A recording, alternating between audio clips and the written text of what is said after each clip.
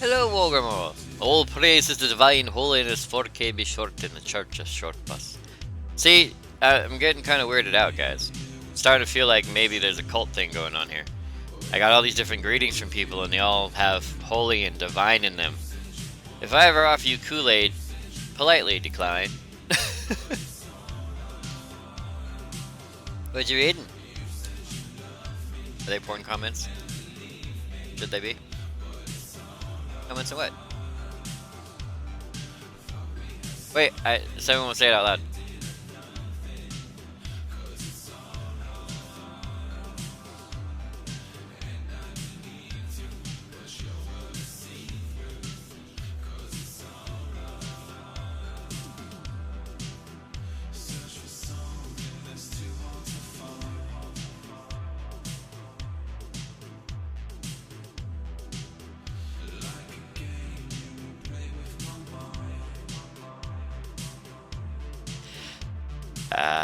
Someone just said I know to something that didn't require it, and I know.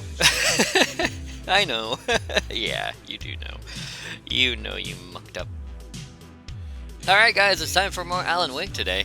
And we're gonna go ahead and forego the normal intro. And we're just gonna go. For now. Forego now. We're gonna go.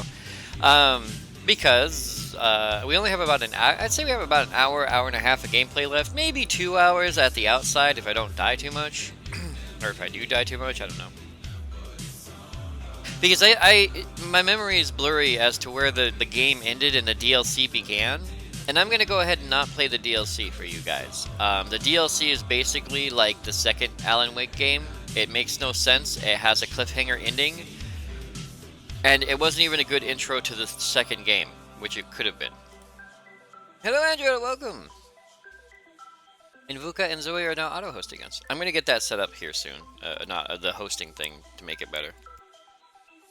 I got home 4.5 hours early last night. Because again, apparently if you do your job really well at the place I work at, you get to go home early. Which is kind of a catch-22 with regards to getting paid and having free time. But anyway, point being, is I didn't work on my overlay. I've been meaning to actually sit down and redesign my overlay. And I know I'm always talking about consistency, and people are like, KB, you're talking about consistency. You keep changing your stream times, and you keep changing your overlay. What's so consistent about that? Well, the answer to that is I'm consistently changing my stream times and my overlay. Haha! Yeah, I didn't buy it either. But the point was that I like the dystopian future overlay, but this doesn't look dystopian, it looks more cartoonish. Like an 80s... Like, it's like a bumper for an 80s cartoon. After these messages, we'll stream a game. Anyway. So I was thinking of upgrading my, overlay a little bit. Again. But I'm not going to change anything until I'm absolutely satisfied with it, so you guys are stuck with this for quite some time. Aha, see? I'm just telling you about it, because I can. But anyway, we're going to get into the game, we're going to do our thing, but before we do, I want to go ahead and let you guys know that today's music is brought to you by New Retro Wave. You can find all the music available for free to listen to over on YouTube or Spotify. If you like any of the song you heard today, please note the title of the song and the name of the artist can be found scrolling across the lower left-hand corner of your screen, because I know this is like the only song that's been playing all day. Well, there might have been one earlier, but I wasn't paying attention to it, and nobody cares. So let's go ahead and get to the game and do our thing. What is our thing? Our thing is cheese. Now, I did realize I'm about 10 times louder than the game is. Luckily, I don't talk over the game, but I'm fairly certain for those people who are like, oh, what's Alan saying? Let's turn it up. And then KB starts talking, you have blood coming out of your ears. You should have said something. Like, KB, you're at least 3 times louder than the game is. What the hell is wrong with you? Hello, gold standard. Welcome, friend. Huh. Interesting. Why are you looking up red dresses? Because are you a devil with the red dress? Ooh. It's gone forever now?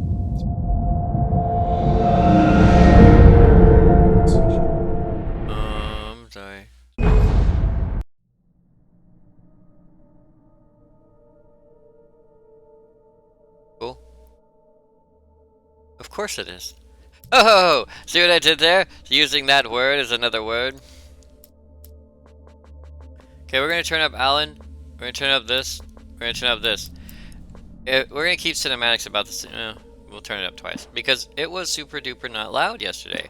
I was either very yelly or the game is very quiet, and you guys don't tell me when the game is quiet. You guys don't say, "Hey, KP, the game is very quiet," and you're very loud. Because apparently either you don't care or you don't want to hear the game. Do you not want to hear the game? Would you like me to turn down the volume? Do you like subtitles? What's wrong with you? Greetings, mad stranded sleeper ghost tank commander Falshfara eco-terrorist program drug lord technomancer colonial alien alien killer vault dweller test subject scavenger time traveler fire watcher captain Dovahkiin cyber commando courier astronaut tourist bounty hunter weapon engineer orkan zombie slayer vigilante space janitor trench soldier Jedi knight cowboy pilot gun engineer velociraptor petty thief alien kibble storyteller agent president short and all you were chat dilfa jinx dilfa. Yeah, apparently alien isolation has turned me into alien kibble. Well, they did eat me a few times. I do not like. I want no game sound at all, I just want KB. I'm gonna end up in Spoon's basement one day. Whether I like it or not. Alright, so if you remember where we left off, we were climbing, or we were going up the hill, we drove down the road, we came up the hill, there are boats and cars and all sorts of other fun things falling out of the sky trying to murder us. The Taken are filled with darkness. As much as that dress is hot, I don't want you to have that body. I would grab you, and all I would feel would... It'd be like wrapping my hands around your spinal cord. I mean, I just couldn't handle that. I wouldn't even know how to cope. I'd be like, spinal cord, not doing it. Anyway, so we're running through the old mining camp in order to get our hands on... or in order to get back to the Cauldron Lake. And we had to end, because I had to end early yesterday, so I could go and be all, self-reliant, or something. The darkness. Well, where's her face? So she wrote a lot of stuff around here. Anyway, so we had to end a little bit early so that I could go and donate my plasma armor. And so here we are. The darkness controls the Taken. Wow, these would be great instructions if I left in this direction rather than showed up in this direction. Pump action, shotgun, and shotgun. Was there something on the stairs? Do I see a thing on the stairs? No, it's just, blippy flippy. Alright. I don't think I can go out this way. I think I have to go... Yeah, I think I have to go up the stairs. And then, like, out a window. Silly KB, basement is for storing things. You mean you're going to end up in the dungeon? Oh! My bad. My bad. Ah, here it is. This is where we want to go. Before we drop down there, though, I want to make sure that dropping down over here is not an option. And if it is, where it leads me. That's a dead end, and I don't think I'm supposed to go this... Alan, will this kill us if we drop down here? I feel like this is a secret, but I don't know why. But I also feel like if we drop down there, we'll just die. So we're not gonna... Oop! Alan! Alan! Okay, we got it. We're cool. Sorry, Alan. Alright, we'll run around this way and just... And again, if the volume is way too loud now because I just cranked it up, let me know that too.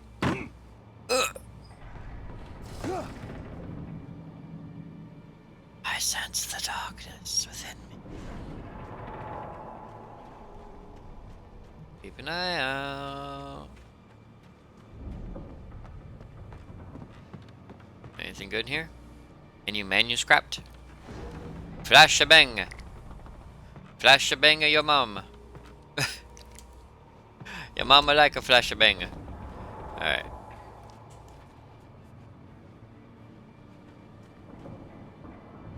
Pretty clear in here. Don't touch the lightning, else you will die.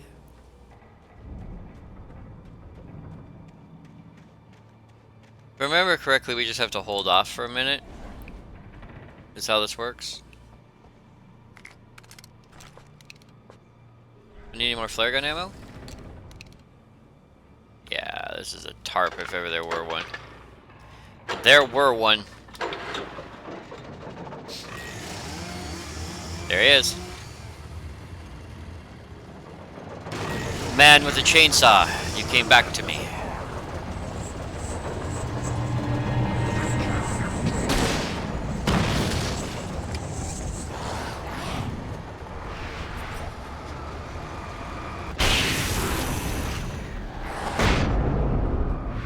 The world exploded and now I'm blind. Wow, these guys are hardcore.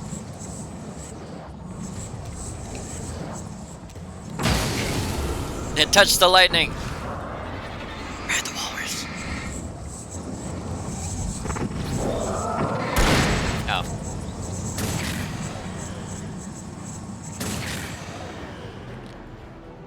Where are you?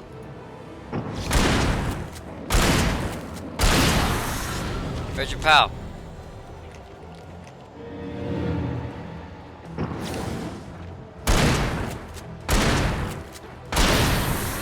Done and done.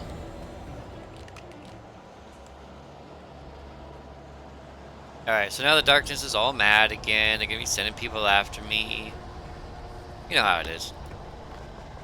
Oh wait, I should go get that before this all goes to hell. I should go get this other, this thing over here that I didn't pick up. Flashbang and flare gun ammo. Sweet! I got all my gear back.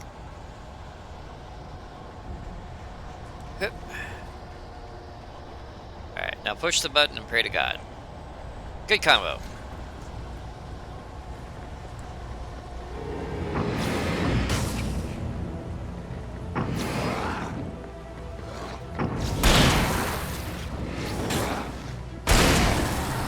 You like shotgun Two-Face?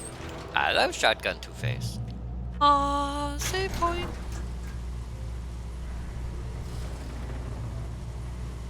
I'll be safe in the light. There's another game that mentions you'll be safe in the light, except that one's ironical and funny. Actually, you know what? I could probably just spoil it for you guys because it's very early on in the game too. It's a game called The Suffering, and if you've never played The Suffering, you totally should. It's got some of the best creatures in the history of gaming design, in my opinion, and one of the coolest stories I've ever played. But very early on in the game, this guy runs up to you, and he's on the other side of this door, and he's like, I'll be okay in the light. They can't enter the light. I'll be safe in the light. And this thing kills him. And it's just like, yeah, no. This is an Alan Wake, bro. Way through the dark place. After Zane had gone, I stood alone in the shifting dream that was the dark place. I had to find a way to the cabin. I'd written myself a way through this place in the manuscript. I followed the idea of a path. I'd written myself across the ocean that blocked my way, and with that, there was a bridge to the island beyond.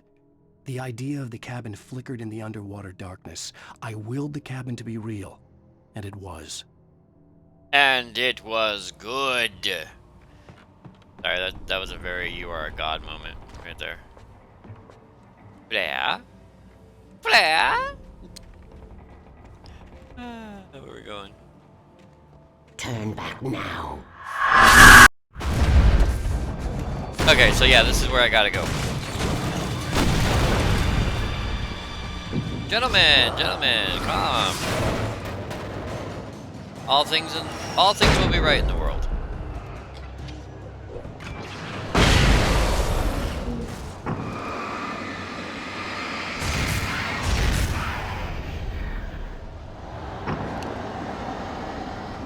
That boat doesn't want to go. Gentlemen. Hey, hold this.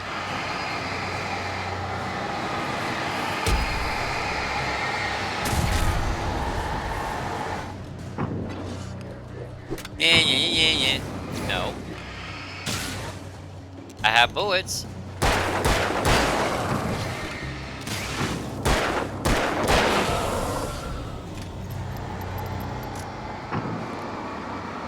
Burn through the giant boat of darkness. It's really wigging on my eyes there.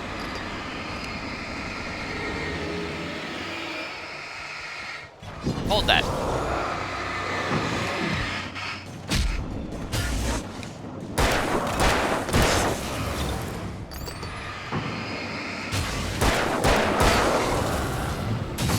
Gotcha.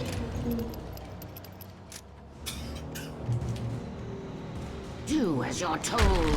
Never, mommy! I mean, whoever you are, lady. She's very angry at me. You can tell by the way she's throwing giant shards of metal through the walls at me. Too bad you can't beat my flashlight. Why she doesn't just collapse entire rocks on me, I don't know. Alice never loved you. I know, but she stayed with me for the...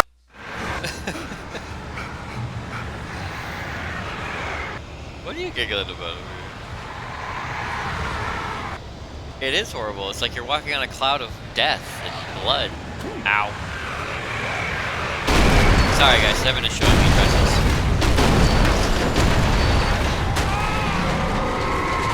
Don't die, Alan. It looks like intestines. It's gross.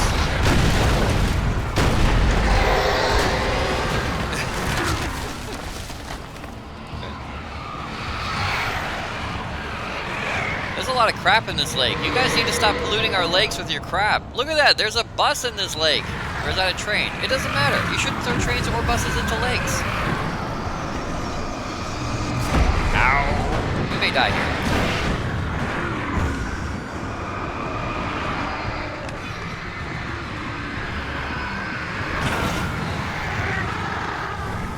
Okay. Had to use a flare on that one. There are school buses in this lake. That's an RV. Why can't I win?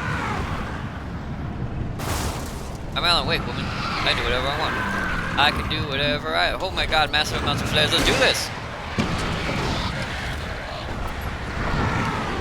I can do whatever I'm weak.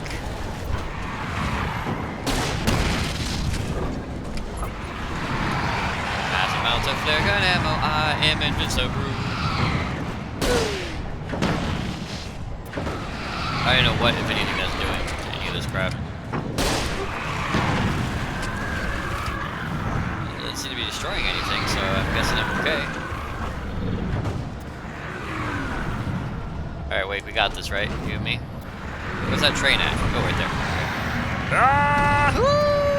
Woo! You will fail. Probably, but I'll die trying.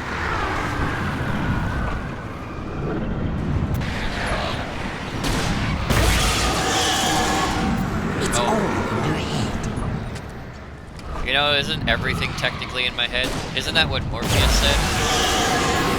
I mean, what is real? You're making this up. It's all made up, woman!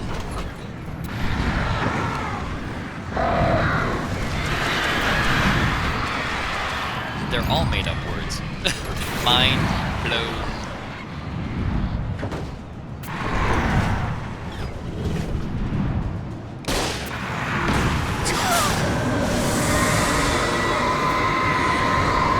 Flare gun beats everything.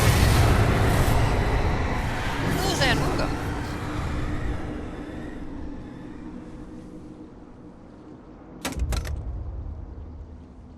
We're all just figments of KB's imagination because he is unconscious and freezing to death in that forest. Time to wake up, KB. You know, one of these days I am going to wake up in that forest. I'm going to kick Spoon right into his Jimmy.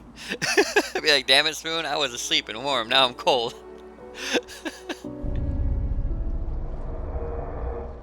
My old employers must be seriously desperate. I've been out of the game for 8 years and they called me earlier this morning and basically begged me to come back to work and head to team for a new high-profile client. I was told them never ever called me again. Good call. Don't wake him up, Spoon. I got stuff to do. Hi, Sam. How's it going? Wake up, Alan. Shh, baby. You were having a bad dream. It was just another nightmare. No, Everything's fine. You're home. it wasn't a dream. Everything's fine. Yeah, when people in your dreams start talking like that, don't. Turn the lights on! Shh, baby. Everything will be The fine. power's out. There's no light. Come back to bed and I'll make you forget all about your fear of the dark. My fear? It's your fear. Why aren't you afraid? You're not Alice. Turn the lights on now. Where's the clicker? What did you do with it? Alan, honey, you're still 1 foot in a dream. You're not making any sense. Come back to bed. How was I sleeping in my tweed jacket? My magical tweed jacket, I don't sleep in my magic tweed jacket. You know what my magic tweed jacket does to dreams? It makes the world a dark and Alan, great you're new place. scaring me now. Come back to bed. Have you taken your pills? Okay. You want me to call Dr. Hartman? Okay, just so you know, I can't be the scary one. You just teleported across the apartment. It's brilliant. Departure is your best work yet. Yeah, I know. You're a genius. I'm aware. I'm so proud of you. I'm proud of you too. Come back to bed. We'll Nope. talk more about it in the morning. I'll talk about it right now. Keep telling me how cool I am. I like that. Okay, use the exit. Fuse box? Come on, fuse box where it's at, Alan. Maybe the toaster will help? Okay, she's Come back to bed, Alan. Come back to bed, Tom. Ooh. Where the hell did I get a flashlight? Oh, right. Die. You need to smoke less. Clicker! Hello, Brent Williams. Welcome. Looks like a fat baby.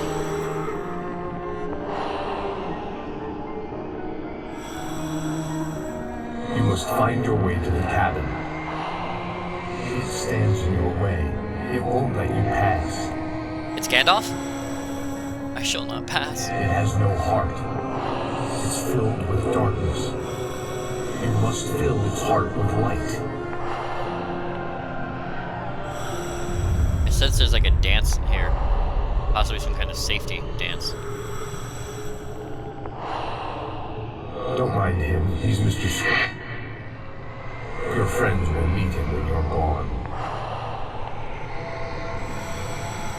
No, that's not creepy or anything. Use the clicker.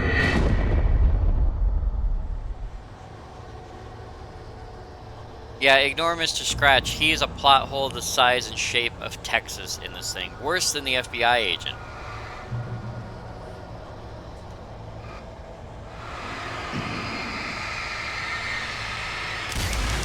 Thermos! Woohoo! Coffee in the dark. Everything's better. Bird. I don't think all these things are good things, are they? No, bird. Shopping cart. I don't think I need batteries either. I don't think I need batteries. Oh no. Maybe I have infinite batteries? I don't know. I seem to have quite a number of batteries in here. Alright. Ring, ring, ring, ring, ring, ring, ring. Darkness phone. Dee-dee-dee-dee. I thought that said squirrel. I followed the idea of a path. And it led somewhere? Bird. I followed the idea of a path. You mean like this path right here? I made a road. I made a road. I made a road. Hey, hey, hey, I'm hey. leaving you. What? I'm leaving you, Alan. I met someone. I'm in love with someone else. Alice? No, what do you say? You can't. You don't love me. How could you? You don't even love yourself. All you do is torture yourself with work you can't do anymore. No, I love you more than anything in the world. You're my muse. I'm not. Who are you? What have you done with my Alice? Alan? What are you doing? Put the light back on. What are you doing, Alan? Stop! Put the light back on! But I like it It dark. wasn't true. Nothing like that had ever happened. I rid myself across the... You can't build a bridge across the ocean. We tried. It sank. Actually, I don't think we've ever actually tried that. Thank God, though. And I'm out of batteries. Like a derp. I had a lot of batteries, too. Now I don't have any. Because I've You're wasted not my them all. Barbara. Tom, let me go. I promise to be good. Please, untie me, you naughty boy. I will help you write your masterpiece. I will love you forever. As long as you're on No, fire. you're not Barbara Jagger. I made a terrible mistake. I should have never written you back. You came back wrong. Your heart is filled with darkness. Put that knife away, Thomas. Put it down. My heart is filled with darkness. I'll cut it out. I'll take you back to the depths you came from. I think Tom went crazy. What about you guys? Filled with darkness. Crates and barrels and barrels and crates. Wait, I can't answer the phone yet. I willed the cabin to be real. And it were.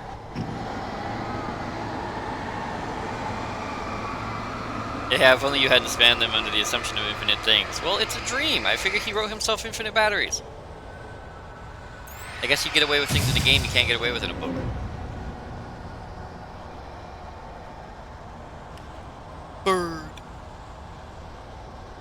away from me, you hag! Where am I?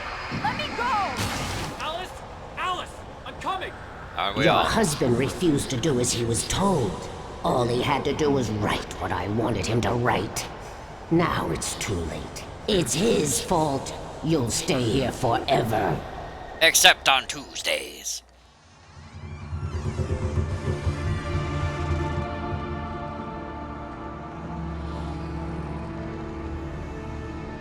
Now you will never get her back.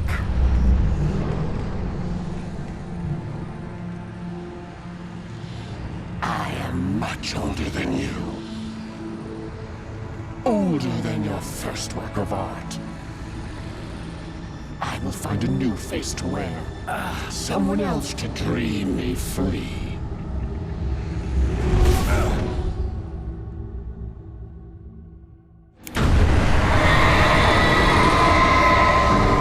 I'm glad they didn't turn it into a boss fight. Or cinematic when you're not screwing it up.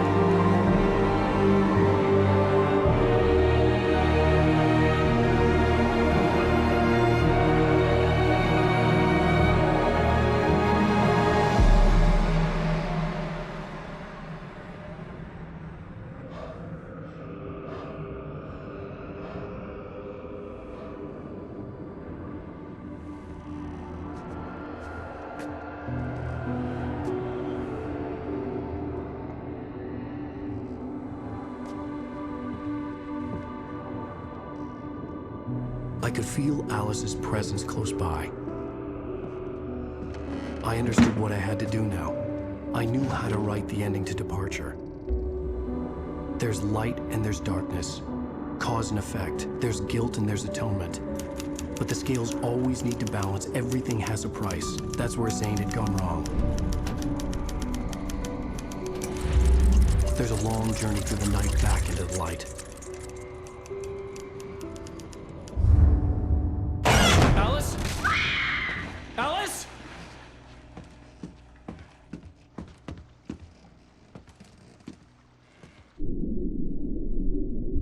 Oh no!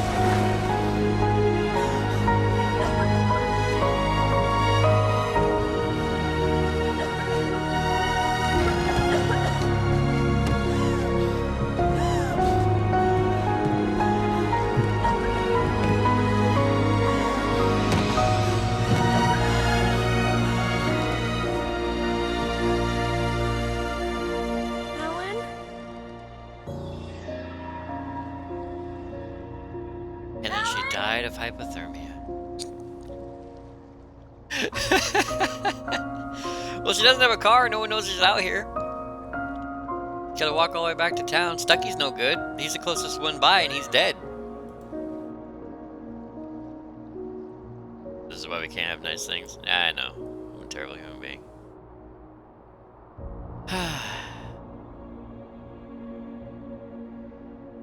And no, CG just got disconnected for some reason. Whatever. Whatever. Fun.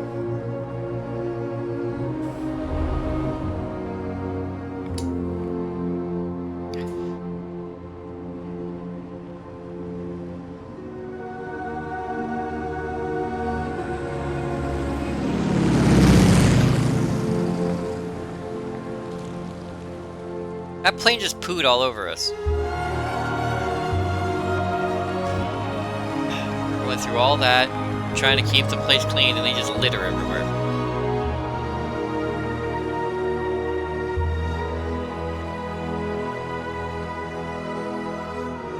Look, it's all the people who didn't die. And they don't even care about those people who are missing, because crap like this happens all the time.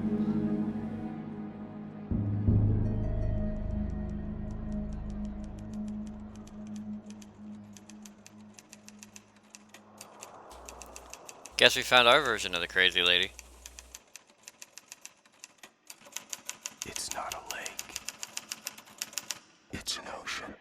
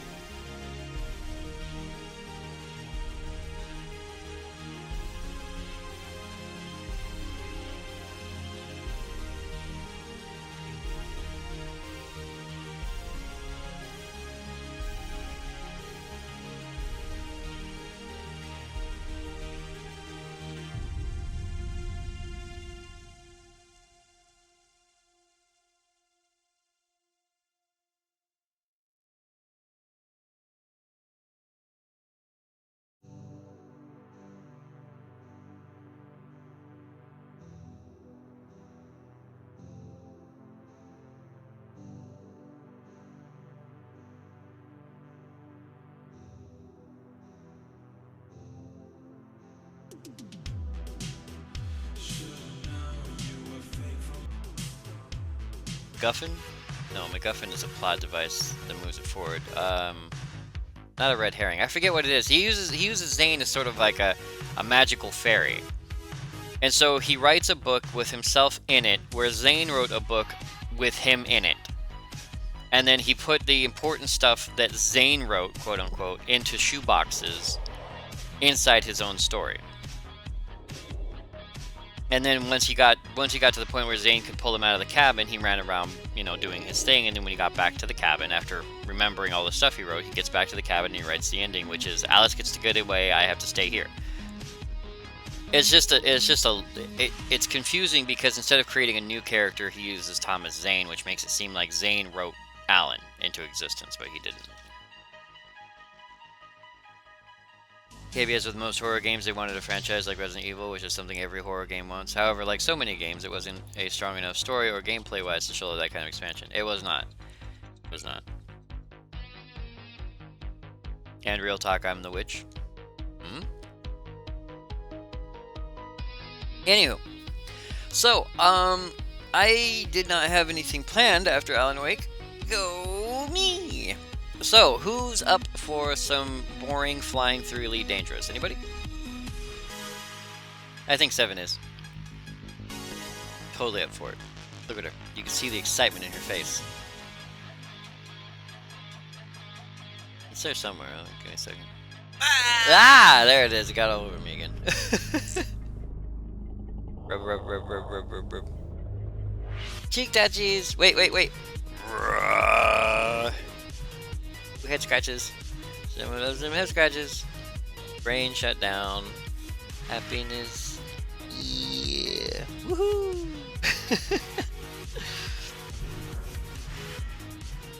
Were you falling asleep? A little bit? Wow. What about some building game with no end? Actually, if I had it, I would play Roller Coaster not Roller Coaster, what is it, Planet Coaster? The new one? Is it Planet Coaster or Roller Coaster? Zilly's been playing it. Oh look, it's Google Ghosts. It's Google.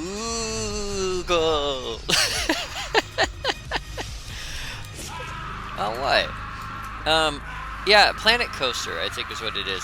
Zilly's been playing it, and apparently you don't just... I didn't know about it personally, but you don't... Well, you guys told me about it, but it's not like Roller Coaster Tycoon where you have pre-made sets and you take those and you put them down. Like you're like, here's a house, or like here's a ticket booth plop, here's a house plop, here's a shop plop, here's a roller coaster plop. You actually can build all the things with little pieces, like parts and pieces. Like you can take boards and you can build houses with boards, and you can build buildings and change their colors and do all sorts of cool stuff with it. And I've been watching her play and I'm like, wow, that's actually really awesome, because instead of just rearranging preset items, which is what most of those management games are, which is why I get bored with them. You just, once you find the most useful way of like the most efficient, or the most bestest way most smartest way of putting it all together, you lose, the game gets boring. But in this case, you could literally build like stores. You could build your store all for yourself, so it's really weird. But Planet Coaster's not been released yet. You know, it's an alpha build. There's the people who pre-ordered it got alpha, and alpha access actually I think ends today. From what I understand, Planet Coaster is running on the same engine as Elite Dangerous. Yeah.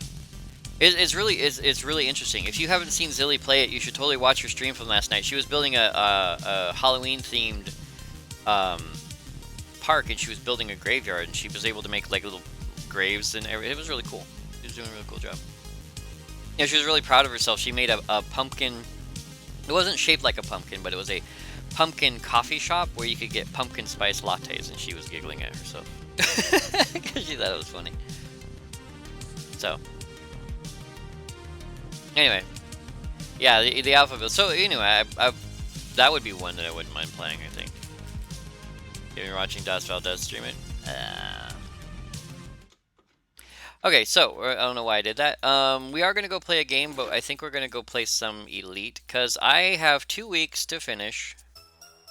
The year is 1985. Just past A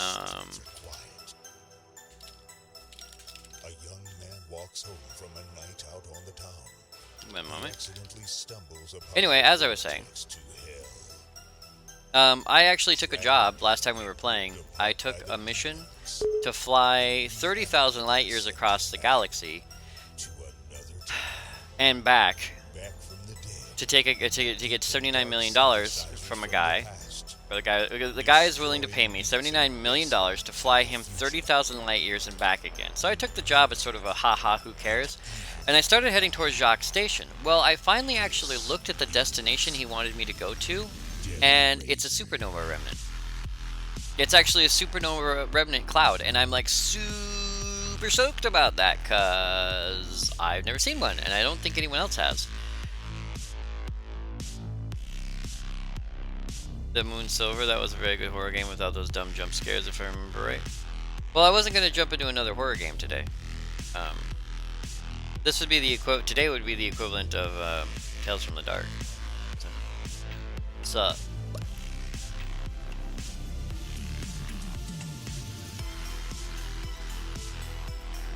Nothing is very expensive.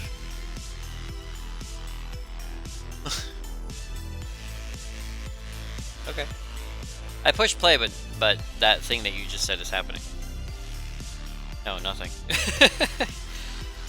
The latest update of Subnautica is out, but it's buggy as hell. I had a Reaper spawn on me in the safe shallows 2 times now. I've uninstalled it until the next update. Hopefully it fixes the bug. They're supposed to do that, Andrea. Yeah, Reaper... Oh, wait. Reaper spawn. I'm sorry, I thought you meant one of the other ones.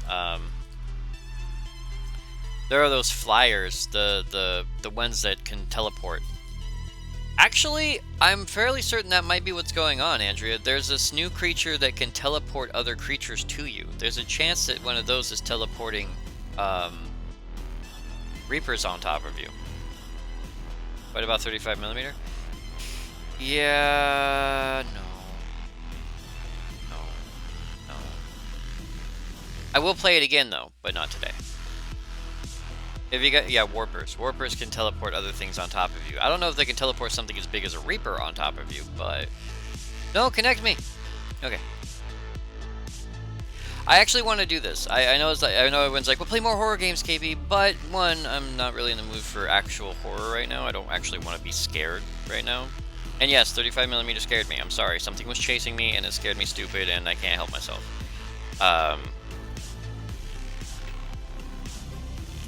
Huh? 35mm? Horror. Well, yeah, I mean, tomorrow is Halloween. We're going to be streaming all sorts of fun horror-y games on Halloweens, I hope. Or at least some fun horror-y... I can't talk. Halloween-ish games. Something that's considered Halloween-y, if not scary. But I just really feel like... I really feel like doing this. I haven't played Elite in a long time, and I don't want to sound like I'm complaining. But I'm going to a little bit. I don't have a lot of free time. I literally have 2 hours a day of free time. I have an hour before I leave for work. And I have an hour, maybe, when I get home. Other than that, I'm at work or I'm streaming. And if I want free time more than those 2 hours a day, I have to leave work early, which cuts into my paycheck. And so from time to time, I'll take that time, which is why, like I said, I was going to stream last night, and I was like, no, never mind, I'm not going to stream. Because I didn't want to use up what little free time I had from leaving work early to stream. So when I have little gaps like this, where I finish a game early or something like that, I usually like to fill that with just garbage gaming, as I like to call it. Which are games that I can play both on and off stream, and games where you don't have to worry about where I am in the story or what I'm doing. Like Skyrim was my garbage game for a while. I would just play a little bit of Skyrim.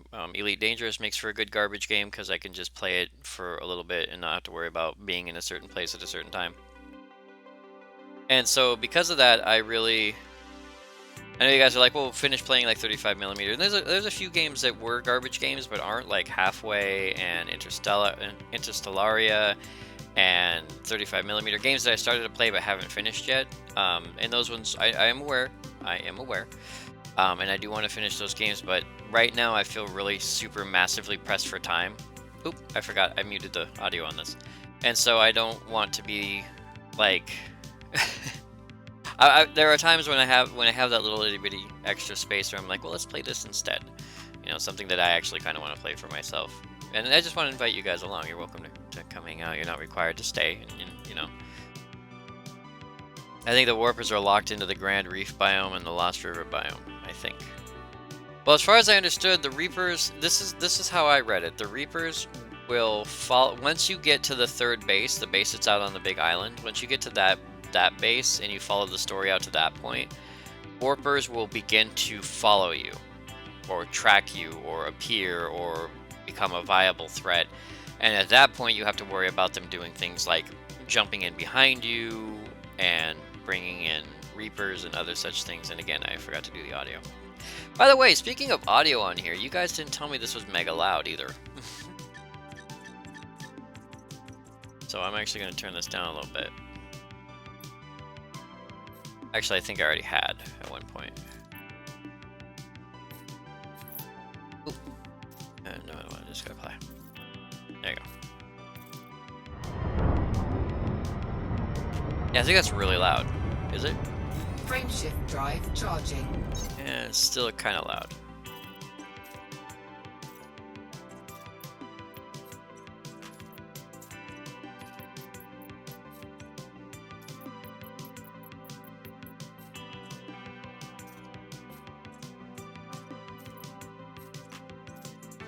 Okay. Because you guys don't tell me when my audio's all wrong. Oops. Frameshift drive charging. That's a little better. What mega loud? I've watched my VODs and I've adjusted my audio and my vocal, or I've listened to my audio and my vocals, and I'm really loud or it's really loud. And on Elite Dangerous is really loud in comparison to like the music in the background and in comparison to me talking, and so I'm just like,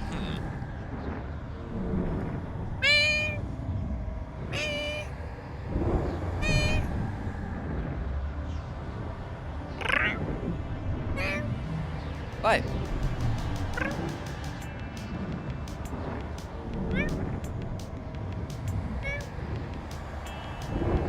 What?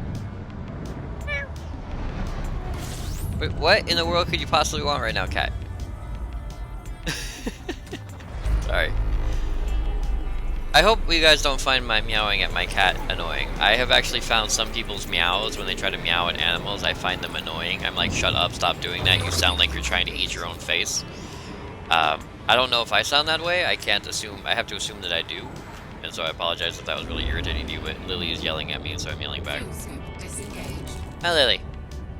Frameshift drive charging. That wasn't me, I was sorry to talk to her. Don't look at me. You meowed at her, you liar. 4, 3, 2, 1, engage. You just like irritating her. It's not me, I'm not saying anything to you. Oosh. Hi Mike, welcome. What's up, Lily?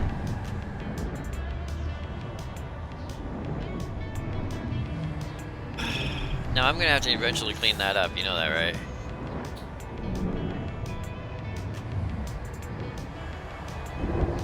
It entertains you for a second, and as I said, I'm gonna have to be the one who cleans it up. I'll get over it. Wow. Harsh, bro. Ich sollte gar nicht hier sein. I muss Math lernen. Okay, I didn't get the first sentence, but I'm assuming you said you have to learn math? And I only say that because you use the words math and learning, and you put those two together. It's just kind of an easy win for me. Dann macht das doch mal besser. Frameshift drive. See, I read the words not knowing what they're saying. But I know Spoon enjoys it, because he's like, KB's trying to talk German again. Maybe I've been talking to my cats forever, and I think I might be a good 50 or 60 years from actually being able to understand them. 4, 3, 2, 1, Throw it at the door, she might be less crazy. And again, something else to clean up. I shouldn't be here, I have to learn math. Ah, okay. Well, see, I got the learn math part right. Math, not even once. Oh, by the way, in case you guys... Oh, did I already tell you guys that I'm heading towards this, Stellar Remnant? Yeah, here, I'll show you. I'll show you. I'm gonna show you guys because I want to keep it super secret, but honestly, I think people have already found some, and so I'm not gonna worry about it. Plus, this is not one you can get to easily. Oh gosh, KB's slowly learning to understand this. I can't help it. This guy right here, look. Isn't that cool? It's a supernova remnant. It went kerfluffy. Yeah. It does that or does that not look fluffy? Yeah, see? It went kerfluffy. So I'm flying to this kerfluffy. I mean, it's not like you can't see them. I mean, I'm backed way the hell out here and you can see it, but apparently they're really hard to find. I don't know how many people have found them, but this one I get to go to because some guy wants to go there. So we're going to a kerfluffy. I shall call it kerfluffy, and it will be my floofy.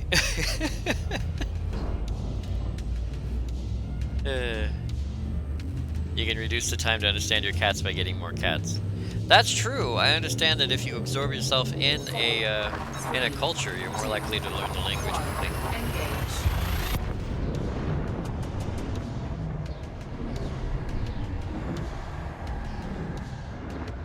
Look what you've done to her. You turned her into a gargoyle and now she's crazy. Yeah, but now she's crazy and it's getting out on things. Show that system again in realistic view? Okay. Give me some seconds to get some fuel. No new astronomical objects discovered except for the fact that we're looking right at a star, you idiot. Wanna try that again? Okay, so I'm apparently having a map update lag right now. Give it a couple seconds to figure out where its head and its butt is, because honestly, there should be... There it is. Ping the system twice and it's still being a dirtbag. Let's hit it again.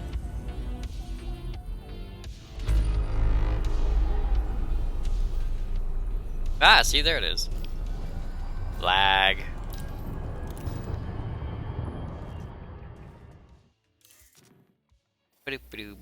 So it looks like this. It's just this teeny tiny, glowy... Well, it's hard to say if it's glowy or if it's not, because when you're moving, it's glowy and it's blinky. When you're not, it's black. When you're not, it's absent of light.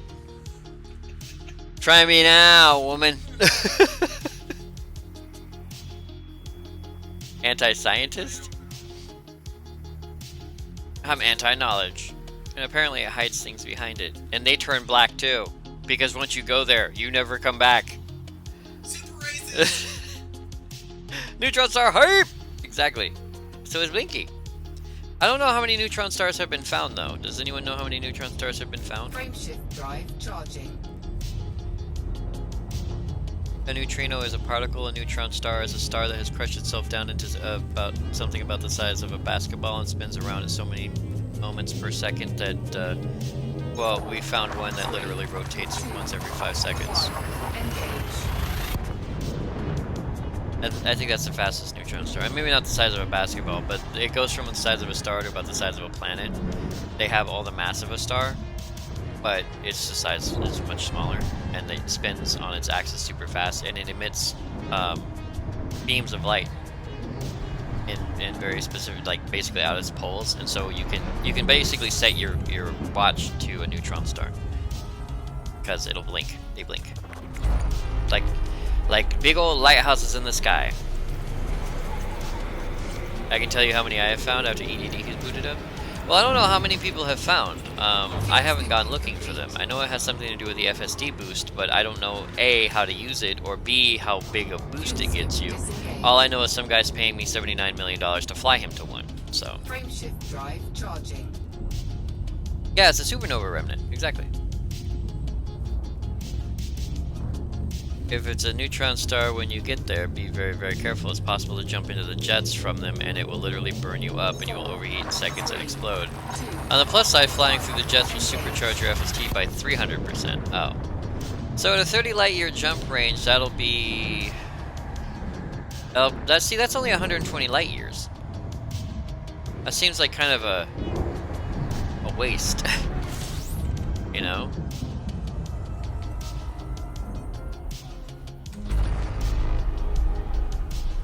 Because if it just gives me 300%, that's... or 90 light years.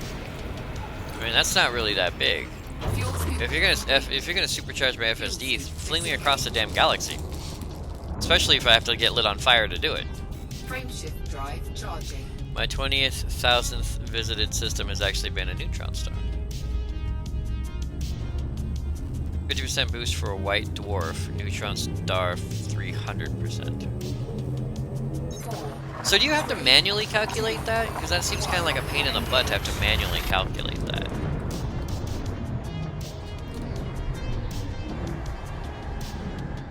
Because 50% on a 30 light year jump only gives me 45 light years. Which I guess is a little bit better, but if I have to stop everything I'm doing and calculate a 45 light year jump based off the fact that I'm sitting next to a white dwarf, that seems kind of irritating.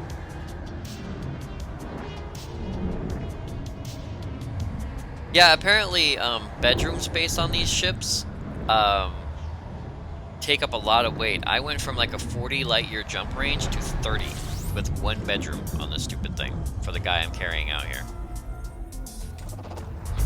Which is really irritating.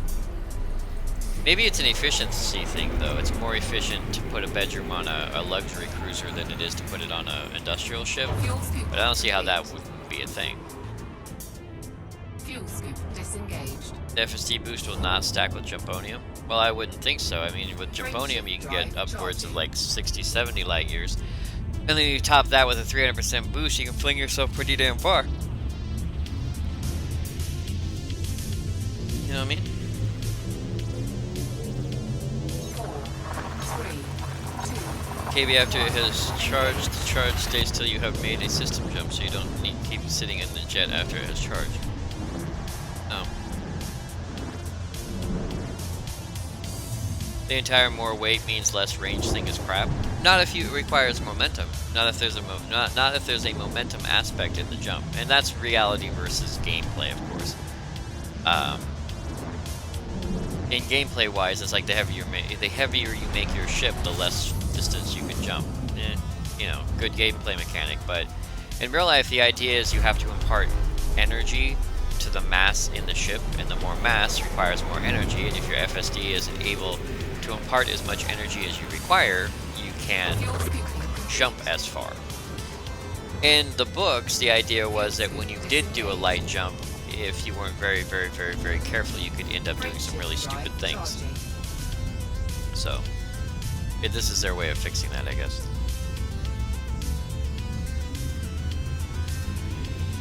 Num num num num num. Best all-around passenger ship is a Python. It can carry as many passengers as a Beluga, minus the luxury cabin, which only the Beluga and Orca can carry. Yeah, I have a business class on this ship. I'm carrying 16 people, 10 people, something like that. A bunch of bodyguards and the dude who wants to fly out to this neutron star. But hey, if nothing else, it gets you money, right? And again, I was gonna head to Jacques Station, but now I'm all like, nah. As soon as I realized I was flying towards a supernova remnant, I was like, yeah, I'll just turn right. So I turned right, and I'm actually headed straight towards my destination now, which is gonna pass us very close to Sagittarius A.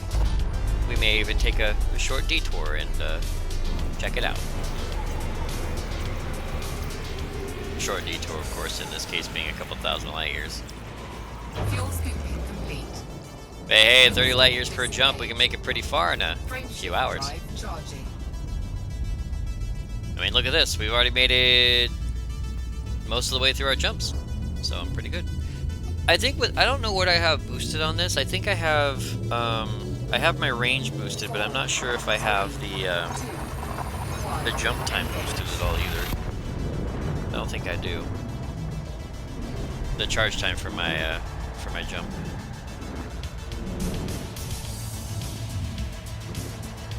That's the other thing I kind of like. If you can, it's kind of interesting with the engineers where you can either choose to have your range boosted at a slight possible slight cost to your charge time, or you can have your charge time reduced. I kind of like the idea of a reduced charge time because you can just go pop, pop, pop, pop, pop, pop, pop through a bunch of different zones. That's actually just as good as jumping longer distances. These collisions will not be tolerated. I was stopped. He hit me. Aww. Game may be about to disconnect me. That's usually what happens when the star takes too long to appear. There you go.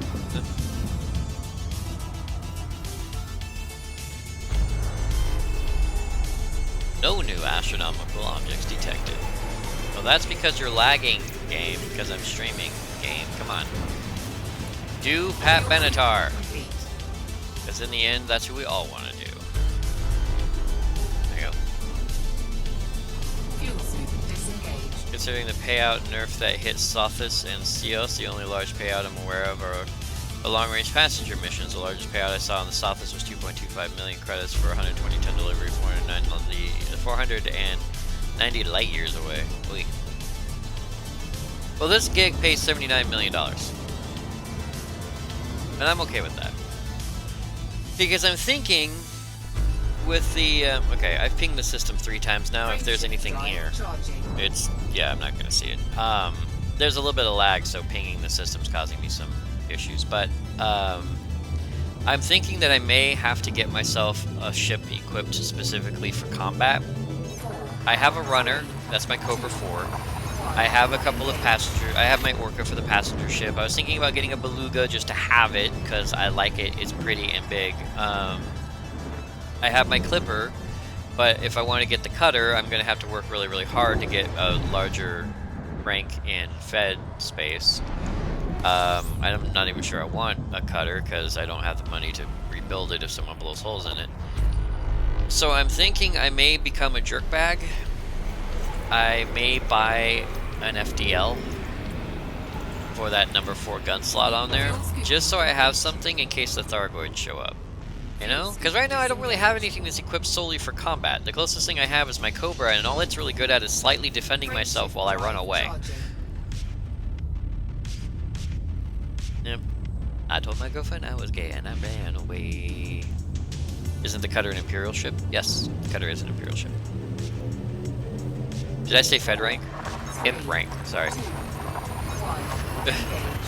My Imp rank is not high enough for a Cutter. My Fed rank is only high enough for a Fed dropship. Not even the gunship, just a dropship. Although I've seen that that gunship do some really weird things, so I'm wondering if the gunship is worth it.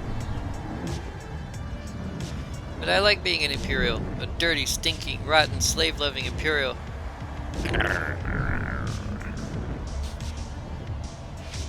It is hyper. Damn it, Ted.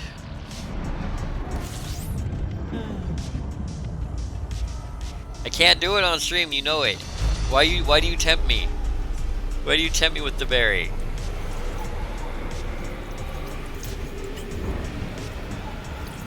Sorry, Seven and I have been infected by the Archer, so whenever somebody says Barry's name, we have to call him an a-hole, and she's tempting me on stream to just yell it out like I know what I'm doing.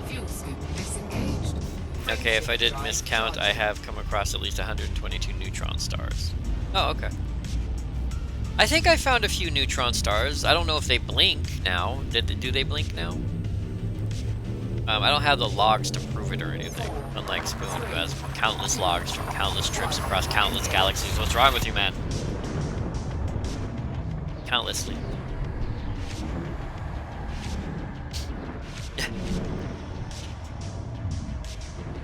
I'm constantly reminded of Space Quest 6.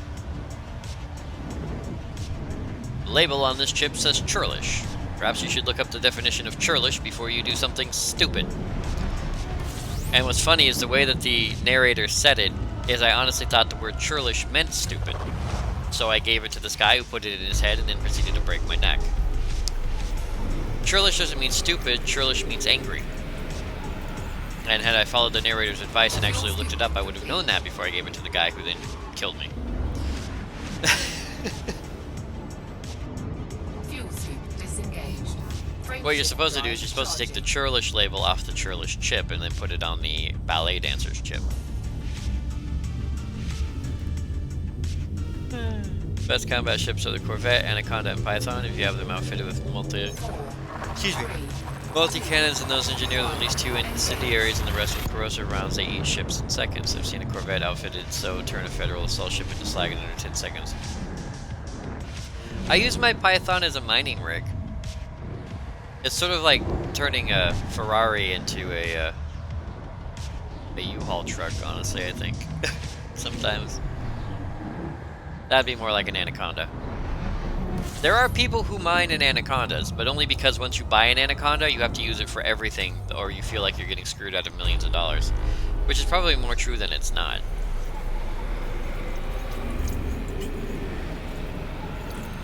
Come on.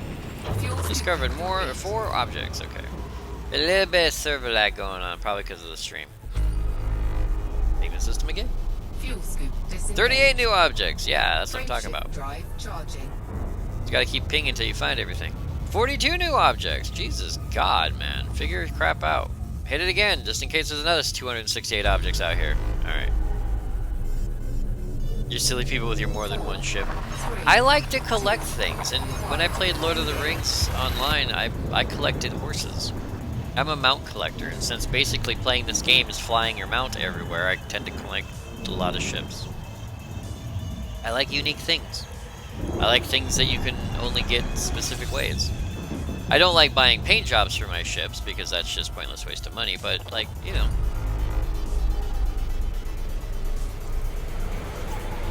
Lily! There's no food for you, Lily. You are fat and ugly and tiny and stupid. Fuel scooping complete. And if you say it like that, they think you love them. They're wrong. Except that the Anaconda is a pretty good mining ship. Oh, I know, the Anaconda is a good ship. I'm just saying, once you get your hands on an Anaconda, people use it for trading, they use it for shooting, they use it for mining, because once you buy an Anaconda, you're like, I bought an Anaconda, I have to use it, right?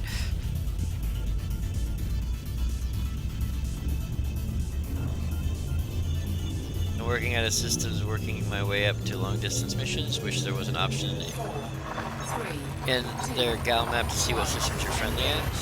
You okay, Candace? That sentence was kind of wonky. You didn't hit your head or anything, did you? I know, Lily. I'm worried about Candace, too. Why?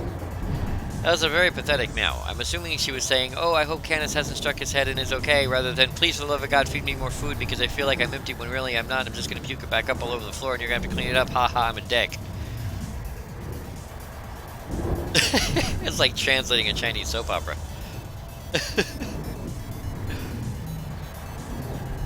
My Honda sits in the space dock most of the time. Because space dock's got the bone sons. Yeah. I'm gonna enter your docking port. Not your docking port, Lily. Lily. Look at her, you got her riled up. Look at that tail wag. That was not the sound she liked. I don't know what she's doing, ask her. I've got a Clipper engineered and outfitted for exploring, a Python outfitted for mission running, an Anaconda outfitted for combat, also a Cutter outfitted for cargo runs from Sothis, which is pointless now. I'm going to have to use it for cargo CGs now or something. There are almost no missions for large ships outside of passenger ships. Oops. Typing while entering a planet. Oh, well, don't die, Candace. Hello, Ceiling, welcome.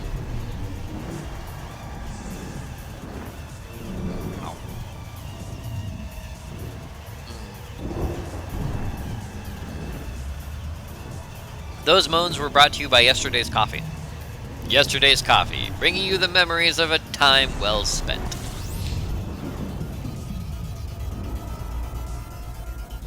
I'd be good at this whole commercial thing. Too bad I hate advertising with a passion.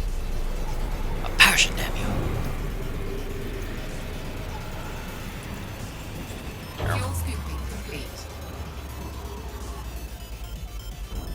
Fuel scoop disengaged. Turrets. Make a game, give somebody something called turrets. It fires foul language. I can't say this on stream, so I'm just gonna mute myself for a second. 4, 3, 2, 1. Exactly. Do you think people would be upset at that game because of all the foul language or because of the violence? I mean, if you want to, you just go all the way and have all the women run around topless.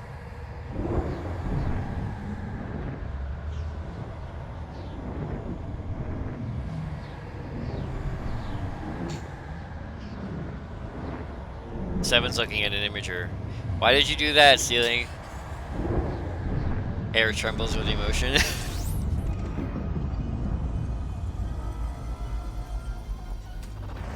Oh, subtitles done right, okay.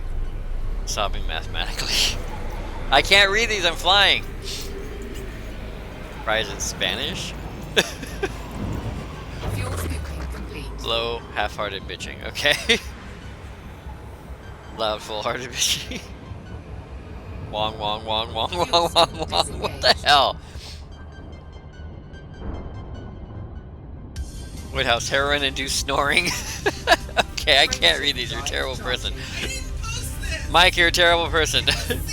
Ceiling, you're a terrible person. We're all terrible people! It's the genius plan. I have actual genius plan too. Phone not ringing. Okay, I'm done. I have to fly my spaceship. Goblin cocaine.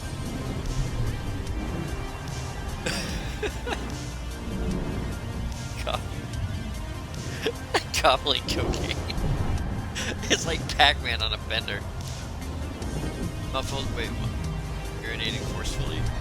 Muffled rap music playing in the distance. Screams geometrically. Okay. Hi, Squirrel, welcome! There's an other end of this tunnel, right? Are the Thargoids... Yeah, as soon as they don't look at the sun, they're all like, okay, he's not looking. Quick, do it now. You wonder if this stream will end up like last ED stream? What, limp and dejected? Sad and alone? Lost in the fog? Wow, we did pretty good with those jumps. We're done. Yeah, we were headed for Jacques Station. I'm now taking a hard right, and we're not heading to Jacques Station anymore. Now headed towards our destination.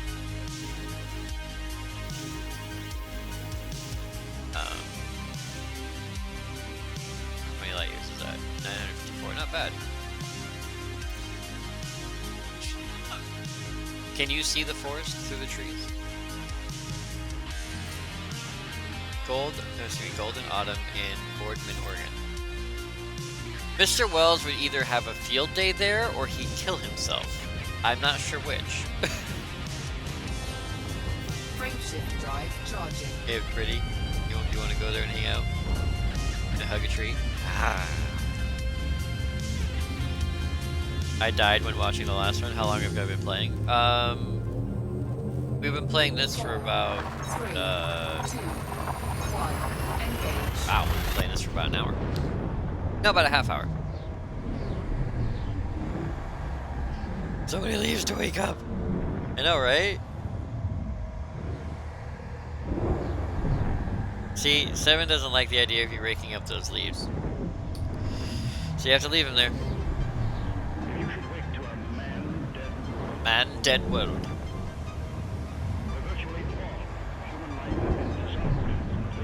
Any trees? Lots of trees.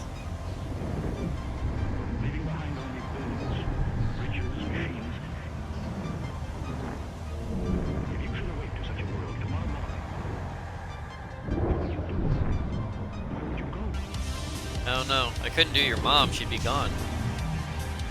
Apparently, Mike is like posting all sorts of fun stuff. While working on outfitting my long-distance passenger asks, I saw a research trip to Sagittarius A for 52 million. Yeah, this is a research trip to a random star, stellar, or a random supernova remnant, 30,000 light years from the bubble.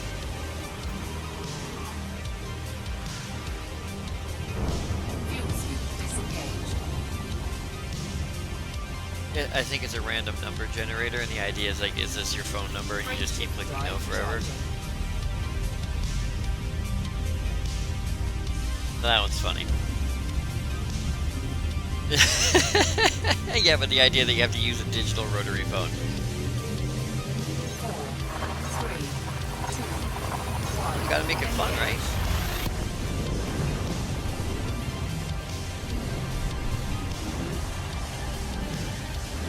You're always the one who ends up breaking up the leaves. You know that leaves make a natural mulch, right? They just, I mean, oh my god. I just realized something. No. Trees eat their dead skin flakes. They shed all their leaves, and then the leaves rot and turn into food, and then they eat that.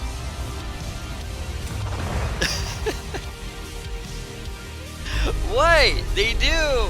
Trees are disgusting! They eat their own hair. But what's that disease called where you tear out your own hair and eat it? They have trees have pica? Do they chew?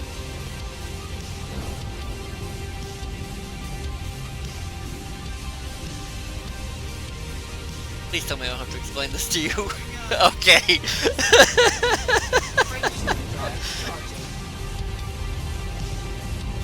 Did I finish Alien Isolation? I did, and I downloaded all the VODs, and I will be cutting them up and uploading them to YouTube when I have 5 minutes of my day to do so. So that you guys will have the VOD forever! Sorry, Pikachu, it's funny.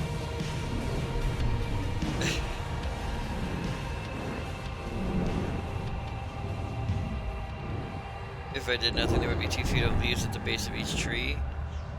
Oh, no, because the wind blows them away. See, Squirrel got it. Pikachu. Lol. I didn't say you didn't.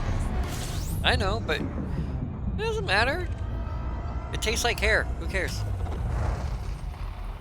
Elongated protein strands. No one gives a damn.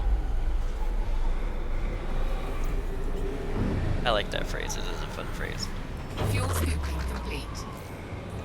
I kind of want to take my other T9, put it a lot of passenger cabins, take a lot of those research explorer trips. Fuel scoop Why not? disengaged. I mean, what could you possibly have to lose except time and Frameshift sanity? drive charging. You have fences that block the wind? You need better fences. Now, Jeff was talking about his neighbors, who apparently are fighting with the street sweeper. 3, 2, Because what happens is they have leaves that fall onto their land, onto their yard. So they then take leaf blowers. They go out onto their lawn, and they blow all the leaves into the street. And then the street sweeper comes by, and instead of picking up those leaves, it flings them back into the yard. At which point the neighbors go back out and leaf blow all the leaves back out into the street. And this happens like 12 times a day. And it's kind of driving them batty. And my nose is stuffy. Why is my nose stuffy? Nose not to be stuffy. I'm sorry. Oh wow, that actually kind of hurts. I can't help it. I'm stupid. fuel scoop I was waiting for my nose to clear up so I could actually talk. But no, ruin it. See if I care. Fuel scoop disengaged. Sometimes I like to look at what planets I'm not scanning. Street sweepers don't care. Charging. They're just doing their job. KBF flew a T9 to Beagle and switched twice to Sagittarius A. I lost that sanity a long time ago. I mean, with the T9, since the T9's jump range is kind of crap anyway, wouldn't it be easier to upgrade your FSD for faster jump times? 3, So that you don't have to wait so long between jumps. Can't wait till they add the Python and Anaconda ships to the Frontier store. I want them so bad.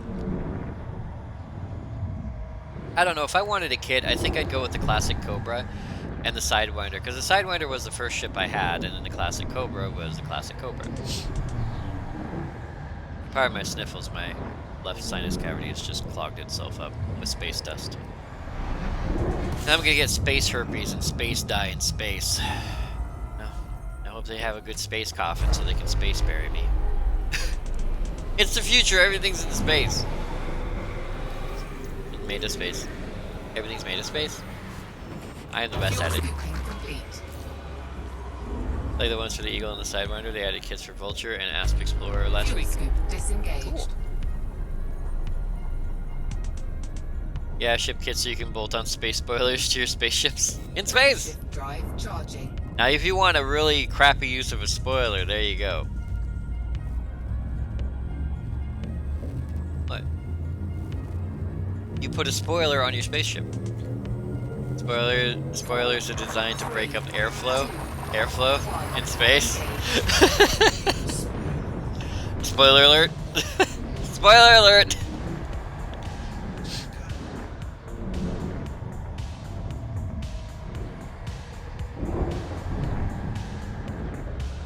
People are setting off works of fire right outside my window. You don't use fireworks on Halloween, you jackasses.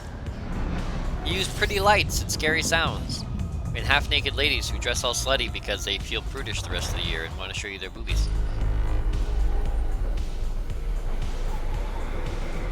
Yeah, but they're more celebratory, not frightening.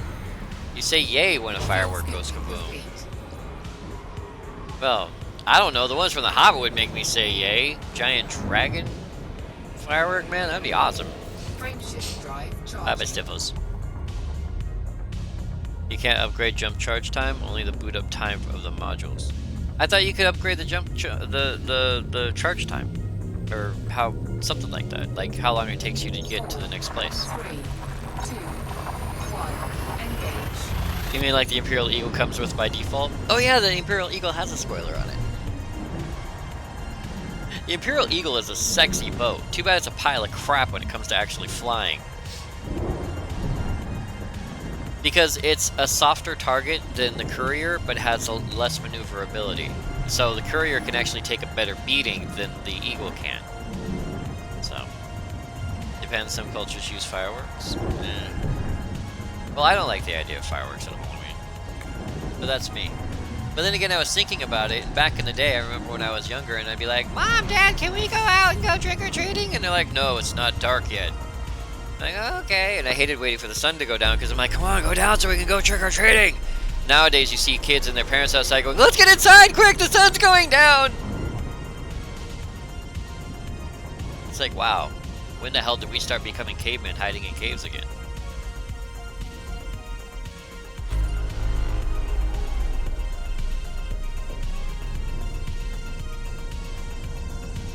They're gonna get shot by a lot of cops.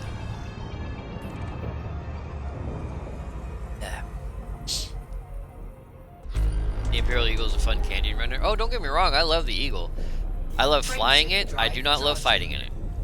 I'd rather fight in a Courier. The Courier has better maneuverability and is armed better, but the Imperial Eagle is just so pretty. So pretty. Inside and out, it is a pretty boat. 4, 3, And KB, no down talking slutty costumes. It was fun for the rest of us, especially since I'm going as Darth Talon this year. Is it slutty Darth Talon? Darth Talon isn't slutty enough.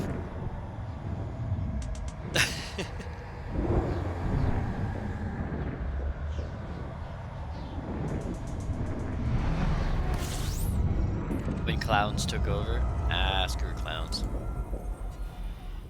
Although there was an episode of, wasn't it CSI? Where the chick likes to bang clowns, and so she bangs birthday clown. Frameshift Yeah. drive charging. Yeah, because she likes banging clowns. That's so weird.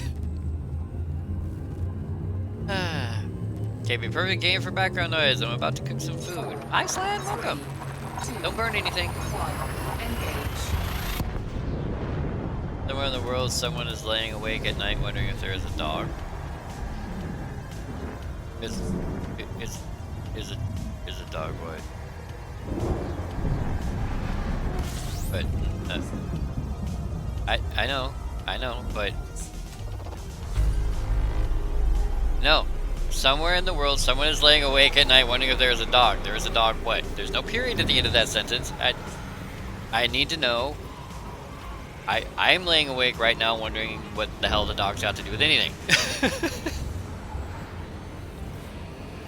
Maybe I will make Alfredo. I'm Alfredo, you can't do that. Fuel scooping complete. My pun was dumb? Fuel scoop disengaged. Slutty Dart Talon is the only Dart Talon. I'm personally skipping the front and rear claws and just doing a thong. That doesn't sound like fun either. Frameshift drive I like charging. when it comes to like slutty costumes, I like skirts that are just almost too short, you know? And boobs that are almost hanging out. You don't just, I mean, a girl can be running around in her bra and panties and I'll be like, okay, whatever. Because, you know, there's no excitement there. It's like some chick just running around half naked. Whatever. Put on some clothes before you freeze to that girl. But if a girl's running around and she's like, oh, I dropped something, and she bends over and you almost can't, kind of maybe if you tilt your head a little bit, but you don't want to be a pervert because she'll notice kind of thing, that's hot. Because you're like, if I only just tilted my head slightly, I can see everything. That's hot. But if it's just like, I'm just standing here and you can see everything, I'm like, that's great, move. That chick over there is wearing a short skirt. I'm weird like that, I'm sorry. It's how I roll ski.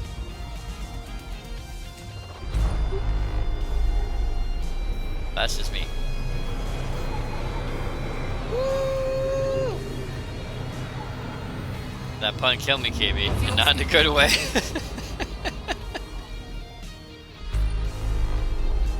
Point of the costume is the body paint, not just the skimpy leather clothes. Okay. I don't find body paint to be sexy either. Not because I don't find it sexy, but because body paint stretches and peels. I mean, if it's latex body paint, it kind of sticks better. Well, that's why you leave patches open, but latex body paint is better at staying the night, but when you just put paint on, it begins to crack and peel, and so the real you begins to shine through. KB likes to work for it. Yeah, kinda. 3, 2, 1, engage. Oh, two types of girls, the really slutty one and then the really stupid I got candy one. Yeah. What? She's like, I'm sorry. Lily, come here. You want a pet? I will pet you. My hand is down here at floor level. I'm taking a very big risk trying to pet you right now. Okay, you're not having any of it. Fine, I'll put my system back online.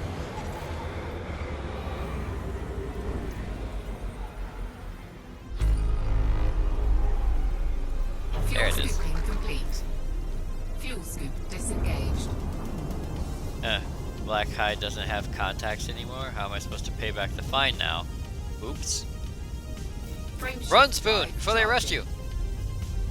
charging. Hello, Chronic Offender. Welcome, friend. Yeah, I know. Are you okay? Okay. 4, 3, 2, 1, engage. You're receptive to my love. Take it. In the form of slappies.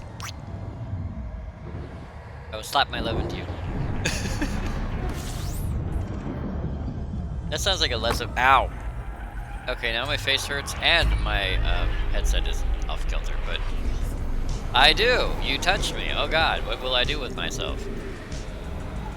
Maybe I'll continue the tradition and just start touching myself.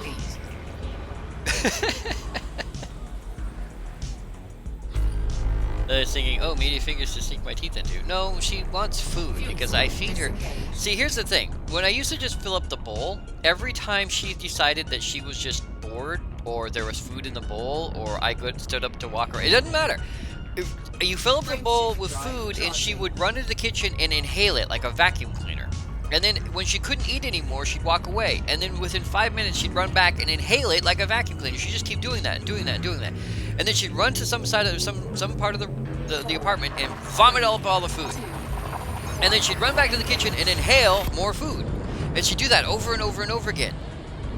And it's not because we starved her. We got her when she was a tiny kid and she'd been fed, she'd been bathed, she'd been kept safe and fine, and we fed her all the time, every day, and she had more than enough food in her belly. There was no reason for her to think that she was starving. But she would just keep doing that over and over and over again. So finally I said, fine, if you're going to eat until you puke, I'm just going to make it to where there's not enough food for you to eat until you puke. So now I feed her 2 times a day. And I have measured the handful. If I give her too much, she will still inhale it and puke. So I have to give her like a very half a handful. Otherwise, she'll and then black. And so I will grab a little bit of food and I will I will feed her in the morning when I wake up at like 9 a.m. and then I will feed her again at midnight. And that may seem like a long time, but if you feed her any sooner than that, she will vomit. She will inhale the food, vomit. But the problem is that she wants the food. She knows there's food in a box in there, and she wants it. So when she thinks she needs more, she sits there in the window going meow, meow, meow, meow, meow, meow, meow, because she thinks she needs food. And she doesn't because she's fat and she's pukey and she's dumb. There it is. Frameshift drive charging. You think my cat is bored? She might be. But the last time we let her go outside, she ended up on somebody else's porch, scared stupid, and clawing at the deck going, please, for the love of God, save me. Yeah. 4, 3, 2, 1. Yeah. I got started that for no reason about a year and a half ago. We do the same thing. Exactly. They get this weird thing in their head where they're afraid they're not going to get any food, and so they just inhale all the food. And sometimes it's a dominance thing, but Eddie wandered out like 2 or 3 months ago, and we haven't seen her since. So she's either dead or somebody else now owns her. In either case, all the food in there belongs to Lily. So even if I fill up the bowl completely, she, knowing there's no other cat in this apartment, she will still inhale as much of the food as she can before she vomits again. She's actually in the past inhaled enough food to vomit next to the bowl and then started eating again. So she gets mad and yelly sometimes.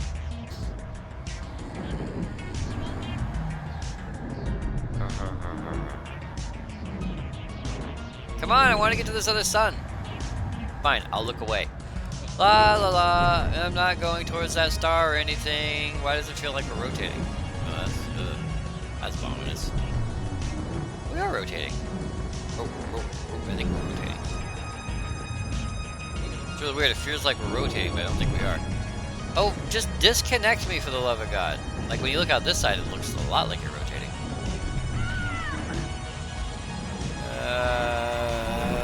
I hate getting stuck in witch space. Thank you.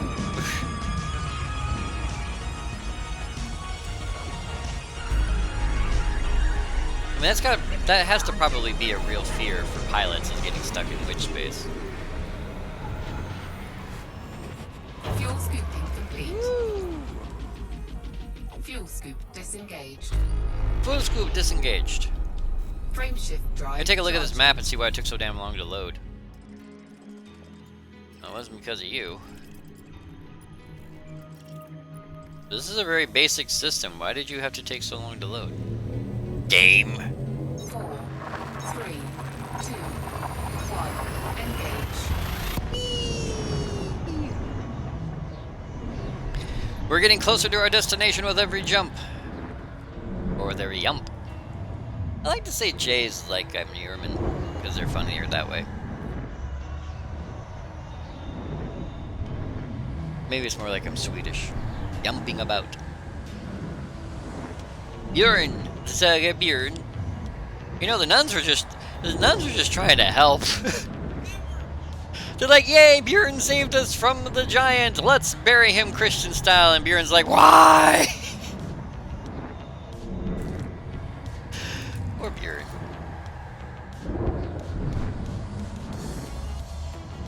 I didn't want to be one of those pilots that flew to old cloud drives, hours and hours in witch space. Oh, right, yeah.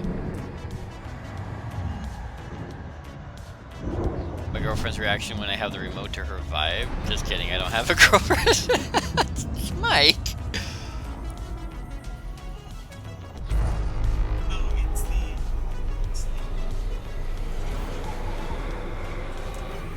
Okay.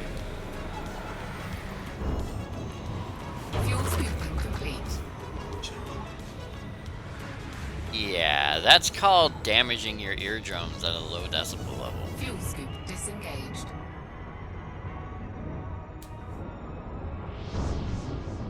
Yeah.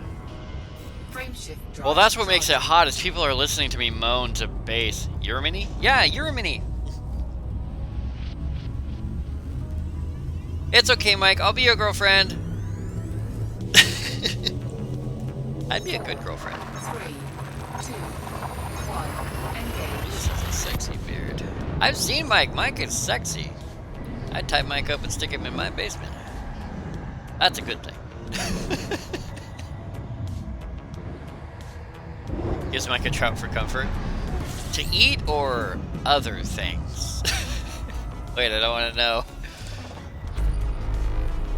Trouty McTrout face. Dirty old won't even whack whack. Fuel scooping complete. How many? Fuel You're many! disengaged. That's too many.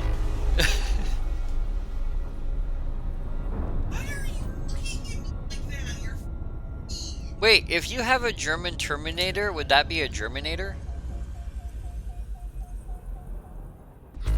Well, I guess since the Terminator was technically Austrian, that'd be an Austrianator. Frameshift drive charging. But not an illegal alienator! Ow! 4, 3,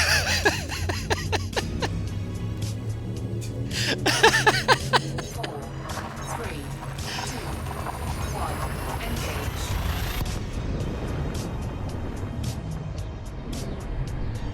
That's also the name for the same region on Terra and Warhammer 40k.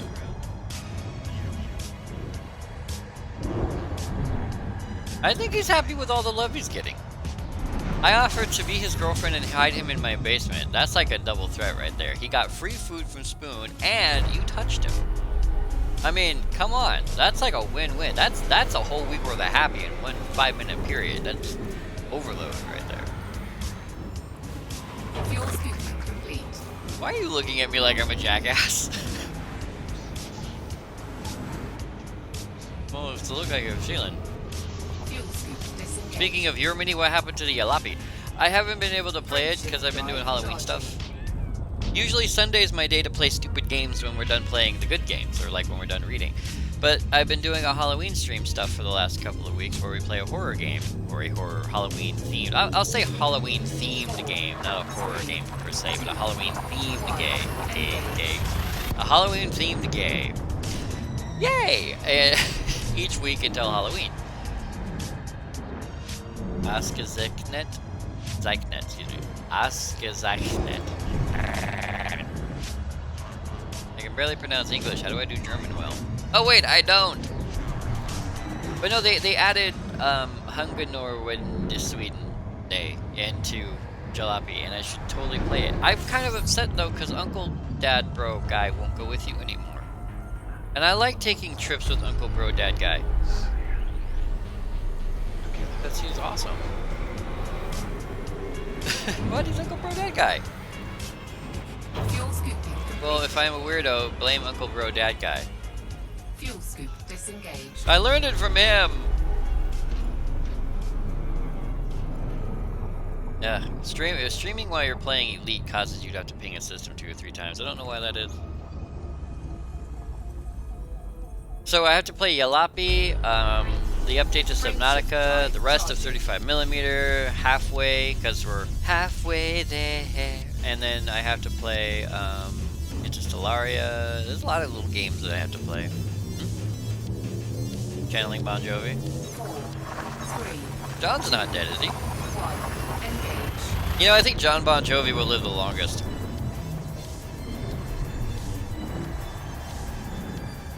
Is it sad that they're still playing 90s music that I grew up with, but they refuse to play 80s music? What's wrong with 80s music? What's wrong with big band, like... It was an 80s song, straight up. Yeah, because it's super famous. I'm talking about, like Safety Dance.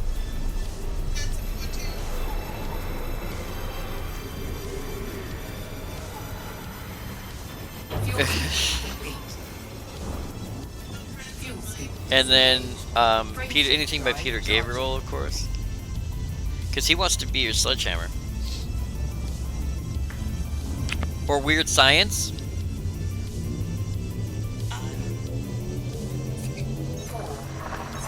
Okay, listening to Seven sing the I Love Little Girls song is kind of awesome, but really creepy. But then again, anybody singing that song is really creepy. But then again, when Patrick Stewart sang it on American Dad, that was the funniest scene in history right there. It's like Patrick Stewart is singing I Love Little Girls. This is awesome. Patrick Stewart is funny.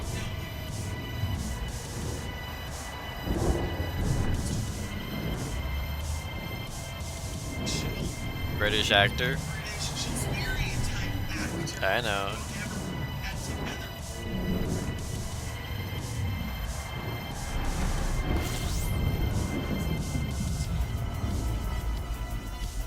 Yep.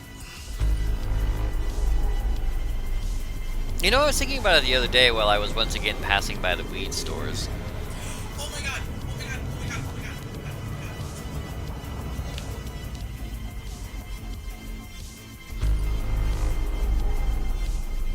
Okay. Yeah. Frameshift drive charging. Yeah.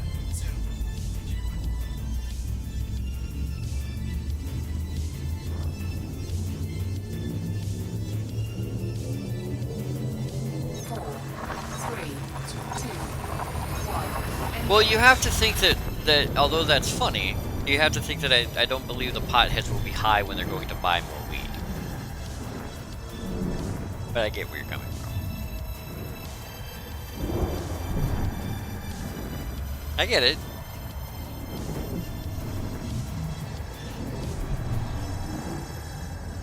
It's good. It's clever.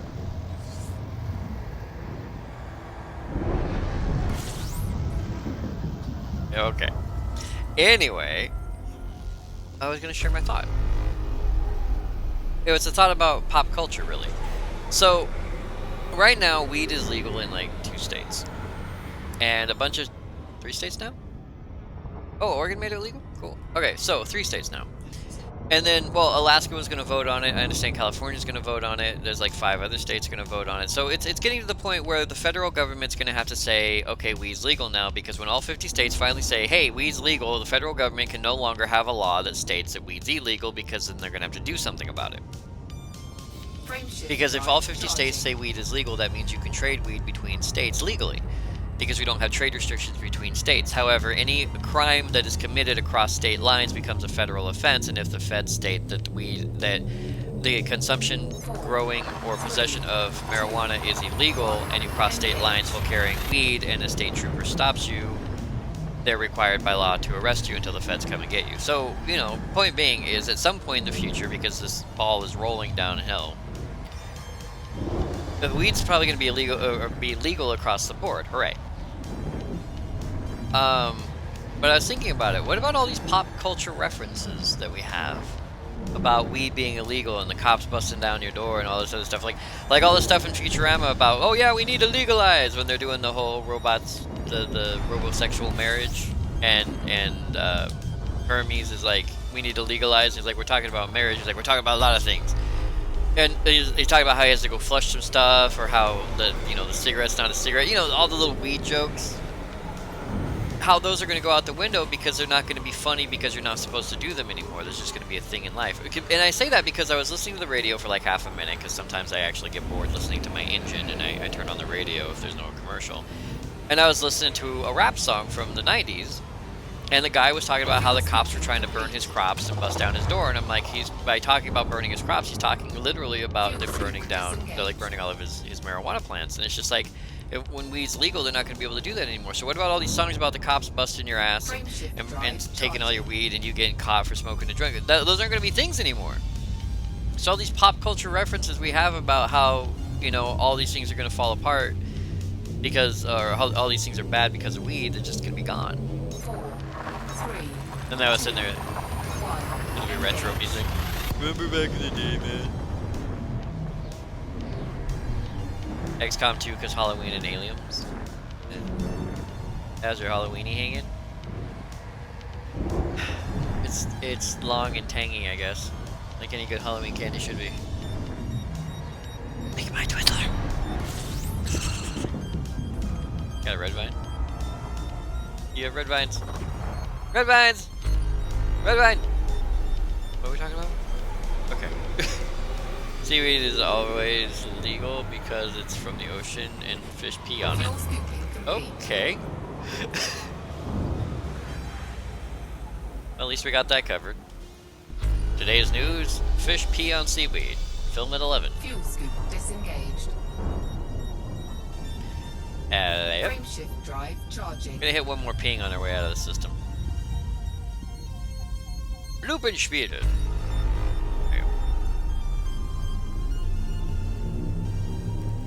So there's a chance when I jump into this neutron star I could like almost instantly die. Is that what people are telling me? So I'm gonna fly 30,000 plus light years to this thing, and I may die when I show up there.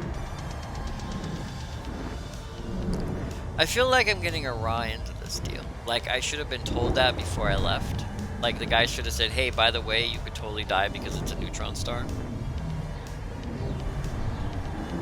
But I'm not Rice. Wow, that sounds like a rap song. But I'm not Rice. It's not a very good rap song, but then they don't have to be. It's possible. Well, I mean, you only live once, right? In that case, I'm glad I didn't land at Jacques Station, because see, if I had landed at Jacques Station, that would be my respawn point, and I'm like, nope. I don't want to die 30,000 light years from home and then respawn 20,000 light years from home. I ain't doing it. It ain't happening. Suck it, nerds. I'm out. Maybe it wouldn't be in the mission is because of the new jump mechanic Frontier placed in the game. Well, I know, but I mean, I think that should be a warning where it says, "Hi, this is a neutron star and you may die here." I mean, if the guy knows where he wants to go, he's probably aware of what it is and how it may affect us. He's probably like, "Yeah, we might die, but it's cool, bruh. It's cool." How much farther? I'm gonna guess 17,000 plus light years at this point. That's a random guess based on the fact that I was 18,000 light years away last night when I quit, and we've only flown about 1,300 light years at this point.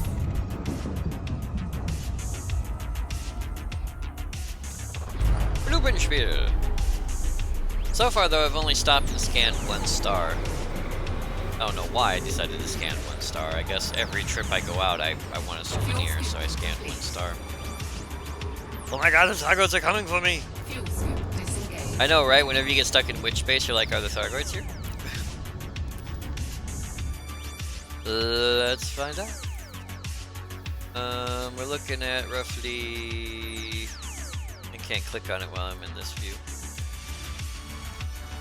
17,427.54 light years. Yeah, we're not reaching it today by any means. But we're getting closer. It used to be... I hate when it happens. It used to be 30,000 light years. So we're nearly halfway there. And we are living on a prayer.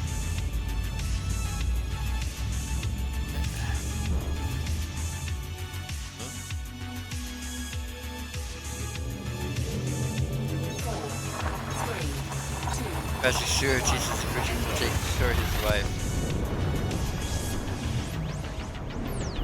But it's just one repeating GIF.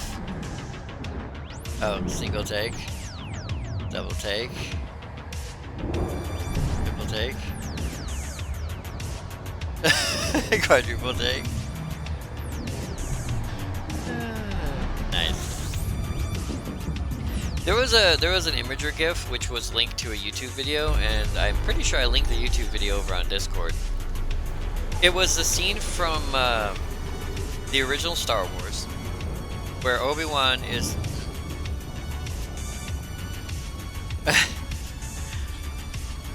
It's the scene from the original Star Wars where Obi-Wan is explaining to Luke how his father died.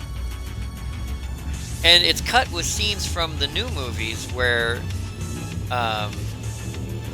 Obi-Wan and Vader are fighting.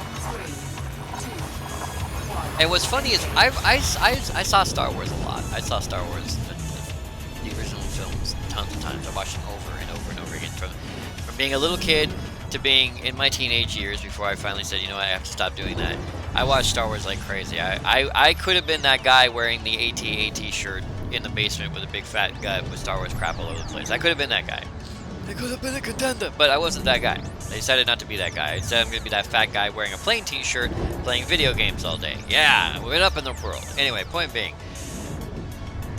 is I watched that scene hundreds of thousands of times.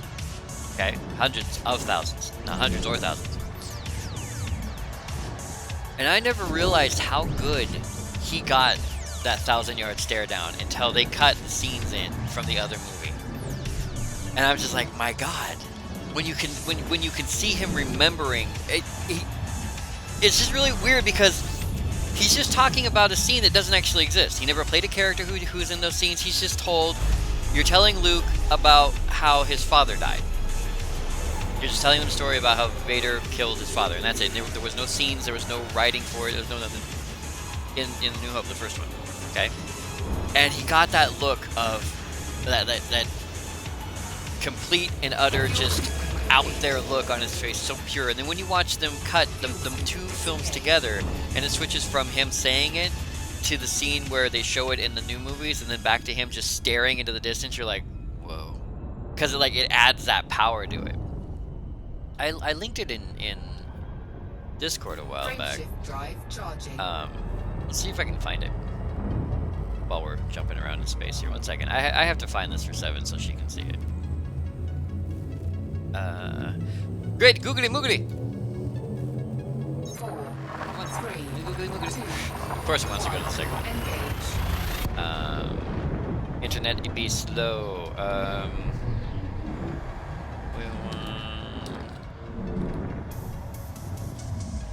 Is that the right one? Right, okay. So you can look it up on YouTube if you want to see it too. It's just look up Obi-Wan certain point of view, it'll be the first YouTube link.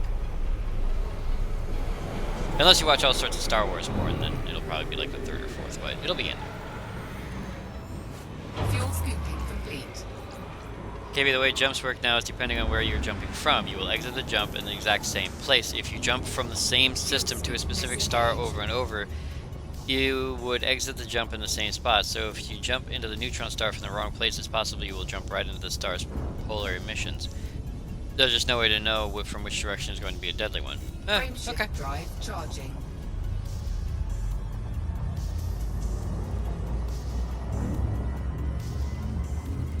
You can turn it up if you... Okay.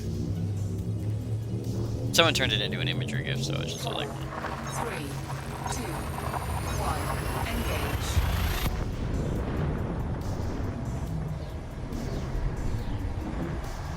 I wonder if that's the original or not.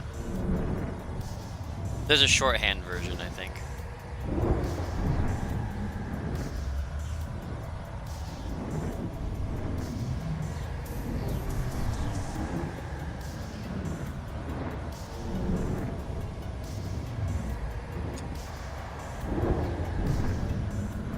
Sorry, I'm watching this over Seven's shoulders, so I have to try to see if it's the right one. It looks like a couple of people have done different one.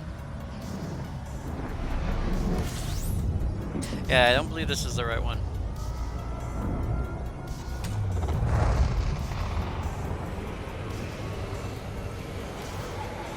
And I just lost hearing in my left ear. That's nice.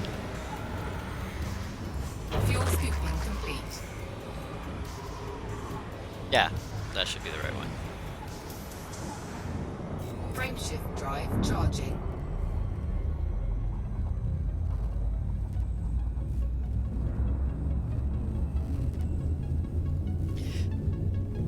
Well, I think what happened was it got big enough to where people started making their own, so now it's unfortunately it's lost in the mix. The one I watched was really awesome, but these are not the right ones.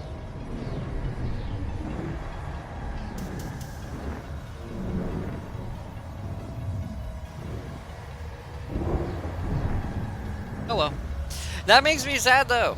If for a little bit I have to go be a mummy for a while. Good luck. I could probably look it up. Oh, I could probably look it up in my YouTube history now that I think about it. Ha! YouTube gives you a history of videos that you've watched, so you can go back and watch them again if you're not a moron.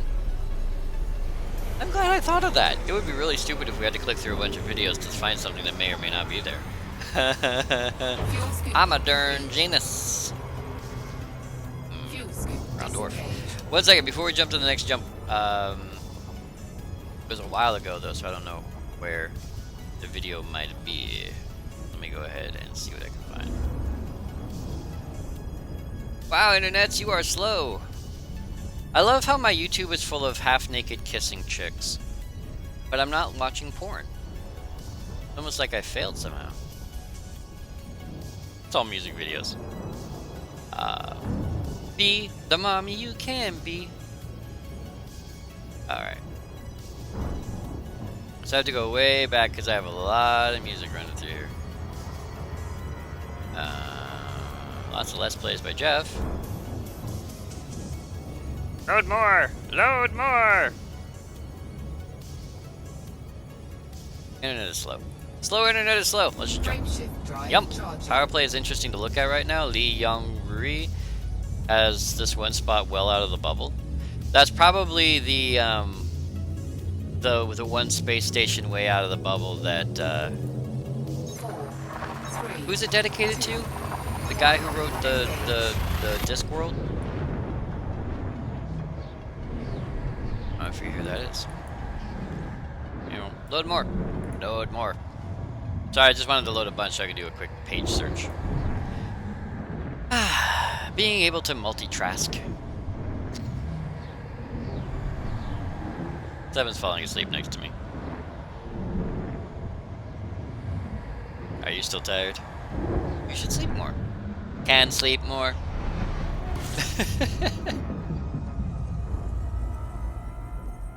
It's Maya.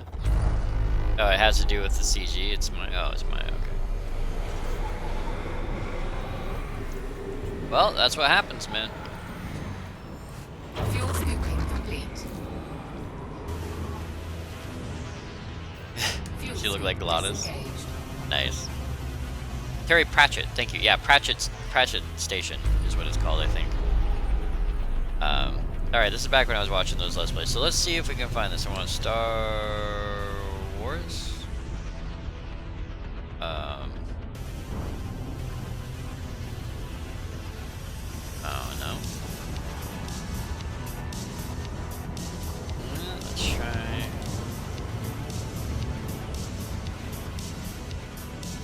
No. My whole system is actually acting really slow for some reason. Probably because I'm streaming and doing a bunch of other stuff. Upsetting. I don't know, maybe it's further back. Jump more! It's getting bright out here. It's getting brighter here, so let's do some jumps. What's the best system for passenger missions right now? No idea. I got a passenger mission to fly a guy 30,000 light years from the bubble, so best is really where you find it. Every system wants somebody to take somebody somewhere. I once took, how many people was it? Like 26? I think it was like, we took 26 prisoners of war to a place. No, Pratchett is on the opposite side of the bubble? Oh. Well, which station is it that's on the other side? There's one that's like way out there. I forget where it's at. It's closer towards the inner ring than the outer ring. It's when you're heading in system. Seems to depend more on your relationship with the system. Yeah, my home system is Selkie, so I have a lot of love in Selkie. They give me a lot of good missions there. A lot of very rich people want to go to a lot of stupid, dumb places. And yeah, I just said very lot of stupid, dumb. Boy. Obsidian Orbital in Maya. Oh, Maya. Maya out in the... Okay. Yeah, Maya out... Yeah, Maya. Maya over there somewhere. Maya. We're so close. Look how close we are. See, I took a hard right turn halfway out to Jacques Station, but we got someplace we gotta be, so let's go already.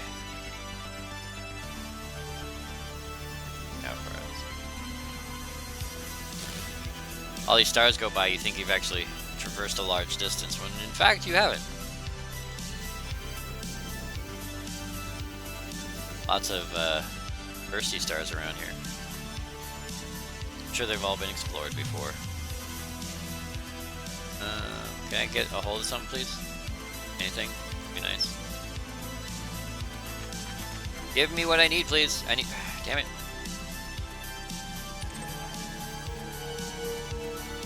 Why won't you give me? The map screen's kind of borked right now for some reason.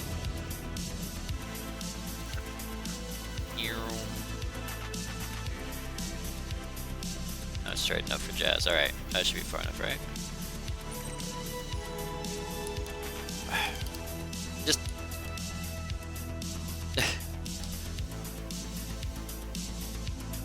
I don't know why the map screen does this sometimes.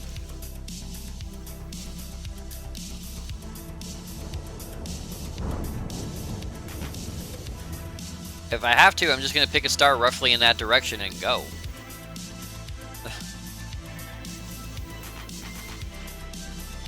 Anything?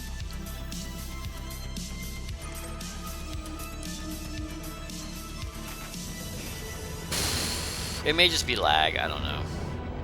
I think it's just lag. Really, the furthest star from here is only 7 light years away? The hell is up with that? It's behind us. Sort of in front of us. No, no, no, no. No. There, that one's in front of us. Close enough for Jazz, we're going. It's only a 7 light year jump, but we're going.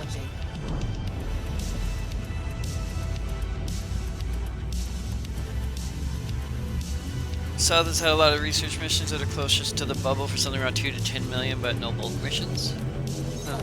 I'd say if you want a transport mission for a lot of money, you're gonna have to take a mission that wants to get you, that wants to take you out of the bubble, is what I'm thinking. That's what I'm thinking, I don't know.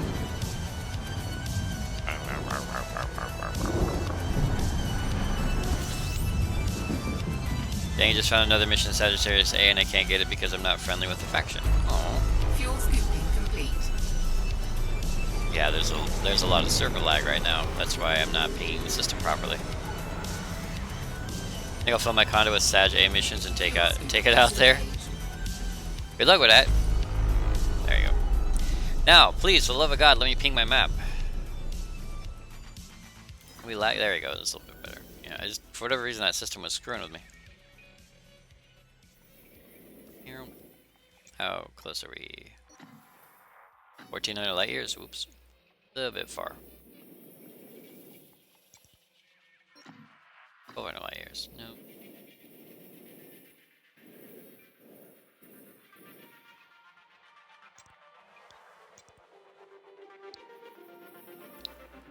I know it's probably already been discovered,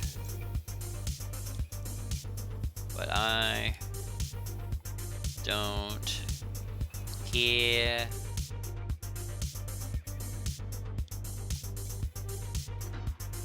$1,500 and $1,154. We'll get close to it. Come on, game.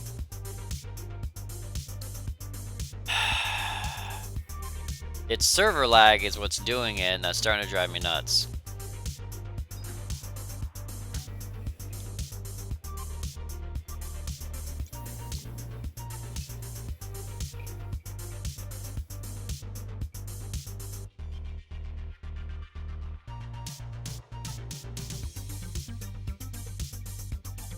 Come on! I hate server lag so much.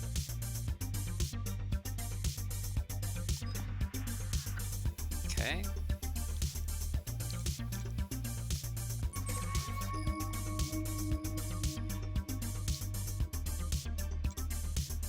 Gimme! Oh, for the love of Mike, I'm just gonna back it off.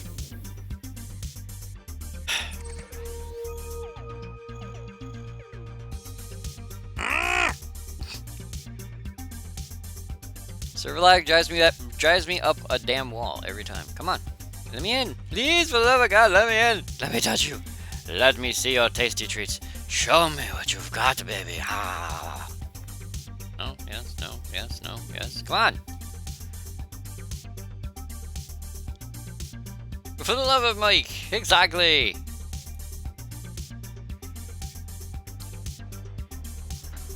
Thank you.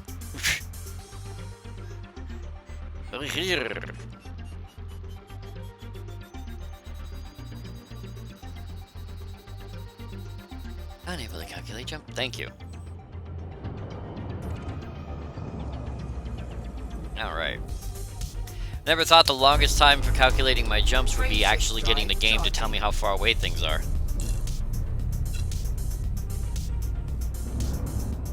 Yay, Lingo, I don't know. Hi, near set.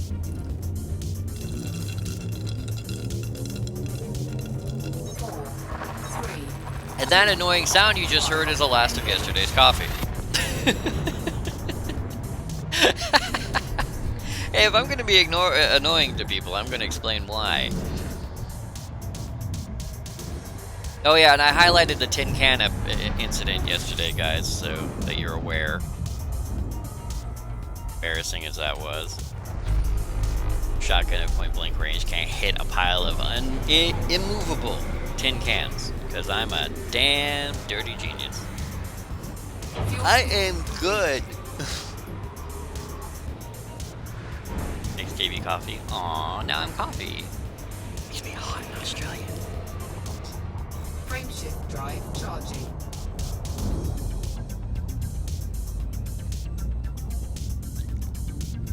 Forgive me. But if you were born in New Zealand and you moved to Australia, you're Australian. Get over it. Just like Yahtzee's in us. Just like Yahtzee's an Australian, even though he was born in the UK. Yeah, he is pretty fruity. What? He's either a fruit or a bird.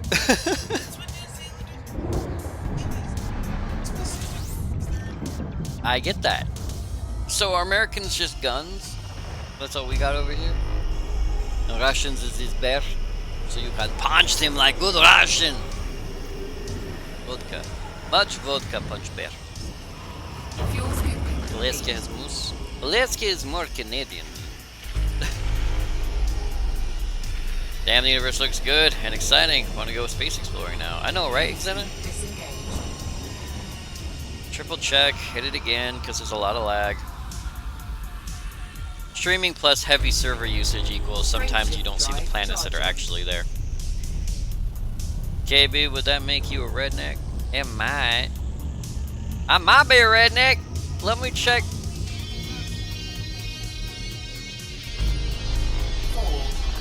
Scree passenger crab, that was French for screw.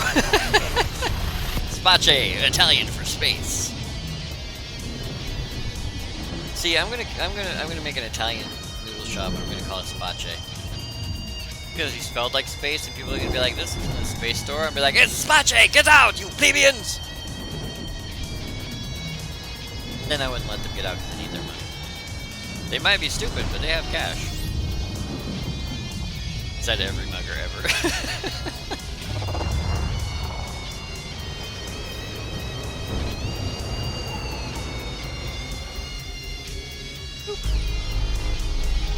We have to disagree. The Americans that are on deployment here in Germany are still Americans. But they don't technically live in Germany. They live on American bases. You know that land we took from you during that war you lost? Twice? Would you like some salt for that wound?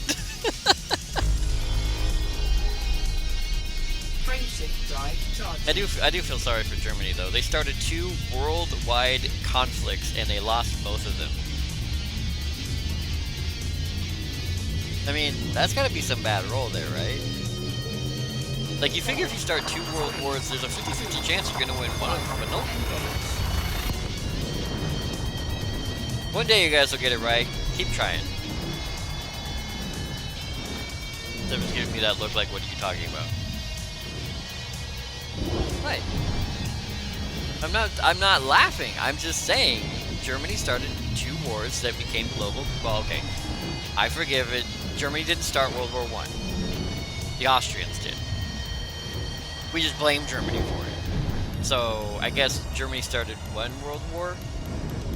Because you started World War II when you invaded Poland. You can't get away from that. But Austria started World War I. Germany just kind of tame where it was at. We got dragged into World War I because of those damn Austrians. One of them also started World War II. That's true, Hitler was Austrian. Okay, fine, Austrians. You know what, you guys gotta invade Austria then, teach them a lesson. They started, okay, so Austria started 2 world wars that they then were able to effectively blame on the Germans. I'm pretty sure America had something to do with that too. Poor Poland. How was it? World War I started because we did shoot an Austrian. World War II started because we didn't.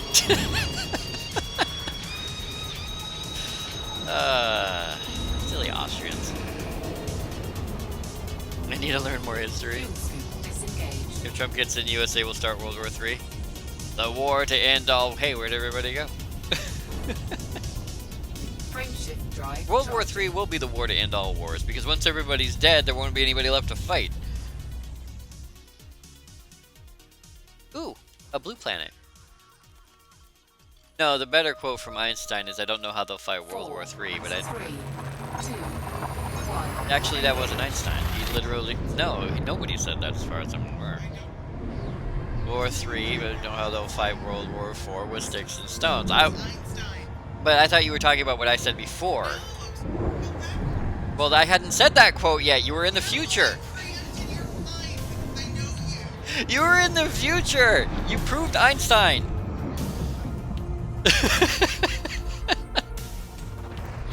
They said I was stupid, but I proved them. We need proof of Einstein. Quick, dig up his corpse. Actually, we still have his brain in a jar. Who knows? That might be some tagliatelle in there. We don't know if it's actually Einstein. There's probably less of it. They've been dissecting it for a while. Oh, his brain was 5 pounds. 5 pounds, 7 ounces. As a Dane, I feel pretty passive about all war, as we just surrender if the war is never newer than 100 years old. This war's not going to last long enough for us to care. We surrender. Yeah, well, America is really dumb like that. We jump into somebody else's fight, and then they suddenly win because they've been fighting it for so many years beforehand, and then we stand up on top of the hill going, look what we did! We didn't do it. I will say the war in the Pacific was us. Japan attacked us on our left flank, and we shot back. It was us in the left. Well, I don't know how many other countries had soldiers there, but I will say that it was mostly an American endeavor on the Japanese side. But we took credit for the German side too, and it's like, no. The British and the French and everybody else were doing their damnedest to keep that at bay, and then we jumped in at the last second and said, hey, look, we won the war for you. And then, you know how we won our side of the war? Drop giant bombs. We cheated. America straight up cheated. We're like, yeah, we're tired of fighting. We're the kid who pushed the other kid into the mud and then went home.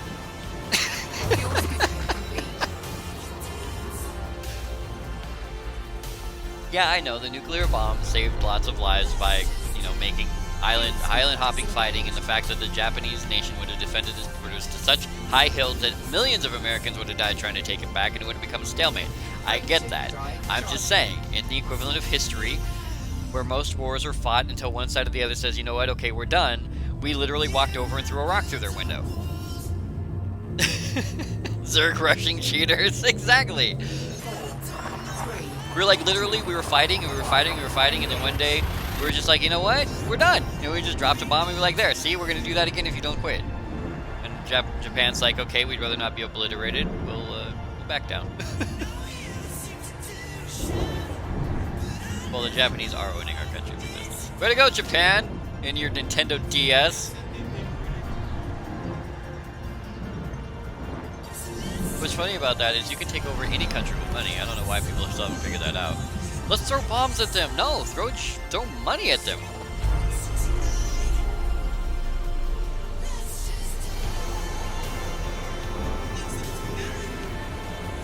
Yeah.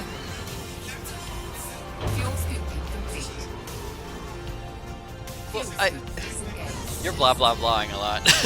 I think the problem is that in the past, the breadth of the ocean has protected us from outside influence. I mean, because Canada's just hanging there, and Mexico's down there doing its thing, and neither one of them want to bother us, so we're okay. So the only people who actually want to hurt us are oceans away, and they don't have any boats or airplanes to come get us.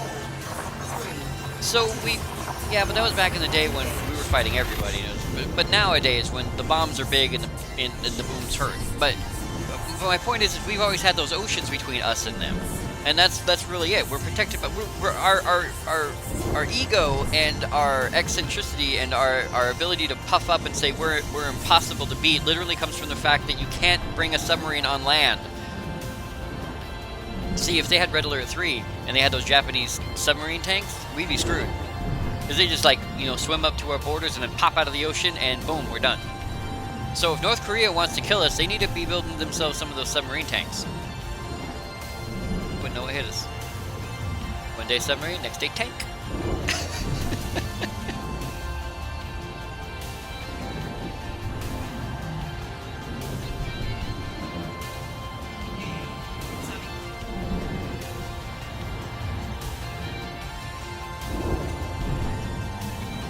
No, not the mouse tank. The mouse tank was just really big. Like, pointlessly big.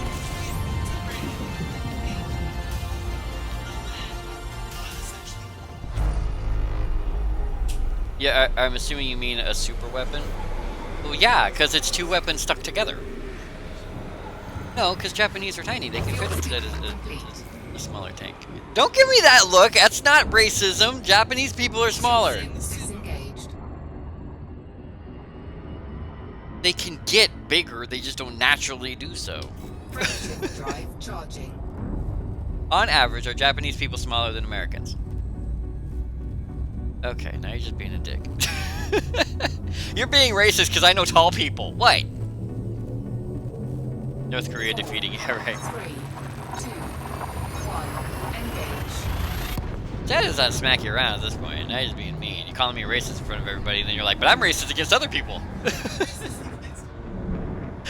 The USA spends way too much on military. Will take itself down with all the spending. Like Russia did? What was it, 5 tanks for every tank driver? You could literally go out and blow up a tank and you had 4 more tanks? Americans are also smaller than Germans. How did we lose that war again? Because your head stuck up over the trench lines. Learn to duck. Actually, you guys only lost because your leader went crazy. I mean, the guys who wanted Germany to win but couldn't make any, couldn't make unilateral decisions. You guys would have won if Hitler wasn't in charge. I was just saying. You guys would have wiped up the floor with us. Better tech, a solid foothold, good propaganda. I mean, you guys would have busted our butts, but unfortunately, Hitler was in charge. He's all like, no one makes any decisions without me saying so. And you're like, you don't know what the hell's going on. Yes, but I hate Jewish people. Let's kill all those guys first. And you're like, okay. And then you're like, with the material it takes to make this one giant mouse tank, we can make at least 3 other tigers. Don't care, make giant mouse tank. My penis is small. My tank must be large. I think the issue though is Hitler understood psychological warfare. He did. He understood psychological warfare because he knew the fear of mustard gas.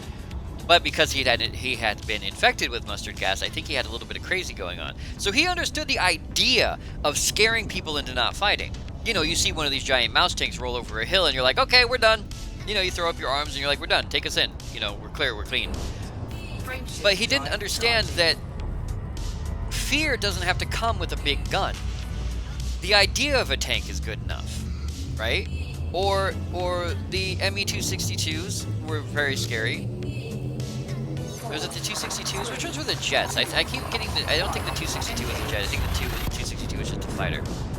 But the idea is that Hitler understood psychological warfare, but he didn't want the idea of scary. He wanted physical, actual, look at me, I'm scary. So he wanted thousands of troops to walk across the hill. He wanted an army, like an entire battalion of giant mouse tanks rolling over the hills. He wanted a huge seawall that the people could look across the ocean and see, with the giant guns sitting there saying, stay off our borders or we'll blow you away. He didn't just want to talk about those things. He didn't just want to say those things and say, oh, we're building them, we're designing them, we're making them, or have one prototype fly overhead and scare the living crap out of people. He wanted people to actually see these things in order for them to be scary. So he understood the purpose of psychological warfare, but he didn't understand an efficient implementation of it. Which is why the 262 was a jet. So he didn't understand, like, a 262 was scary, fighter pilots couldn't keep up with them. They could take down bombers. But Hitler's like, no, I want them to be used as bombers. He's like, these are the best fighter planes anyone has. They can outrun normal planes. They can strafe bomber groups. They are great defensive weapons. He's like, no, I want them to scare people. And it's like, you want them to scare civilians who aren't fighting us. You want us to take these things and bomb a country that is literally hiding in bunkers. Why can't we scare the Americans from bombing us? If they see a squad of these things coming in, they can't fight them. They can't catch them. They can barely shoot them down, maybe if they get a lucky shot. Why can't we use these as a defensive scare tactic? And Hitler's like, nope, want offensive scare tactic only. You know, so he understood the idea of psychological warfare, he just didn't implement it well. And because he was a megalomaniac who had all the power, he would authorize these things to be used effectively. Soviet Russia, road forks you. Ah! Fuel scooping complete. Yeah, or like the giant, what was it, the giant rail cannon? Was it Big Bertha rail? The big railroad rail cannon that you could literally fire like twice before you had to replace the entire barrel, and they used it in one battle to blow up a bunch of Russian civilians. Had that train been used to fire into the midst of an actual like tank fight, like to fire over your tanks into the enemy forces' tanks, I'm pretty certain you wouldn't have to fire it a second time. They'd be like, what the hell just came out of the sky? And when the answer came back, artillery from inside Germany's border, they'd be like, done? But they just bombed a bunch of civilians on a coast no one gave a damn about. Don't question Das Führer 999. I'm not saying I would have liked Hitler to win, because that would have reined in a huge, big bad thing in Europe for a very long time, which we, to this day, would probably still be unable to crowbar out of existence. Thomas Grump, your German cousin Gustav the railway gun. Heavy Gustav, yeah. So, I mean, I'm glad you guys. Sorry, I'm glad you guys lost. I am. But you guys could have easily kicked our asses. Easily. Unfortunately, that just shows what happens when all the power goes into one crazy dude's hands and no one wants to question him. Because he's Das Führer. I wonder, though, if What's-His-Face had been successful in blowing up Hitler that day, how things would have changed. Because at that point, the Nazis were still in charge, the war was still going strong, everyone was still pretty much where they needed to be. Had Hitler been blown up that day, who would have been in charge? And would things have gone better for Germany? So you have to wonder, if killing Hitler that day, or missing the opportunity to kill Hitler that day, was actually better in the long run.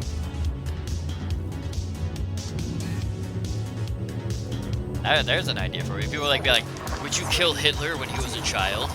Probably not. Because if you would have killed Hitler when he was a child, somebody else would have grown up to be in charge of Germany during World War II, and they might have won. Don't worry, KP, we're also happy to have lost. Well, that's good. I don't blame Germans for Hitler. I don't even blame Nazis for what happened. It is a. I want to say it's an inevitable thing that any people that are crushed to a point of desperation will grasp at any straw, and unfortunately Hitler and the Nazi Party were that straw, and unfortunately they became fascist, but that was okay because they brought stability where there wasn't any before, where they brought jobs where there weren't any before, they brought hope where there wasn't any before, and even America has at times in its past grabbed hold of hope in places where otherwise we would think to ourselves, what are we, stupid? So, I mean, what happened to the Jewish people totally sucks ass. But if you separate that from what Germany was, the German people wanted, you can see that, you know, you guys are just trying to get a leg up from getting your asses kicked. Just look at Rommel in the Africa campaign. He's mostly left to his own devices, well, until they stopped sending him supplies. His military tactics are still taught today. Exactly. Like, had they put somebody else in charge?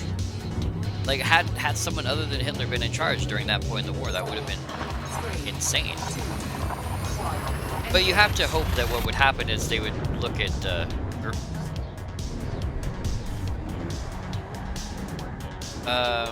You would actually want to ask them. I don't know. I get Goebbels and Goering screwed up. I know Goering. I'm pretty sure Goering was the cross-dressing freaktard though.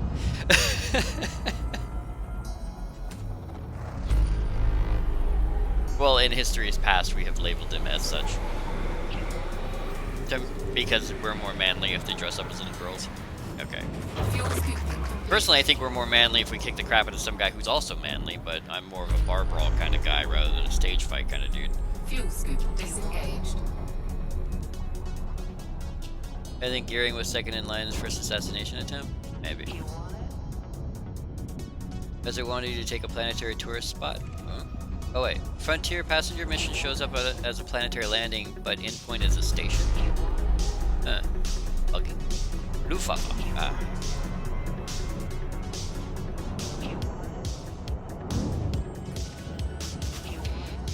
Oh yeah, because Goering wanted to be in charge. I guess that's the only starter. Frameshift drive charging. Yeah, Goebbels was the douchebag who did all the anti-Jewish stuff. He's the guy I would like them to have blown up once or twice. Hitler was actually extremely comparable to FDR before he went fascist crazy. One of the greatest leaders to ever bring a country to power. Yeah, yeah. I think I'm watching Trump, and I think that Trump may have undiagnosed syphilis. Because as time has gone on, he's become more and more of a spit-spilling lunatic. You know? I mean, he might have been an egomaniac before, but he's actually kind of full-blown out into just screaming obscenities in public at kittens, you know? He's gonna be that guy you see on the street corner with fuzzed-out hair and an old, like a 10-year-old torn, dirty suit, screaming at a lamppost about how he's in charge of the alien people. Yeah, and that's the last thing he's gonna say to the lamppost. You're fired! It's like, okay, yeah, that's Trump. Let's get him back in the paddy wagon. But that's just my opinion, because as time has gone on, it's, you know, you'd figure that with a political campaign, you'd rein yourself in. Maybe at first he'd be wild and untamed, and as time went on, he'd be molded into a more political figure. But as time has gone on, he's become more and more just crazy, you know? And it's just like, how can this guy he's off the rails, bro?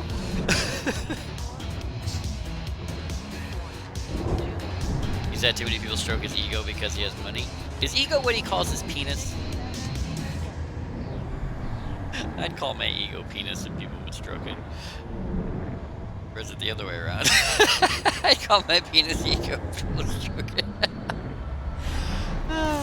That's like my stinky squeakers.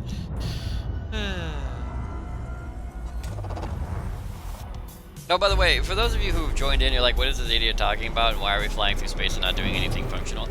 I got paid $79 million to fly 30,000 light years from the bubble to a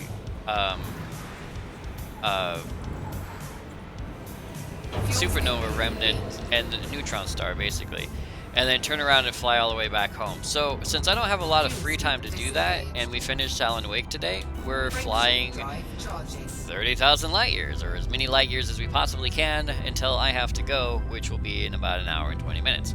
And so we're just talking and rambling and having fun with history and not blaming Germans for Germany's past infringements, and hoping that others will show us the same love when Trump goes crazy and starts bombing brown people because he doesn't like foreigners or anyone with a darker skin color than himself.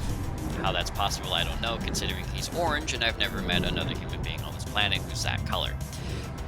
But hey, what do I know? we all know that. That's his natural skin color. It's real. You want to touch it? Presidential candidate offers you to touch him. Yeah. It's all good. I've noticed now that now that now that it's the last day to register to vote, or it was the last day to register to vote a couple of days ago. Now the crazies are up on the bridges and out on the street corners telling you who to vote for. What's funny is I have to hand it to the Trump guys. They are the most ecstatic. There are two, you know, the two bridges where the people usually stand, the one with No, down here in Philadelphia, not the one up in. But you have those two right there by Pacific. You drive under both of them. Okay. The one in front has all the Trump supporters, and they're just jumping and waving and flaving their flags and stuff. And the guys behind them are for Gary Martyr, something. Anyway, there's another guy behind them, and they're all just literally standing there leaning against the rails with their signs just kind of hanging sideways. It's like, come on, guys, you want your candidate? Why am I not even aimed at this thing? You guys want your candidate to win? You have to like show some love. At least the Trump guys are happy about it. Trump is actually just a very angry orange. Don't worry about the mass deportation Trump is planning. Worry when they again prove to be utterly useless. Yeah. Well, what I find funny is Trump's running mate's last name is Pence, right? I'm assuming so because his signs say Trump Pence. Trump on top, Pence on the bottom. But all I can think of is tuppence. And it's funny to me. And I don't know why, only because he's only worth about 2 cents. I mean, you know, he's one of the richest men in America, and he's running for president, and his running mate literally has a last name that means penny. Fuel scoop disengaged. Damn it. Yeah, his last name Pence. MilCG keeps disconnecting me because I have no idea why. I think exports error exception util.js 10.6 error timed out 5242253. Yeah, Twitch keeps timing out my bot. I don't know why. 9/11 was a Bush job. Ted Cruz is the Zodiac killer. That'd be interesting. Sports ball. 3, 2, 1. In the basketball, what do you call it? The basketball ring? Yeah. When you put the ball on the basketball ring, you're just all like, really, Cruz? Really, Cruz? Ooh, buddy. Ooh. I don't even play sports ball, and I know that. That's just bad prep work on his team side. That's all that is, you know. Meanwhile, Harambe for president. I mean, you can't assassinate him. He already got shot in the head.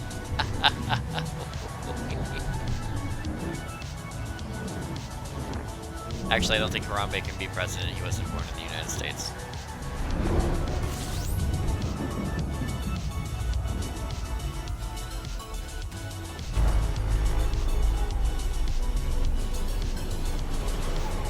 That doesn't matter.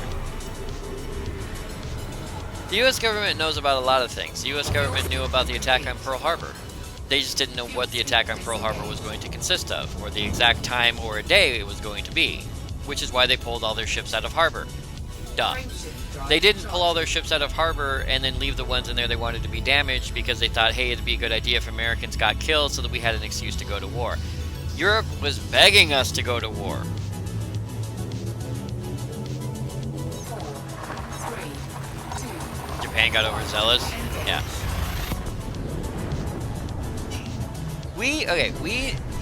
We blockaded Japan from getting oil in order to aid Europe. That was our aid to Europe. We said, Japan, you can't have any more oil. We knew Japan was going to lash back at us. We just didn't know where and when, that's all. You're very angry right now. Because you're talking at me and I'm talking to them and they can't hear you. And you're getting agitated at me because of the conversation. And I don't want to argue with you when they can only hear half of the conversation. Why am I holding that?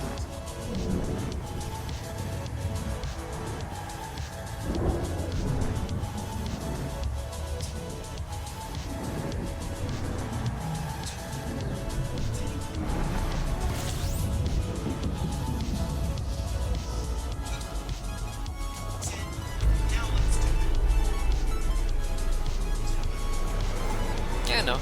Look, the son wants to give us a high five. High five, son. I miss you, Dad. I know, I'll be back soon. You're right.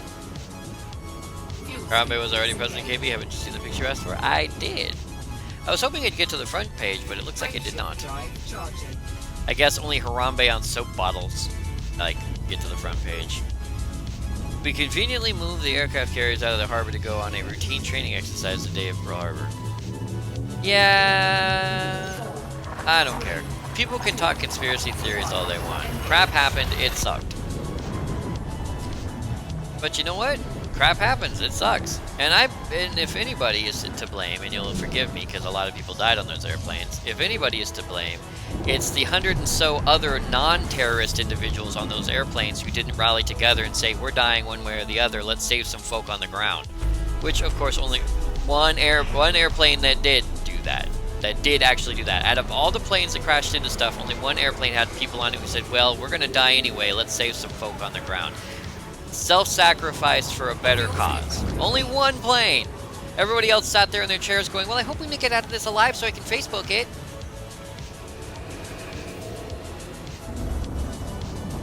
Fuel scoop disengaged. Yeah, they just flipping gave up like lemmings.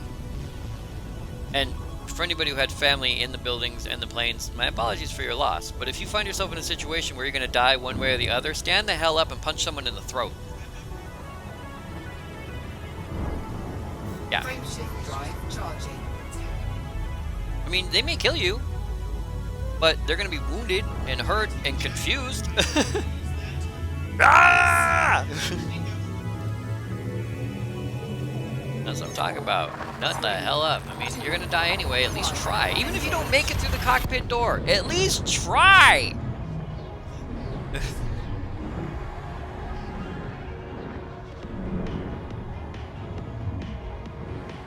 And there's not one guy on that airplane who's strong enough to hold a guy back.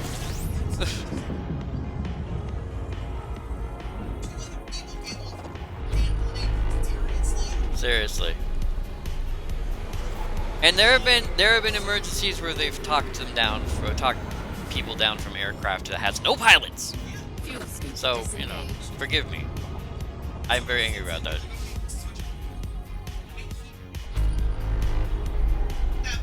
Hit the button! I'm not blaming anyone. I'm definitely not a conspiracy theorist. Yeah, I've met conspiracy theorists. They don't really have anything to back themselves except for some fuzzy pictures and a whole lot of hope.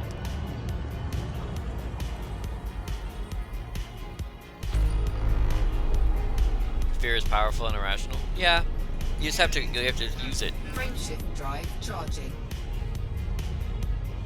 Someone had to have a survival instinct to snap up. Yeah, you'd think that. Maybe it was just the sample size.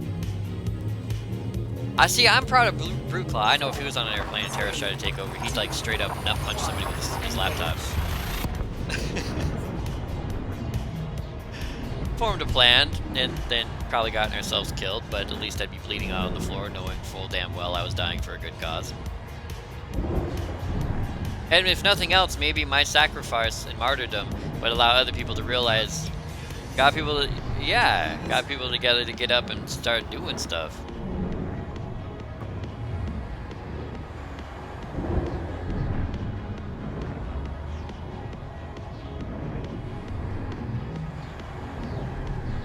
Stands up and punches grandma on the throat. You said somebody! Ah, poor grandma. Well, let's eat grandma. Punctuation, it's important. How is it we always end up talking about politics and history when we're flying through space? Oh right, because it's the future! And everything is historic.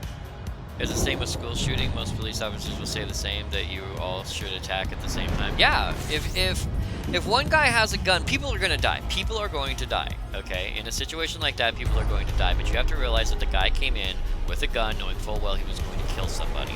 If you sit there cowering, he has power, or they have power, they whatever, and they know that. If 14 people rush one dude, that's a 14-to-1 ratio. Yeah, 2 or 3 of you are going to take bullets. 5 or 6 of you might even die.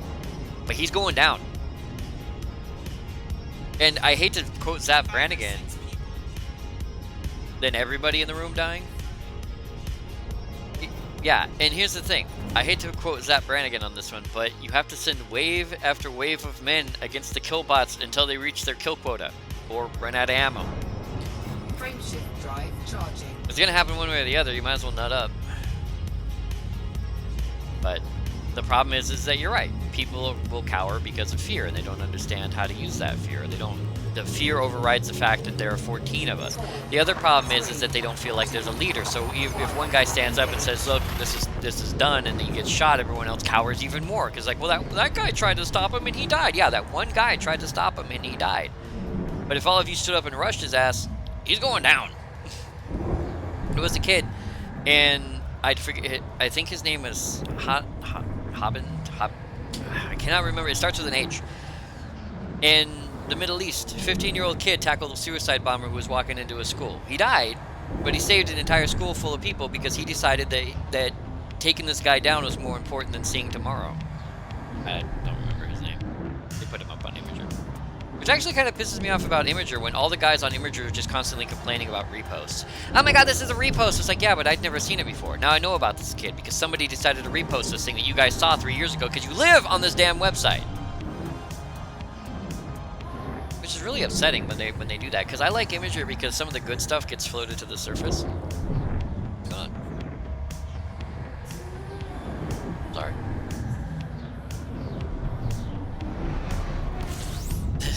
There's a killbot at KB. Ah! They have to reload sometime. They do. And honestly, their adrenaline's up and they're scared too, because they've decided to do something that was wrong and that they know is illegal and they know it's probably going to get them killed.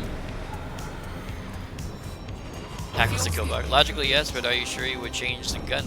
Charge the gun, excuse me. I'm not sure I would do if I would do it. Stuff like that you can't really know unless you're in that situation. Well, as Seven, you may have overheard Seven just saying, I have actually been in that situation, and I already know what my instinct is to do. It's to protect other people, because it's not the same as being shot at, but I was at a fireworks show when I was in high school. And we were pretty far back. We were actually pretty far back in the back, but it was done up on this big wooden board, and there were a ton of fireworks on there, and they just got done lighting like 6 or 7 of these really gigantic bottle rockets. Well, whichever. You can correct my statements, or you can let me tell the story, because stories flow better when you're not constantly stopping to correct every little word. Would you like to tell the story? Do you tell it better? I tell it just fine. Seven would like me to correct myself and say they're called cake fireworks. Anyway, they're the ones that fire a crap ton of high explosive rockets straight into the air. Well, somehow the entire thing got tipped over and started firing into the crowd.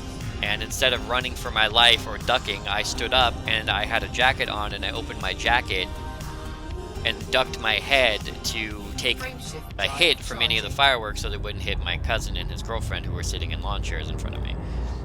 And so I know that my instinct is to help other people, not to duck and hide and cower underneath stuff. So I have been in a situation like that. So I know, I can actually say that I am more apt to tackle a gunman than I am to stand there going, oh god, he's gonna hurt us. So, I can say that.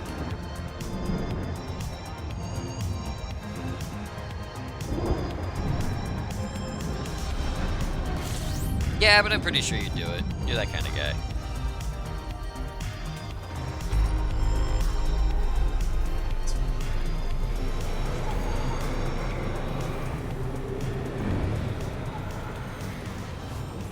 Fuel scooping complete. There you go. I would argue that it's your fault you don't have the internet mommerized. Well, I can try to mommerize the internet, but as fat as your mom is, she can still fit inside the internet. Fuel scoop disengaged. Because the internet is infinite. Mom porn. Ugh.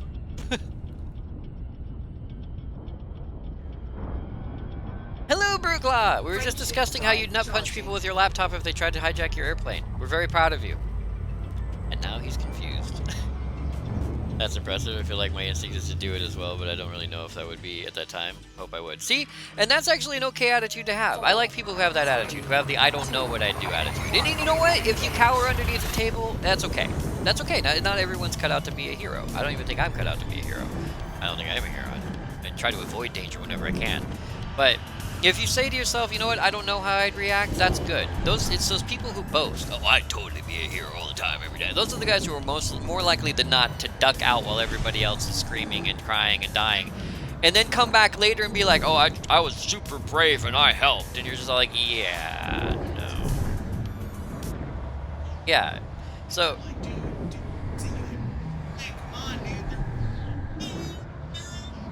No! No, Brute? Oh, you wouldn't want to... You probably wouldn't want to damage this laptop. Not which space. Not which space! Which is which space? Which space which? Space sandwich! Have to help others in seek, but protecting people is not the same as offensive sacrifice. It's not. Like I said, it's different for everybody, and it's also different in situations. For me, the thought of being lit on fire by a firework never even occurred to me. But I don't know, maybe the thought of being shot by a gun might occur to me. Frameshift drive charging. But in any case, I just think it's odd that out of all the people in all those airplanes, only one group of people on one plane, took the initiative to try to stop it. I mean, of course they still died because the plane still went down. That was the end result. But they were going to die one way or the other, and so they said, well, let's try to stop them. I think so, yeah. No, they said, let's try. Yeah.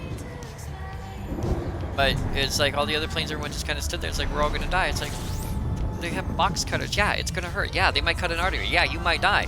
But there's like 100 of you. But there's like, well, you can slash it doesn't matter. Point being is there's a chance, there's an artery there, he's got a slicey dicey thing that you might hit an artery, but you may die, it may hurt, you may get cut, you may lose an eyeball. If you may get disfigured for the rest of your life. Life, you will be alive. And even if you're not, someone on the ground might be because you did.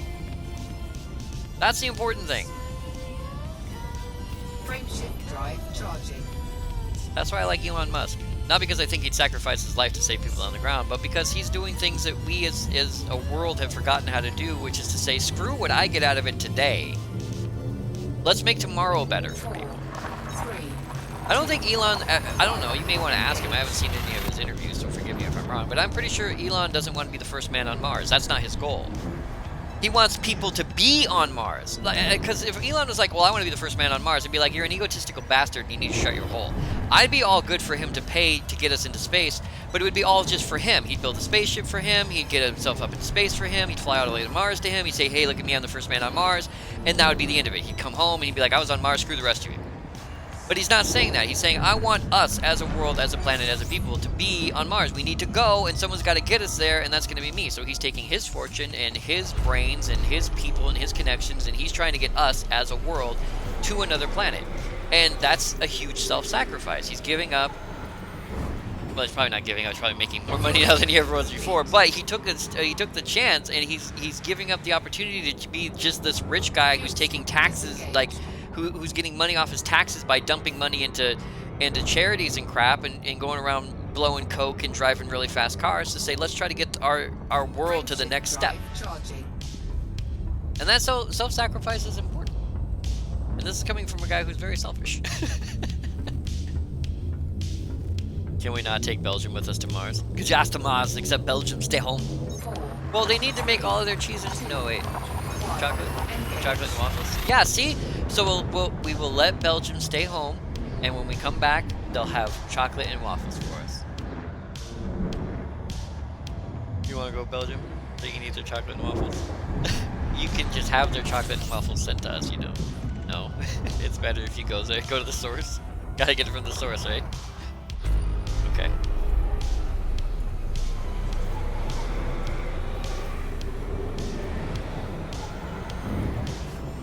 Fuel scooping complete.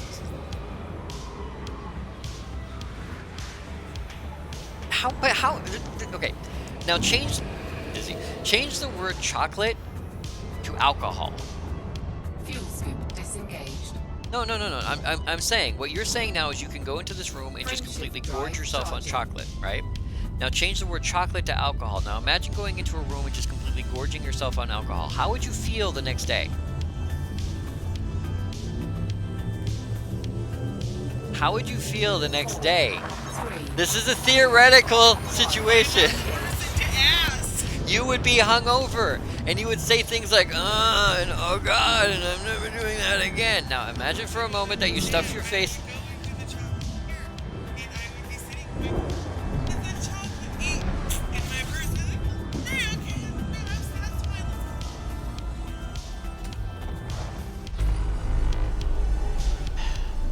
chocolate thief? You'd be a stealer of confectionaries?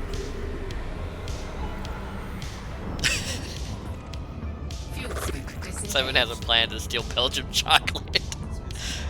You said Belgium chocolate. You said Belgium chocolate. We were talking about Belgian chocolate and waffles.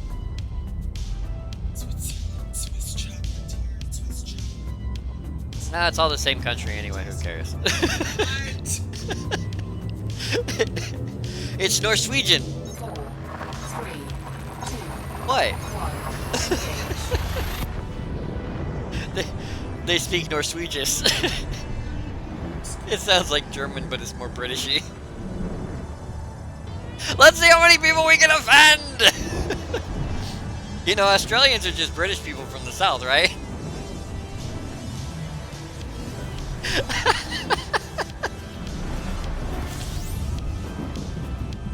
You don't call an Aussie a Brit, he'll punch your lights out. These are Brits. Convicts, they were kicked out before they were sent to it. Yes, yes, the first Australians. Fuel scooping. Yeah, they shouldn't do that. Don't let your convicts breed. They'll speak Australian-ish. Irish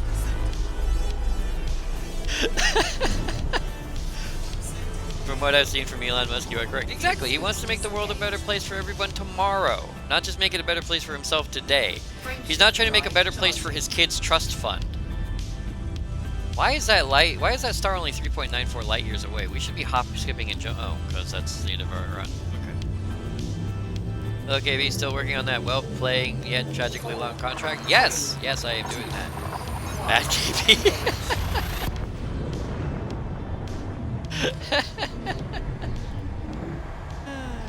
Going to Mars seems like a one-way trip. Eh. How about we offend everyone at once? Wow, that's confusing! But I love it! That's kind of interesting.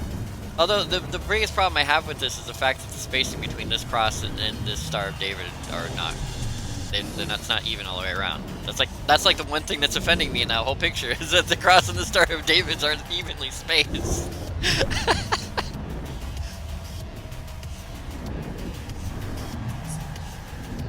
It is, it's in the back. Yeah, it is. It's that big rainbow you see. Yeah, because when you think gay, people don't think lesbian. I know. The gay community, they're no males. No, that's the whole, that's the whole Ahmed Mohammed Fuel thing. scooping complete. Offended by this flag. Yeah. What about the what about the fist of power? I mean, but isn't that man fisting? I mean, everything in that picture screams man except for the woman symbol in the front. Even the rainbow, because when you think of the rainbow, you think of gays, and when I think of gays, I think of dudes. When I think of lesbians, I think of porn. Yeah, I'm that kind of guy.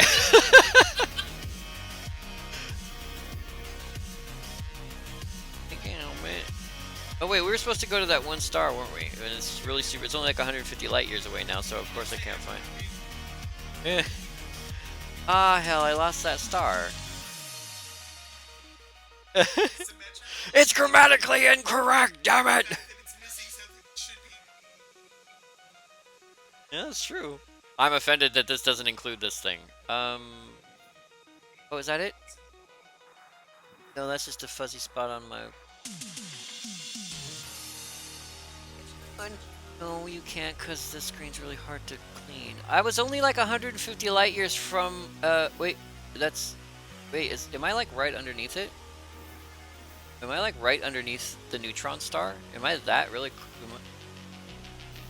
No, that's just the one I'm in right now, right? Yeah, okay. Where was that really bright dot we found before? Why can't I see it? Am I too close to it now? I'm like too close to it and they're all like, you're going right now. Oh man. But I want it. It was mine. I just found it. There was a bright star around here. Now I can't find it. I was only like 150 light years out from it. It should be like right around in here.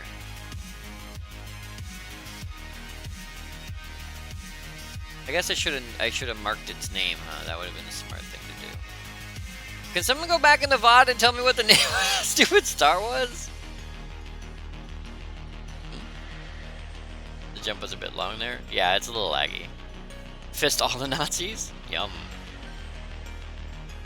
I gotta admit, I think the same thing. Lesbians best in HD. Yeah. Oh, I know. I just don't reread my quotes. That's narcissism.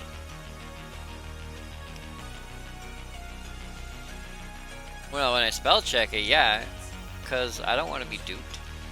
Yeah, I should have bookmarked it. I'm being done. Yes.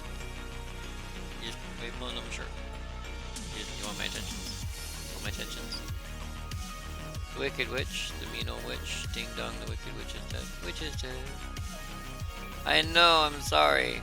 Why can't I find any star? Oh, I hate when I'm this close. Because that star was only like 150 light years around. I'm sure it's probably already been discovered. I don't even know why I'm trying. Space light! Space flashlight. There was a bright star. Can you please define how other stars aren't bright? It was emitting a large pulse of irradiant energy that other stars on the map do not display when you're looking at them. A little bit better. It was a blue star, I know that much. That's kind of helpful. It was one of these. What kind of star is this? That's a white star? Are they all white stars? Okay, they're white stars. So if I do this, and I just say white stars.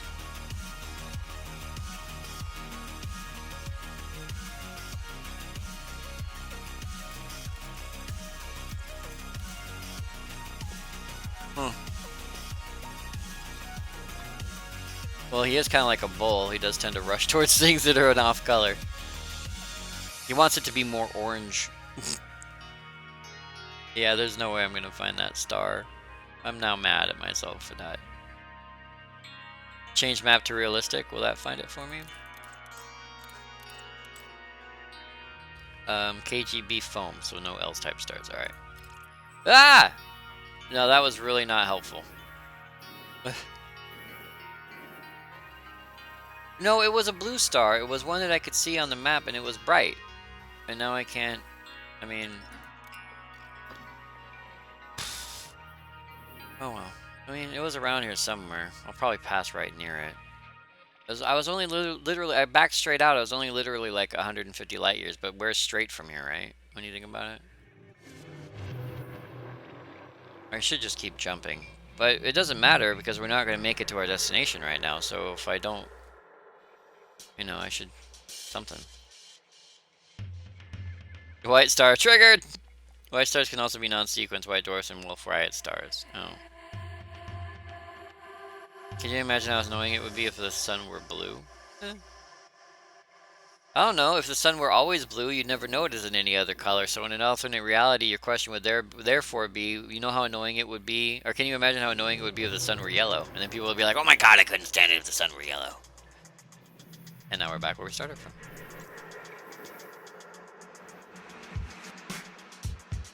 It was only like, well, it's only like 150 light. It should be like around in here somewhere. Because I was literally only like 1,150 and I went down to like 900 and something. So I'm only like 200 light years away from it. So it should be within like a 200 light year jump radius. But I don't see anything that looks like a giant white star. And I'm also assuming that it's within this bubble radius and not above or below us.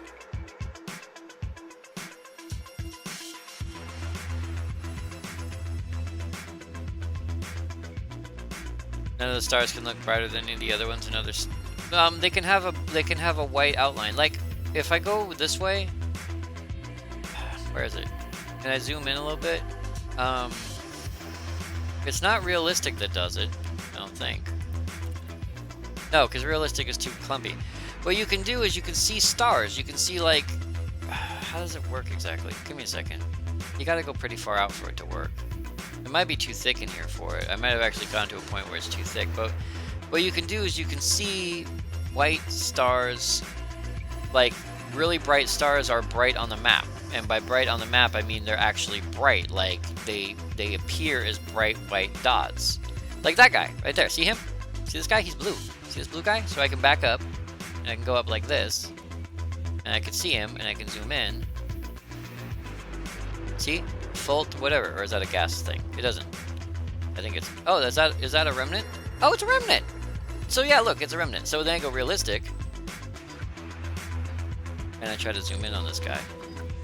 See, so you can spot stars doing that. So that is FLOALTZAWE2 463. It looks like a... Well, actually, I think it's a black hole. I will bookmark that. It's probably already been discovered, but I will bookmark it, cause awesome. So yeah, see, that's a stellar remnant black hole. So you can find it by spyballing the effect around it, and you can do that from any map. See, it's not brighter than, but it appears as a gas cloud. And so there are some stars that have like white gas clouds around them. That as you look around the map, you'll see these white bright. See, there's one right there. Another one. That's BYAN something something something dark side. And if we go back to realistic, boom, another black hole. I'll bookmark that one. Then we go back to our map and we do it again. So yeah, you can see bright and really big bright stars. Oh, here's one. Really big bright stars show up as they're just like these stars here, except they have like a whitish blur around them. Ooh, this is a whole collection of... Oh, no, it's not a collection of black holes. There. Oh. So you can spyball stars this way. And the lag's making this one not appear very well. I'd visit some of these, but they're really far away. That's a really big star right there, too. Come on. Come on. Gimme. Darn it.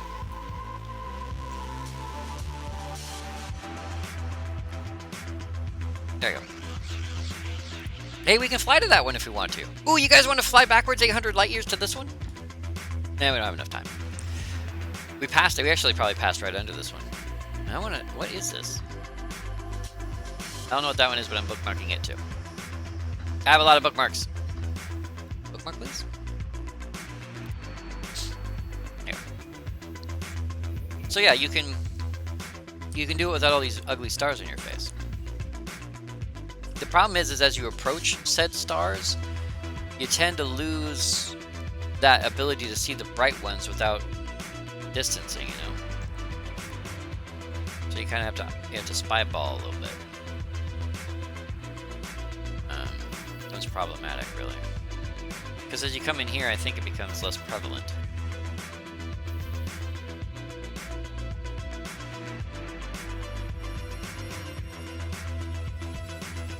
Yeah, 46 million to go to Jax. That's not bad. Okay, well, I don't see it here. I really wish we did. That'd be really cool. But I'm not seeing it. It should have been in front of us at some point around here. A little bit brighter than all the others. But I'm not seeing it. That's upsetting. Oh, well, we'll just keep rolling, I guess. So I missed it down here.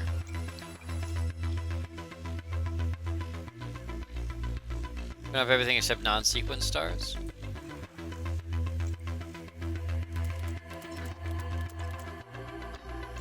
Right. Alright, that's everything, and then non-sequence stars. Well, we have a star right here showing up. We have epinephrine. We have epinephrine down here.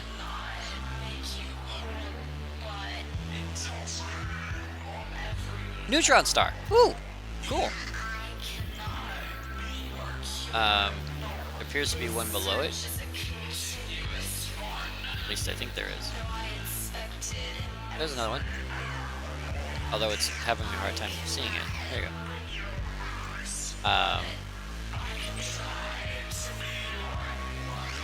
Another neutron star. Cool. So there's a couple of neutron stars around here. But these aren't the bright ones I'm looking for. Wow, there's a lot of neutron stars through here. Well, let's fly to this neutron star, why not? KGB phone. It's only what? Is it just the one jump? Oh, one jump right there. Neutron star. Let's do this. Woo! The grays will be white dwarfs and neutrons and should also show black holes. Well, yeah, but I was looking for a super bright white star. One that was like, it might have been a neutron star. It might have just been a really big star. I have only found one really big star. One really, really, really super big star. This song is called Woob Night Drive. Night Drive Her, excuse me. By Woob, W-O-O-B. The song's called Night Drive Her, H-E-R. Anywho, I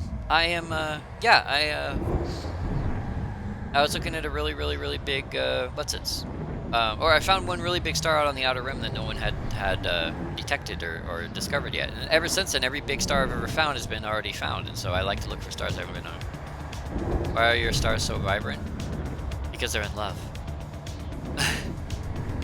Are you looking for blue-white supergiants? Turn on F and A. No, I was just looking for a really bright star that we had run into before.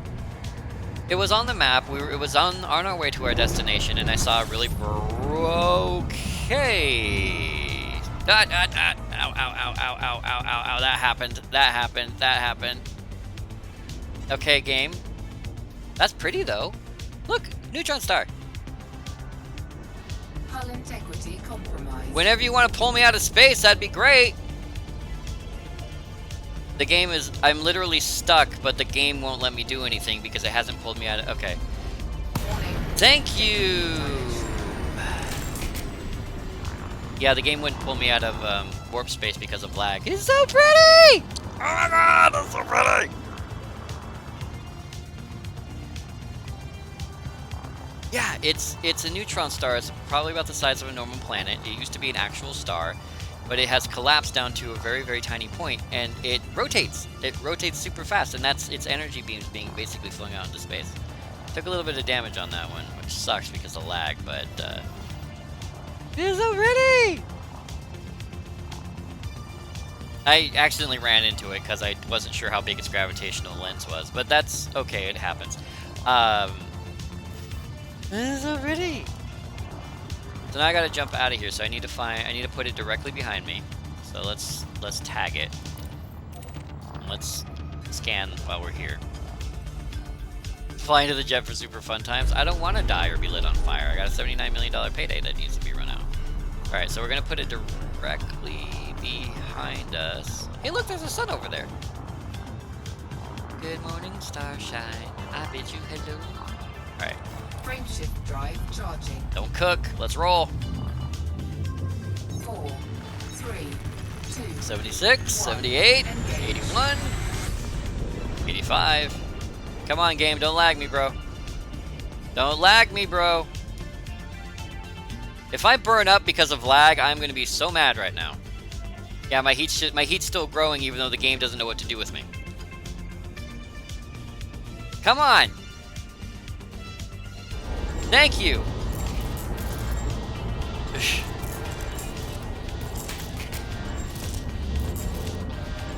Okay, heat's going down. We're still cooking. Go down. Thank you. I do wish when the game lagged, the internal calculations for your heat generation would also go down instead of just cooking you alive.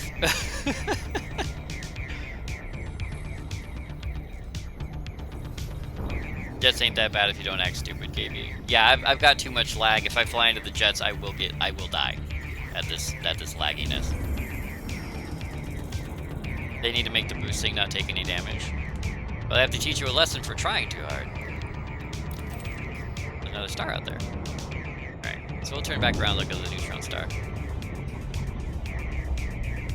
Wherever it went. Why is neutron star invisible now? How can something that big vanish? Oh, okay. Apparently it's very tiny. Like very tiny. Like immensely tiny. Oh, no, there it is. Yeah, we got cooked a little bit, but we're okay. It's so pretty! It seems like something that we can see from Earth should be brighter than that to me. Like, it should be visible from anywhere within the system, but that's just me.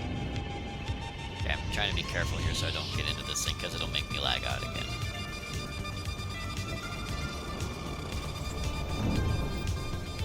There we go. Stop here. Look at it! It's got wibbly arms! Is that how they all look? Or do they all look like that? Because... Squiggly, good. What is it orbiting? I think it's orbiting another star. Anarchy, neutron star. So let me take a quick look here. I want to see if someone's already discovered this. Drop your throttle, then throttle back up. It will drop the heat faster. Someone already found this one? No! Hey! I'm the first one to discover this neutron star. Go me. There's some planets here I don't care about. It's so pretty. I could try to do a through the jets thing, but I don't think that'll be a good idea. I don't like that idea. Because I already got cooked a couple times, and I'm pretty certain bits of me are on fire still.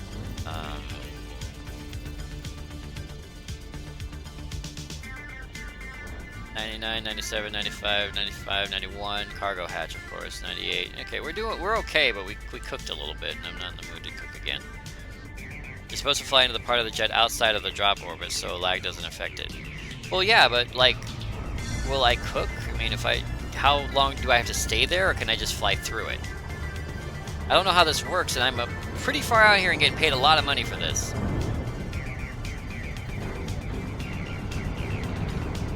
FSD operating beyond safety limits? Alright.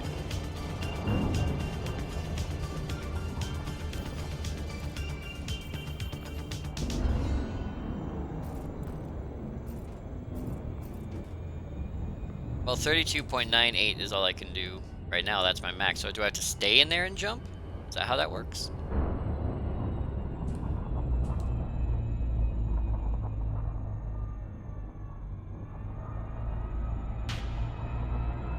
It will tell you when it's supercharged. You need to stay in there for a second or two. Okay, so we'll give it a shot.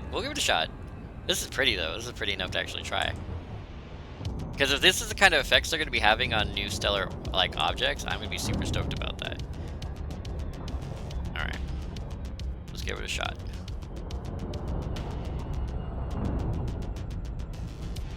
Go into the light! Ah! Thargoids are kidnapping me!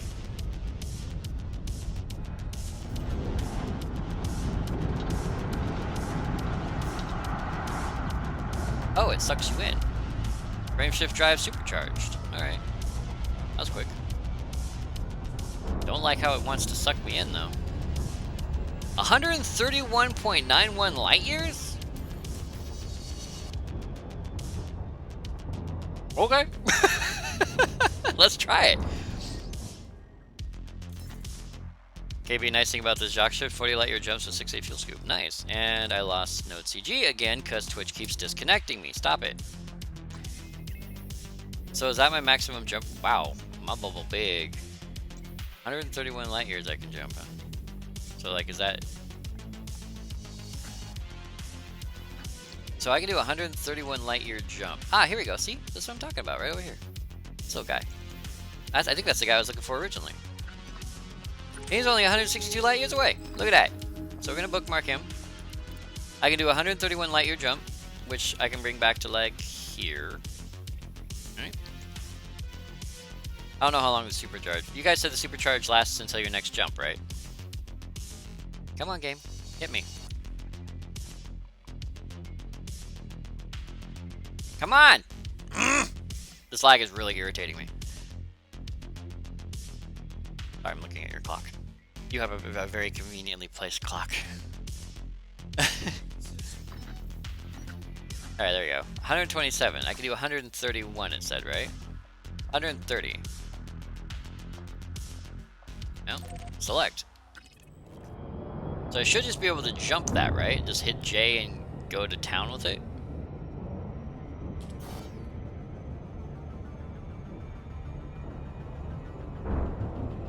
Or not. 120, oh, I'm sorry, 124 is my maximum, my bad. 131 is my maximum with no fuel. Never mind! 124 is my max, my bad on that one. I was reading the wrong number. You guys are probably yelling at me. KB, you're reading the wrong number, you moron.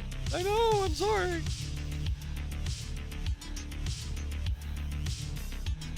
Lag, stop it.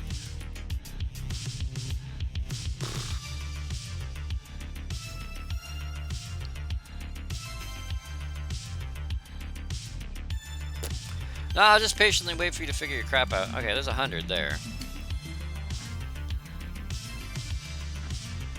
I'm making the most of the situation, by the way.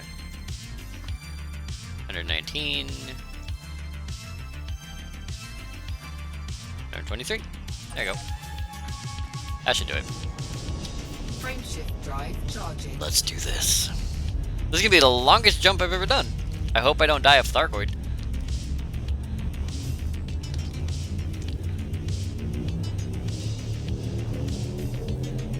4, 3, 2, 1, engage. Woo!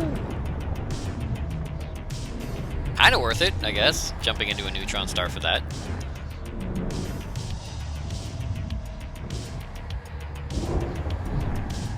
In before Thargoids. There it is. That was actually kind of cool.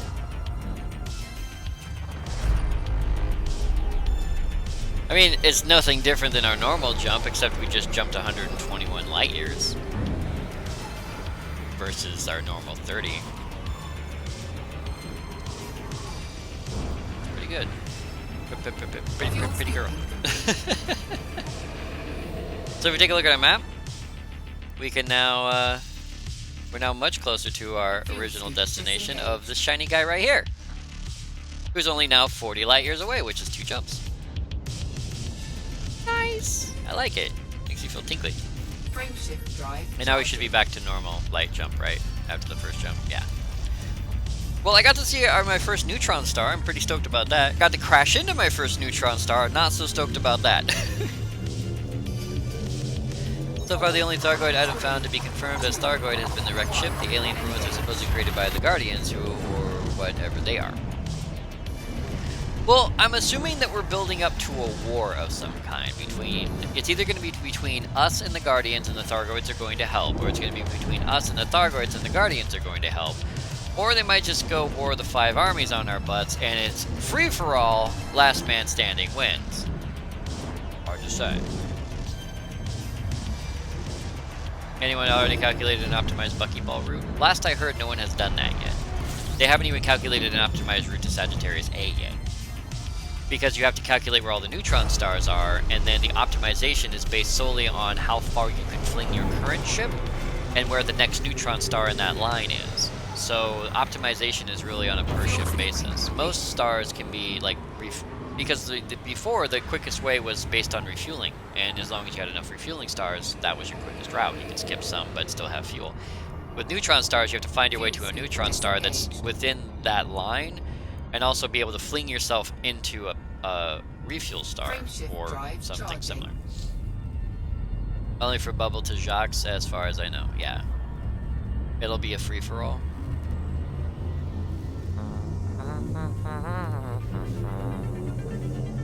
Humans have a hard enough time getting along with each other. I know, right?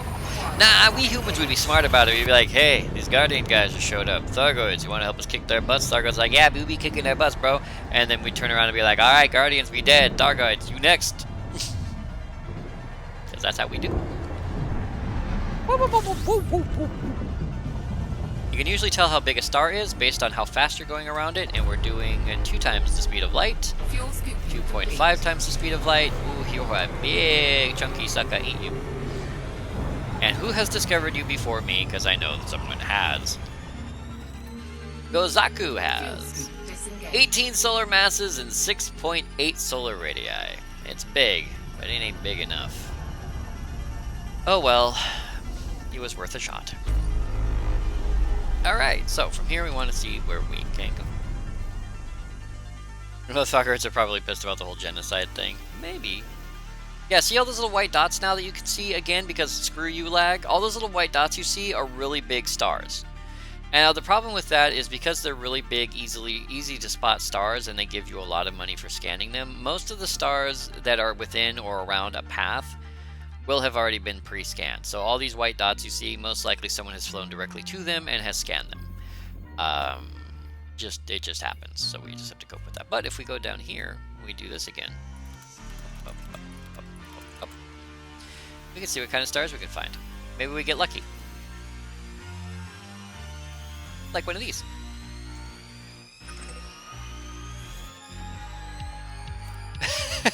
Let's fling ourselves with another neutron star. Let's do this. Why not? This is fun. It'll speed up our voyage just a teeny tiny bit. Let's say if Thargoids want to show back up, we can finish the job we started. Yeah, second Thargoids with your living plastic boats. Given the fact that there are so many data nodes at the ruins to scan, that given data packs it seems to be for engineers to use. I'm of the opinion that the Guardians would be on the human side. They wouldn't leave active viable technology laying around unless they were for the most part friendly. Or dead. Dead is good. I like dead. Dead's my second favorite thing next to friendly. I find girls that are dead to be the friendliest. And now Simon, stop touching me. All them hearts. Was it Frighteners? I like it when they lie still like that.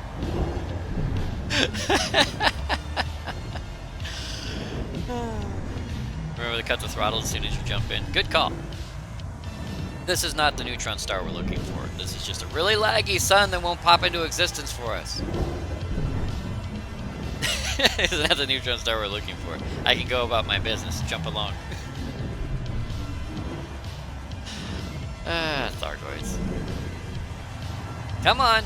Stop lagging. I know everyone and their uncle's currently playing this game, and I'm streaming it, which doesn't help. But please, for the love of God, let me out of witch space. I don't want Thargoid turds on my window. You know how hard it is to clean Thargoid turds off your window? My hand is pink. Pink hand. There it is.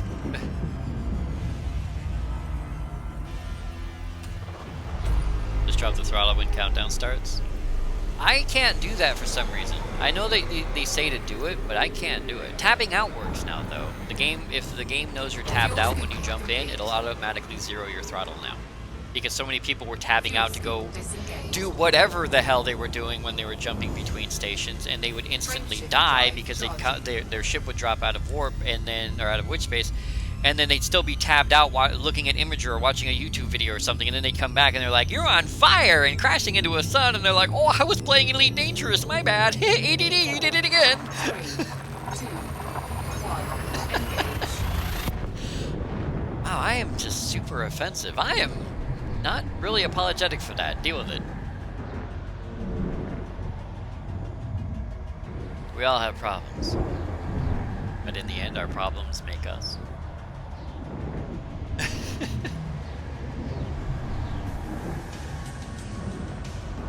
According to what I have been reading, humans haven't used witch space since the Thargoid War.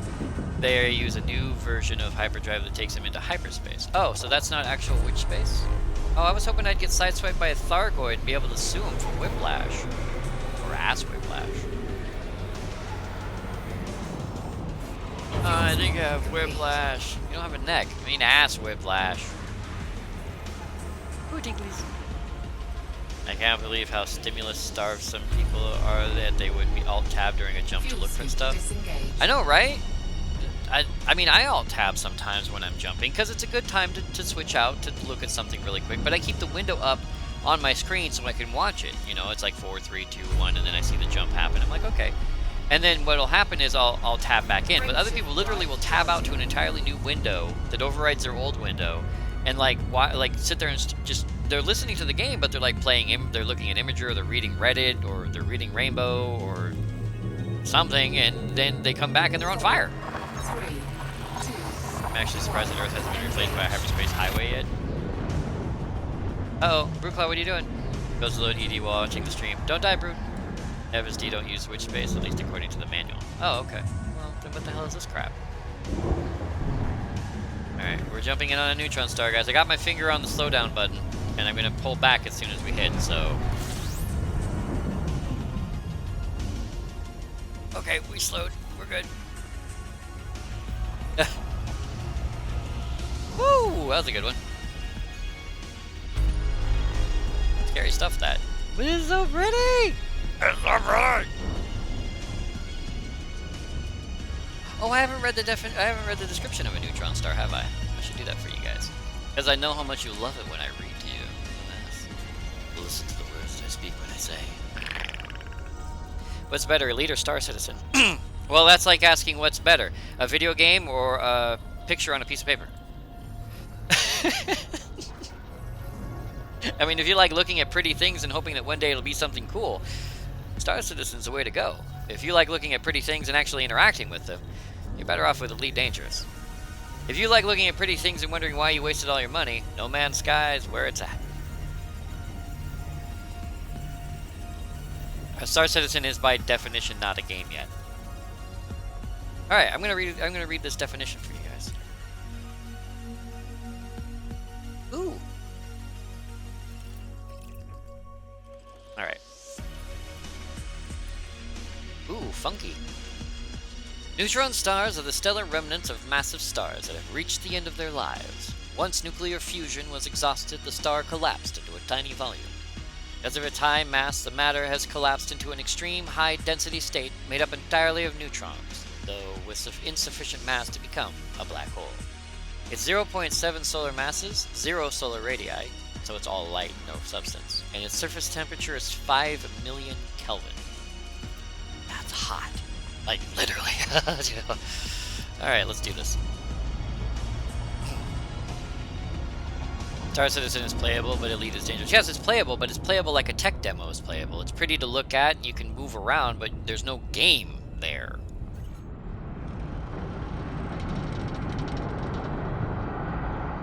Alright, almost at it.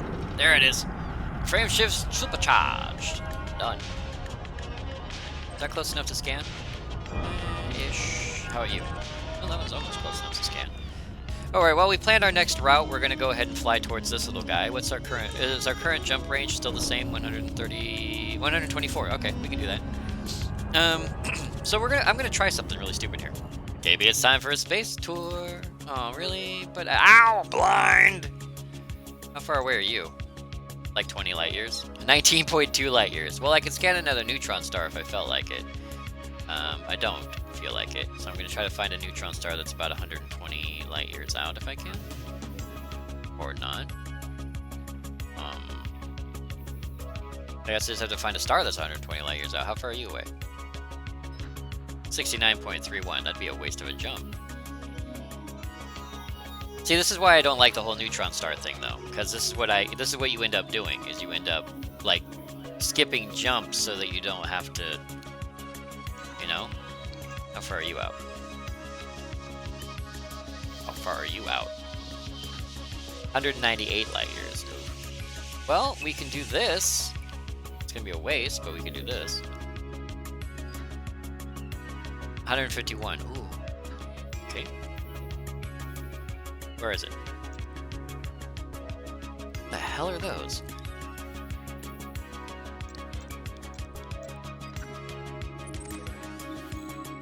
Yeah, it's gonna be a waste, but we're gonna do it. Because we can. 116, there we go. That's where we're going next. Oops, did I miss that? I flew right over it. Thank God I didn't hit it.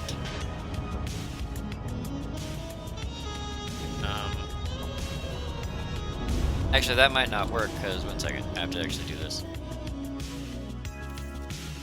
In No Man's Sky, defense is way overhyped for what it is. Indeed. Calculating route, the calculation should be 0%. We should be fine. Actually, let's just... No. Okay. Don't bother doing that. Do this.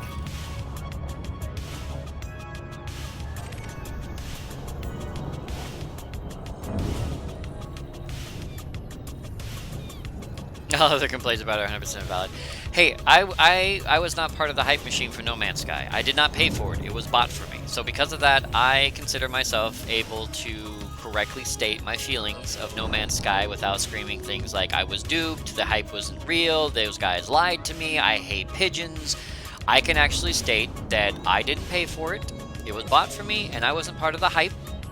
So I don't have an opinion based solely on, oh my god, I can't believe I spent money on this piece of crap. I do hate pigeons. That's not the point. I can say that without hating No Man's Sky. 117 light years. Okay. One jump. There we go. So anyway, point being is, the problem I had with No Man's Sky was I played it and it was annoying. The voiceover was annoying. The gameplay was okay. The gameplay was okay, but it felt a little bit like Borderlands in space, and it got kind of boring. Well, the problem is I went through and I dumped the you have to wait 3 seconds to activate stuff button. You know, you have to hold A to activate stuff. I removed that because that was annoying. And then I removed the voice. It was all like, you know, units received. I turned that off. And when I did that, the game suddenly became even more boring because I was fighting those mechanics. I was literally fighting against game mechanics, and that was what was keeping me going. Was I was fighting game mechanics. And then once I removed that blockage to forward movement, I had no reason to keep going. And it was that realization that made me say, you know what, this game kind of blows. And I quit playing it. Like within 30 minutes of removing those limitations, I stopped playing. And I have had zero urge to go back because it wasn't the game. Oop. Okay, I have no idea what just happened, but we're going to pull back until I figure it out. Okay, that was a weird little bug. So it wasn't that the gameplay. Ooh, that's a slow moving one. Oh, so they move at different speeds. I like that. Oh, that one's... Hey, it's like that green guy over at Lucid. Yeah, man, I'm just a neutron star. It's cool. Let's get high together. Come here, touch my radiation. That is a very calm neutron star. You know, he took his Adderall today. He's fine. I'm gonna take a look at the planets, even though I have no reason to. Is there an Earth-like around? Oh my God! Is that an Earth-like around?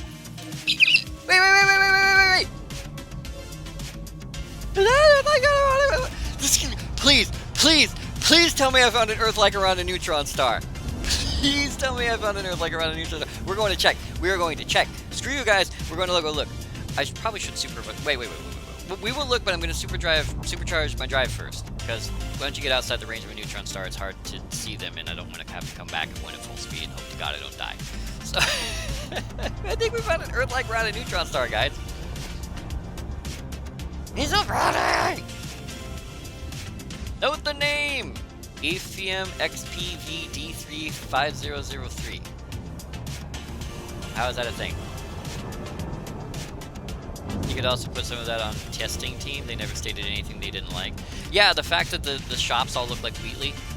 Please, anyone who says the shops don't look like Wheatley needs to be smacked in the face. The shops are literally a ripoff of Wheatley or the Space Corps. I honestly feel what happened was they accidentally put up an alpha or a beta demo, and they were told by Sony to never ever admit they made a mistake. They're like, don't ever admit you made a mistake like that. Don't ever admit it. You never made a mistake. Even though you put up an alpha build of the game, and the actual game will never be seen by the eyes of man, never admit you made a mistake, because we're Sony and we don't screw up. Ram shift drive supercharged. Alright, that's kind of fun to do. I actually like doing that. That's a lot of fun. Alright, so where was that Earth-like we're looking at? We're going to get Earth-like. Okay, check if your FSD state. Each supercharge damages the module by 1%. Oh, really? I did not know that. You guys, I'm glad you tell me that, because I don't know.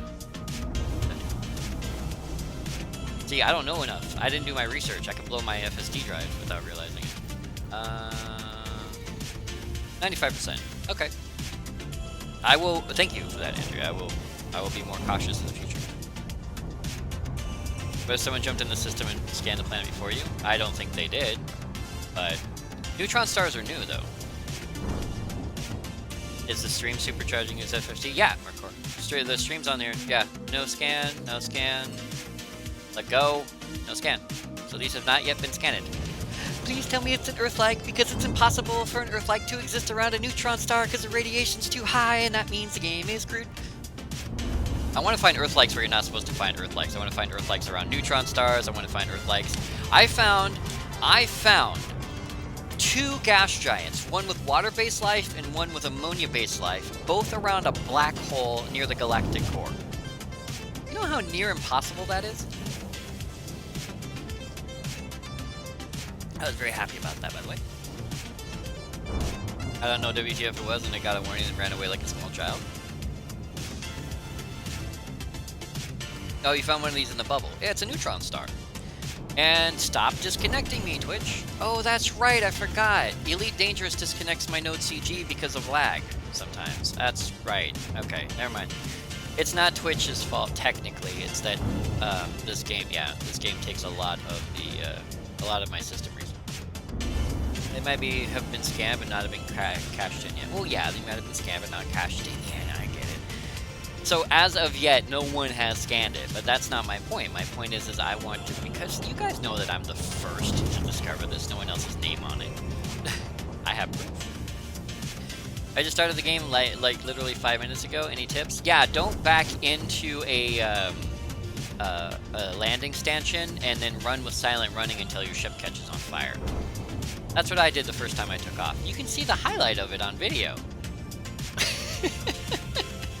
Hey, I had my throttle, I had been messing with my throttle, but I hadn't gone anywhere, and as soon as they disconnected me, my ship flew backwards and then smashed into something, which is a great start. And then I was on silent running on accident, and I caught fire because that screws up your heat sensors. Or your heat distribution, so. Earth-like, Earth-like, Earth-like! It's just a water. Oh, this is so close! I mean, technically speaking, you can have a water world around a neutron star. It doesn't have to be so close it could have been! It could have been an Earth-like. It could have been an Earth-like. Get out of LHS 3447 or whatever place you spawn with a planetary start, play the tutorials, and get out of the Sidewinder ASAP. I like the Sidewinder. Okay, so I guess we're going to stay away from neutron stars for the moment because I don't want to damage my FSD. So let's go back to normal stars for the moment. KGB foam. L stars are not KGB foam. We'll keep non-sequence stars locked in because blind, because we can. But for now, we're just going to go ahead and use this last FSD jump to haul it. Lag, come on, laggy. Laggy peanut. Laggy legume. Legume. It's a slow peanut. There, there's no peanut. I would like a big bag of little donuts. Wow, I'm being really, really bad today, aren't I? I love it. Everybody wants a piece. Touch it. Come on. Stop it. I think everyone is on the game today, like right now. Because I'm literally... Anything, please. Something. Anything, for the love of God.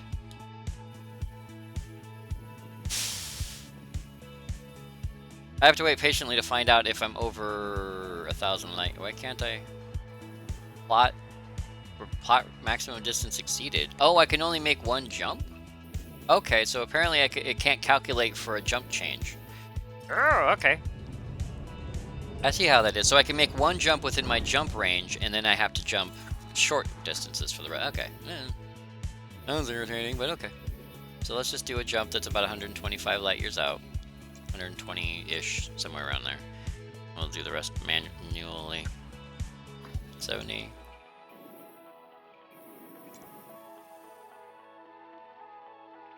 I kind of like the idea of you taking damage on your jump drive when you jump with an exceeded safety rating. That just makes sense. I don't like the idea of your ship taking damage when you jump into the neutron star. 128, that should be good. Alright, so I should be able to flip a Huey, like so. There she be. And then do this. Cannot comply. Yes, you can! It's 121, isn't it? No, 124 versus 100. That's fine. That's only 120. Oh, it's 120. How did you get to 129 from here, jerkbag? Yeah, I did think it was further to my right. Alright, so we'll back off a little bit to say here. Come on. Come on, Tiny Star. Show up for me, please. That's gotta be at least 7 light years. It should be more than enough. Oh. Hi, everyone. I'm about to head to work, but I had to add in about the mail slot. Hi, Lady G. Be safe at work. Enjoy your day. Don't die. Frameshift drive charging. Alright, here we go.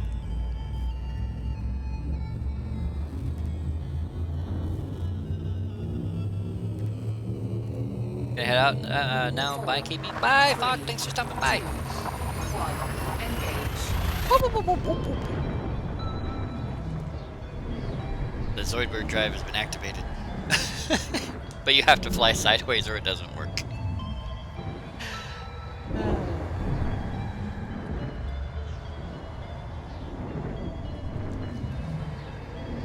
And pop goes the weasel. And sock him in the jaw and yells, "Pop goes the weasel."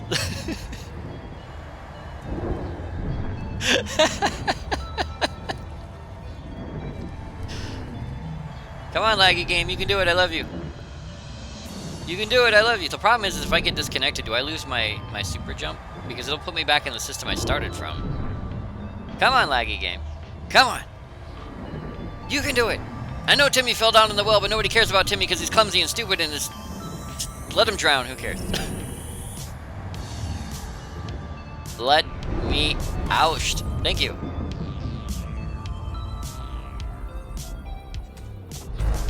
Does that mean you're sand crabbing your way through hyperspace? I certainly hope so. Otherwise, what would be the point? Yay, we diddle it. Like we diddled your mom. I love your mom. She's so easy. In more ways than one. Fuel scoop complete. Being me is awesome every day. You know that? Fuel scoop disengaged. Yep. I might get work off later today. My jeez. You know I English good, right? 161. Could I? Maybe. It's probably over 1,000 light years, but we'll give it a shot.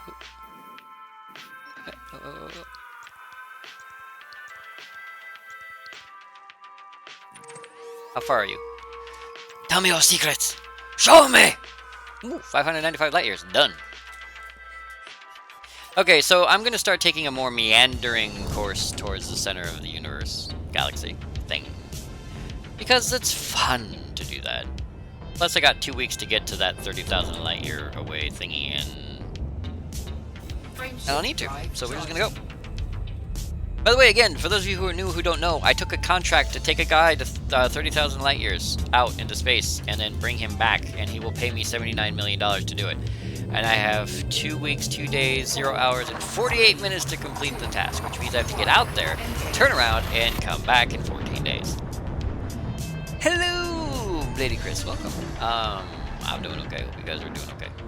KB going neutron star jumping, you're almost required to have 2 AMUs in your optionals, one to repair your drive and the one to repair the first one as you progress. Yikes.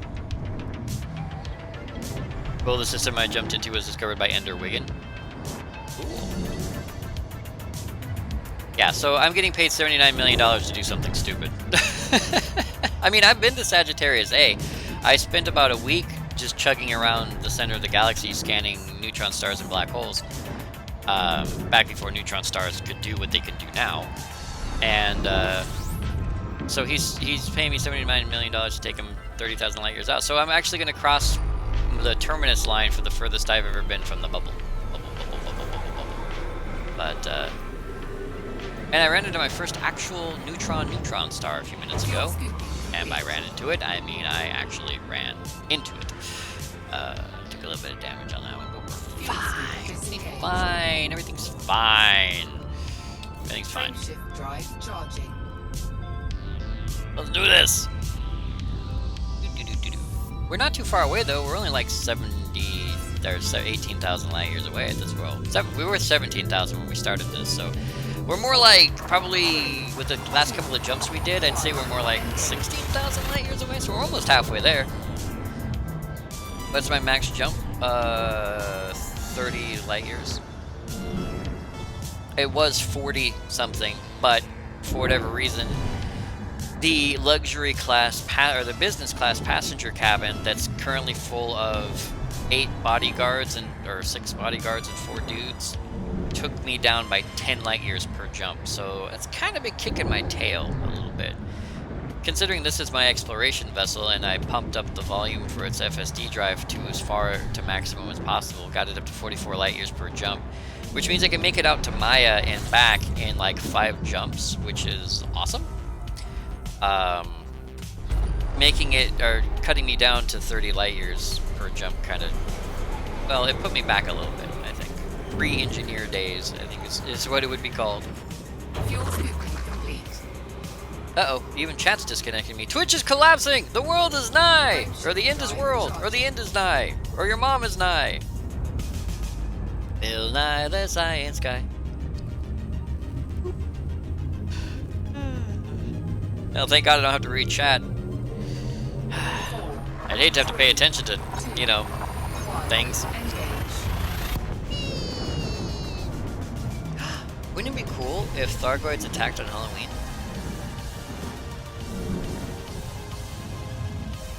Maybe a little bit. It'd be a horror story of the ages to tell your children. October 31st, 3302. Thargoids attacked. On my exploration asked 45 light year jump, and on my exploration condo I have 54 light year jump. Nice! Come on. Come on! If you're nearly there, you can do it. I believe in you. Come on! The Thargoid. Ah! Vance, attack by the Thargoid! Almighty Thargoid overlords, we respect you. Please don't melt our brains with your lasers. Why am I talking like Mr. Ed? Fuel scooping complete.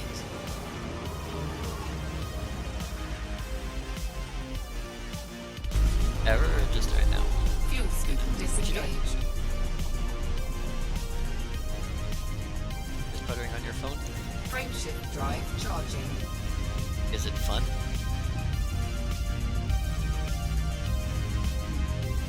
There's a joke in there about fun. I don't know where it's at. Does ED have hyperspace jump stations? 3. In what way, Panda? 1. Engage. The Firetoad's gotten its Anaconda up to 60 light year jump range. Someone said they cracked 100. And I don't think they meant with a neutron star. I mean, I think they actually were able to crack 100 light years. I think. And it wasn't an Anaconda, which has the highest jump range. I don't know what they did to crack 100. I think they had a max jump FSD on there, super boosted, yada yada yada with engineers. I think they stripped it down to bare nothing and then pulled like the gas tank out of it, but like the teeniest, tiniest tank in it they possibly could to get 100 light years. So I think that's how they were able to do it, but I haven't actually watched the videos or checked their numbers or anything, but someone said they cracked 100. Or was it cracked 60? Was it 60 or 100? I don't remember, because I don't remember what the max jump radius was for most ships. I think it might have been something lower, like 60. 100 with or without Jumponium. It probably was with Jumponium. Thargoids are here and they're recruiting. Yeah! I think, yeah, but he had plenty much nothing on it. I think not even shields, so yeah, I mean.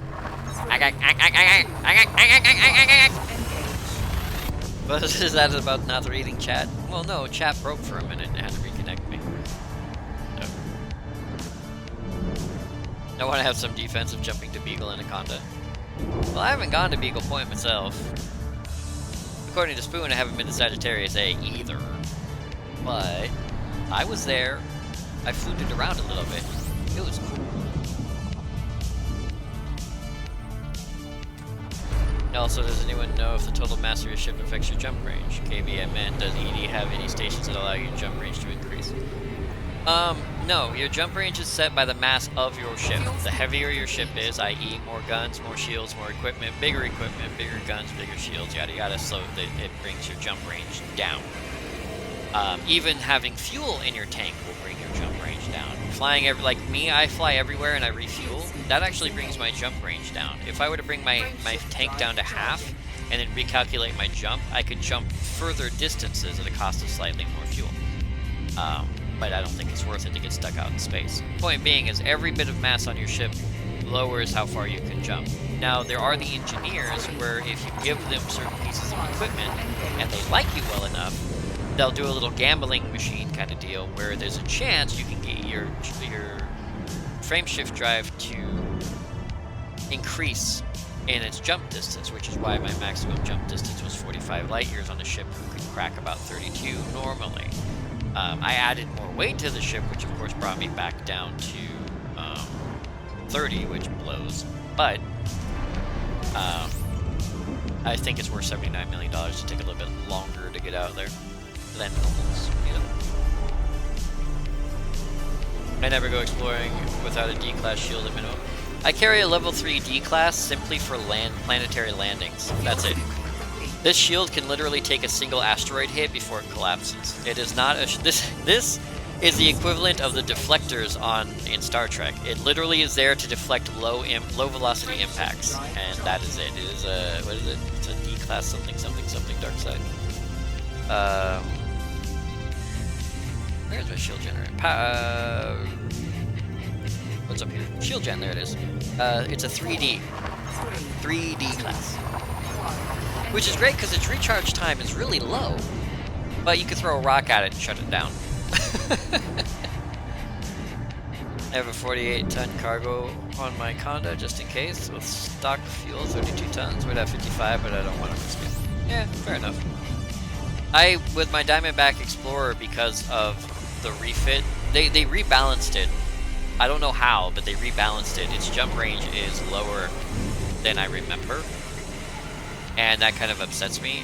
I looked at the wiki, and the wiki says its jump range should be right, but I think it was... I had the Diamondback Explorer before they added in... before I had Horizons.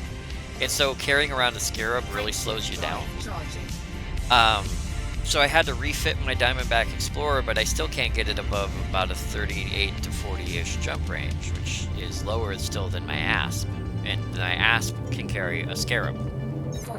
Which I probably, for this run, should have dumped my Scarab, but I'm not certain what this guy wants us to do when we get out there. So I probably could lighten the load a little bit, but I wasn't really comfortable with not bringing a Scarab with me.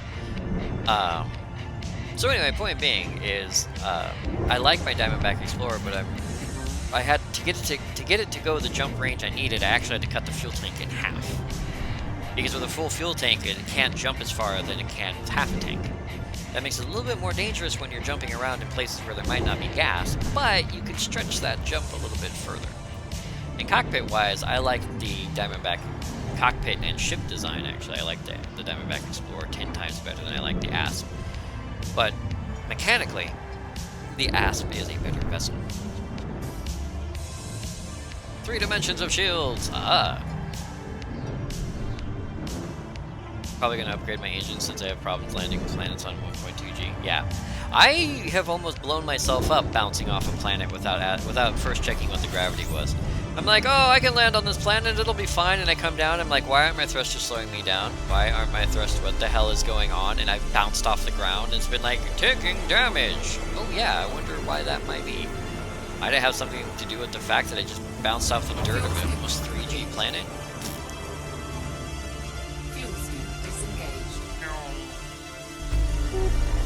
Anything else out there? Laggy game is laggy! Told you there'd be more out there. Friendship drive! That's our TikTok.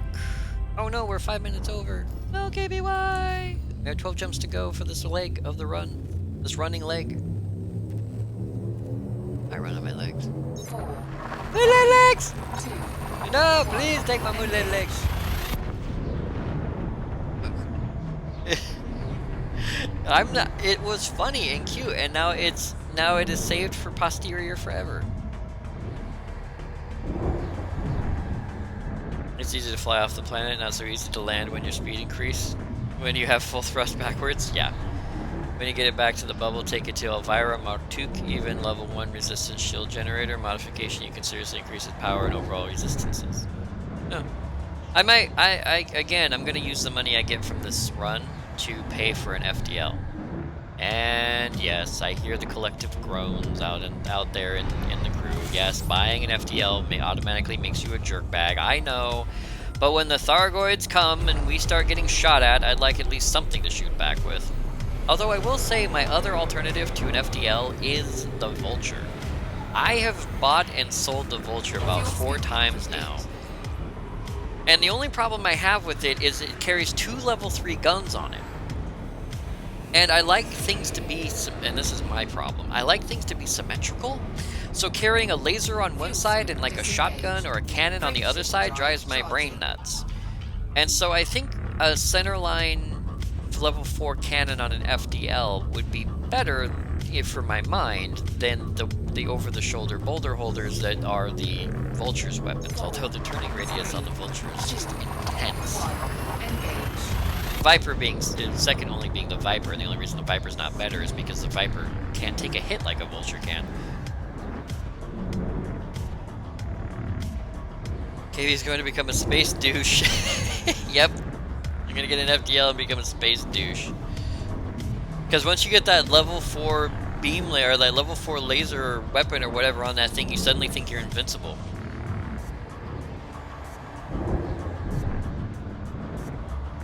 You're getting about 12 FPS and it doesn't want you to send in-game messages. What's wrong with your computer, Brute? It's not a laptop, is it?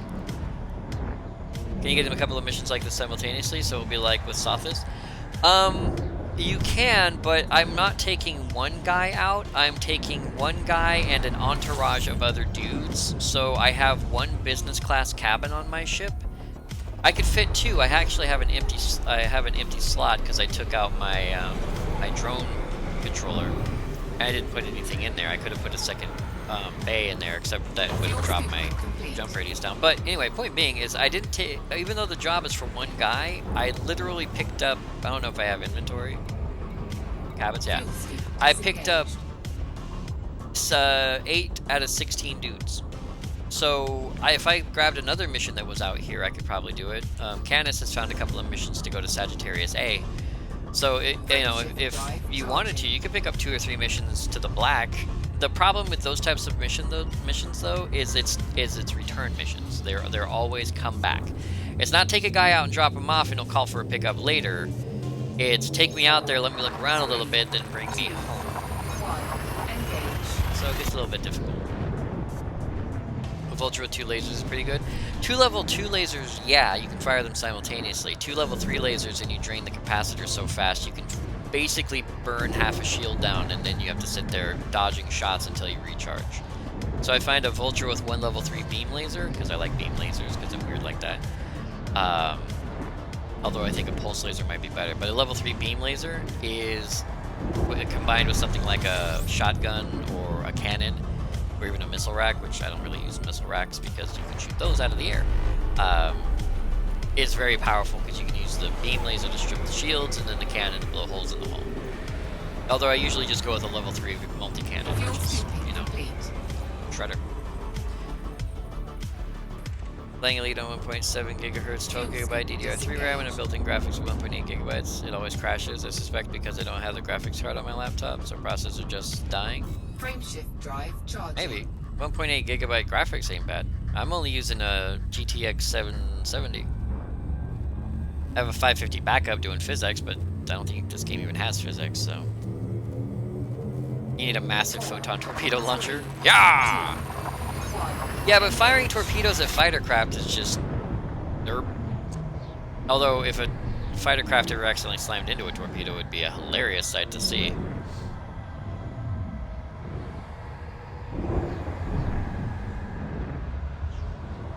A Federal assault ship? I don't know if I have the Imperial or the Fed rank for an assault ship.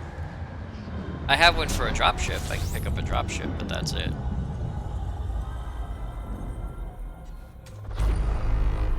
Jump 1 to 200 light years to get customers back is not that big a deal after traveling 60,000 plus light years. No, it's really not. So yeah, but you can pick up multiple missions if you have the crew space. Beluga or an Orca can do it, but their jump range is kind of trash. You'd have to pick something like an Asp and then FSD the crap out of it. That might work for you. Frameshift drive charging.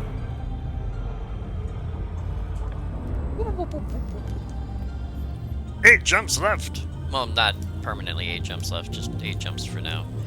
Although I think I may have to discontinue. That's the word I'm looking for. Discontinue. Because I have work today. But look how many viewers I have. I have so many viewers. They say "voo" because it's near Halloween.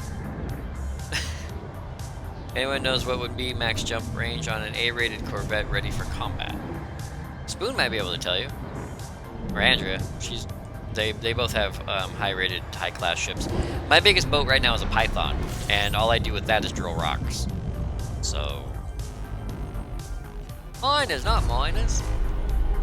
How far am I now? Oh, I don't know. We can take a look. I'm probably about 16,000 light years out. I mean, those 1 or 2 120 light year jumps were cute, but they took more time to make than they did to actually jump. So let's find out. Let's see how far away we are.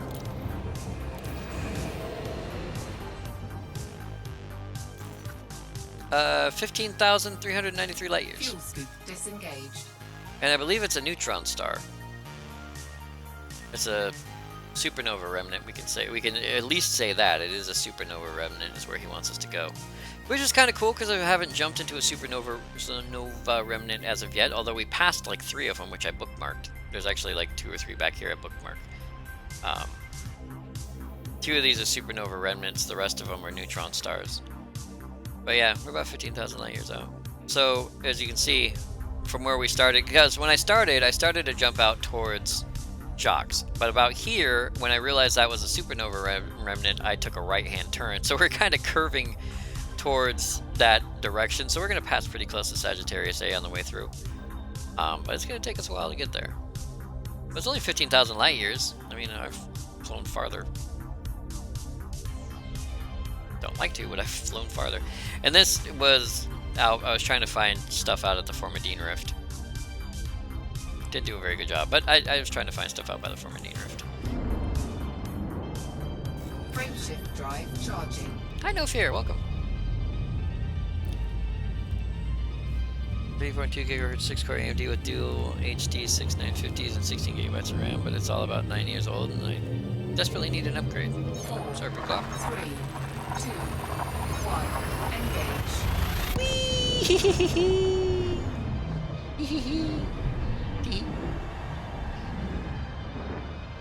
Big stretch. Tee-hee-tee. Tatas. Tee-hee tatas. Ta-ta-ta. Ta-ta-ta-ta-ta. Space, no one can hear you. Cha-cha-cha. With the ta-ta-tas. In space, no one can hear you. Cha-cha-cha.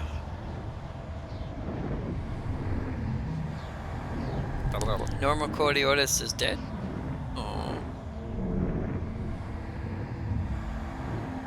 Let me out of witch space! And I know it's not witch space, it's hyperspace. I don't care. I'm going to call it witch space because it reminds me of witch space, so shush.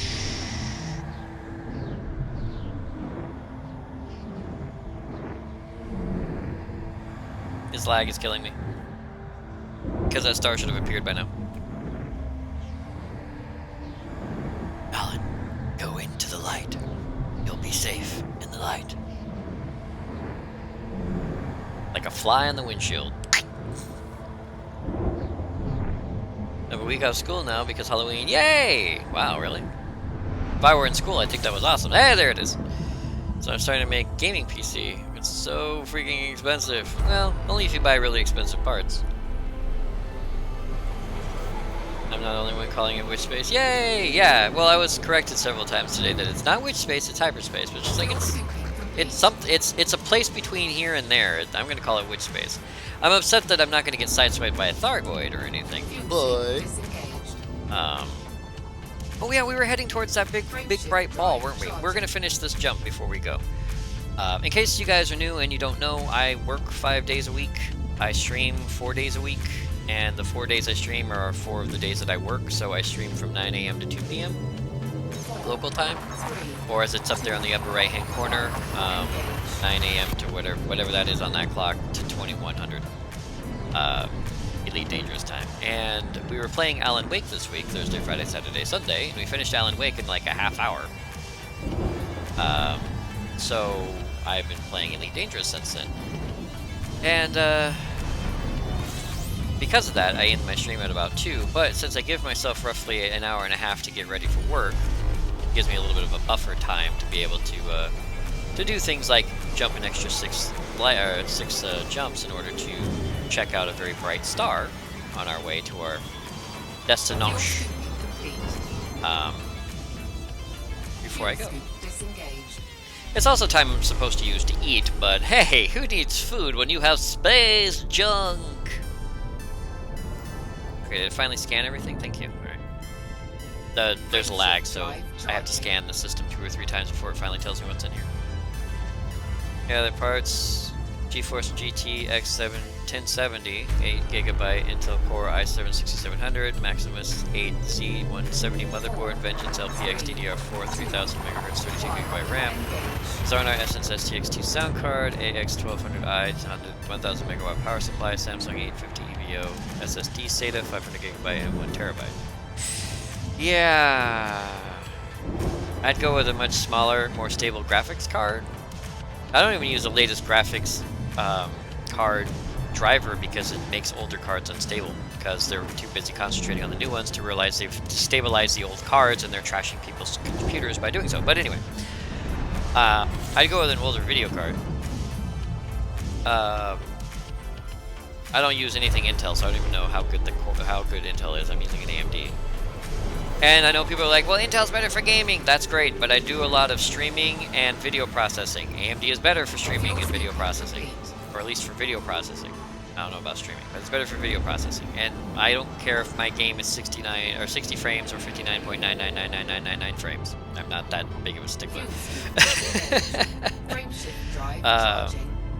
As for the motherboard, I'm using I don't know what my motherboard, MX something. It's an AMD or Asus MX something class motherboard, version 4. It's older, it's not old, but it's older. And I'm using 1600 megahertz DDR3, about 24 gigs, because I mixed and matched 2 different sets of RAM. Smart guy, me, by the way. Because it has to run at the lower clock speed. And then, what was the other one? Oh, biggest upgrade I have is a 3.2 gigahertz octo-core, AMD octo-core. So, I wonder, did I upgrade my specs on the board? I think I did. What joysticks do I use? The Xbox 360 controller. I'm using a third-party Xbox Afterglow Xbox 360 controller. It's blue. Well, it's see-through, but it has blue LEDs, which I don't turn on because they're really bright. So it's a clear, wired. It's wired too, because I got tired of buying batteries for wireless controllers. So it's a wired 360 controller, third-party, because Microsoft doesn't make 360 controllers that are wired anymore because they're expensive and no one uses them in the sugar hole. And yes, I had wireless controllers with a play and charge kit. Play and charge cables, the charge cables broke, and then I had a third party, or the plug-in where you can put the batteries in it, and that stopped working, and then the batteries died, and I'm like, nope, just buy me a wire. When the button breaks, I'll buy a new one with a wire. Oh yeah, that's what I was gonna try. Oh, I think I updated this. Yep, there it is. AMD FX 8350, octo-core, oh excuse me, it's 4 gigahertz. NVIDIA GTX 750 Ti and an NVIDIA GTX 550 Ti for the PhysX, or basically my second screen. So my primary screen is my 750, excuse me, not 770, 750. Runs my game and my streaming and all that jazz, and then the 550 is used for PhysX calculations and for my second monitor, which has chat and whatever else on it I want. Well, it says 16 gigabytes DDR3, but I just reinstalled because I thought it was my RAM that was causing me instability issues. It turns out it's actually the NVIDIA drivers that cause instability issues. It's got something to do with idling. Like, what it is, if you're playing a game, if you're doing something where the graphics have to render constantly, it's fine. Everything runs fine. As soon as you do something like, say, watch a YouTube video and your system goes into idle mode, because all it's doing is rendering a YouTube video, it's not doing anything heavy, the video cards go into sort of this power saver idle mode, which will literally crash Windows. You'll blue screen out every time. And it's always when I'm just sitting, not doing anything else except watching YouTube. And some people may say, well, it's Flash Player, except it doesn't happen with the 2.4 drive, or the 243 drivers, whatever the drivers I'm currently using for NVIDIA. Anything higher than that, I can run, like I had to upgrade my drivers to run Doom, and I ran Doom, and Doom ran fine, and I ran them for a while, and then I blue screened out one night when I was sitting and watching YouTube. So I rolled back my driver to the old one, haven't had a problem since. So whenever a new game comes out that requires a new driver, I upgrade to the new driver, play that game, and then roll back to the old driver. So. It's 2:22! Yeah, I know. I got an hour. I have an hour. I gotta take a shower, but Showers. I take like 5-minute showers. Why are you glaring at me? Everyone takes a blah blah shower. I take like a 5-minute shower. I use one thing of soap. Yeah, she's melting. I use one thing of soap. I pour it all over my body. I wash until it's not dirty anymore, and then I get out and dry myself off. It's not hard. I actually take longer baths than showers. I use a 360 controller as well. Thought about building a cockpit with its own rig, multiple screens, and a high-end HOTAS, and then after I got voice attack and a combination of PA and the controller, I never have to touch my keyboard, and it runs perfectly. Eh.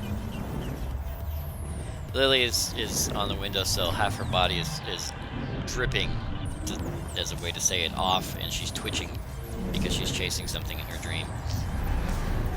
And boom, baby. Was this our guy? Nope, we got one more. At least one more. I don't know anymore. How many more? One more! The big, huge star is the next jump over. Yay! We can see what it is. I bet it's really big, too. Right? Yep, you can see it. Look, it's 15.6 light years away, and it's a little... Well, okay. It's actually very bright. You can kind of see the outer edge of the coronas. It's surrounded by beer.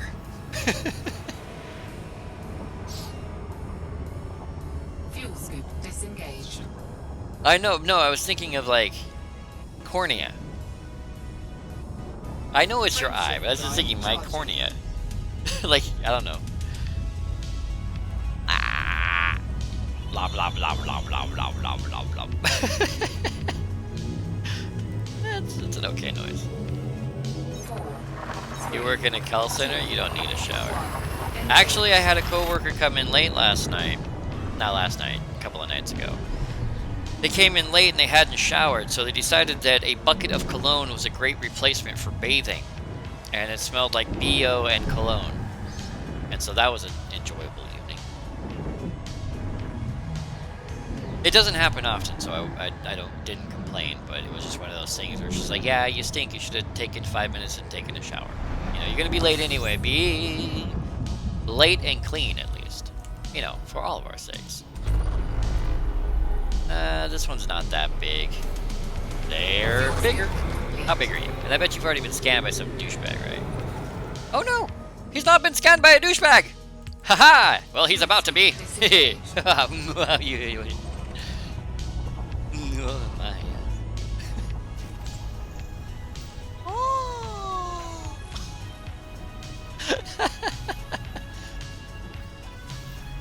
I still want to find a super massive giant star. I have found one. How do you guys remember how big that one I found was? Was it like I want to say it was like a 50 solar radii? It was big.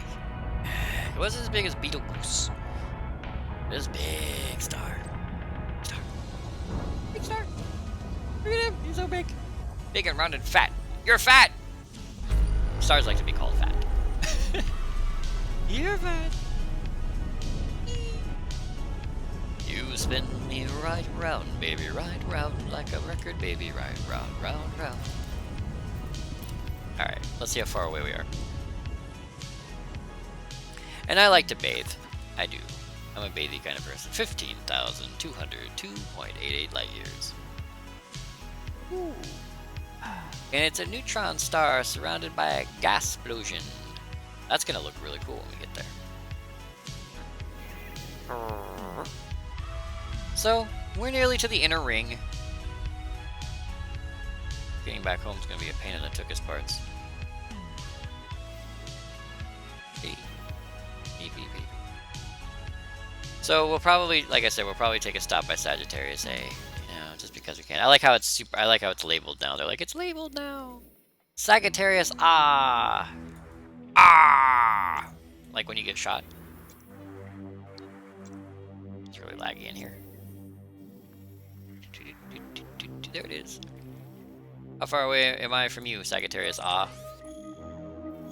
Wait a minute, it's gotta calculate.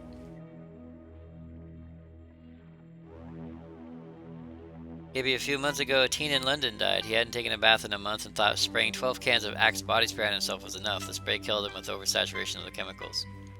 Well, that's what you get for being dumb. Showers, good. Vaccination, good. Science, good. Stupid commercials where women jump on you when you spray chemicals on yourself, bad. Alright? Can we kindly smash this into our skulls and be done with it? 9,055 light years away. I think we could do that, don't you? I know you do. That's why I put it on. I'm like, 7 will want to jump me when I'm this. That's why I do everything in my life, by the way. I ask myself, would 7 jump me? By WSJM, people look at me funny. Beep, beep, beep, beep.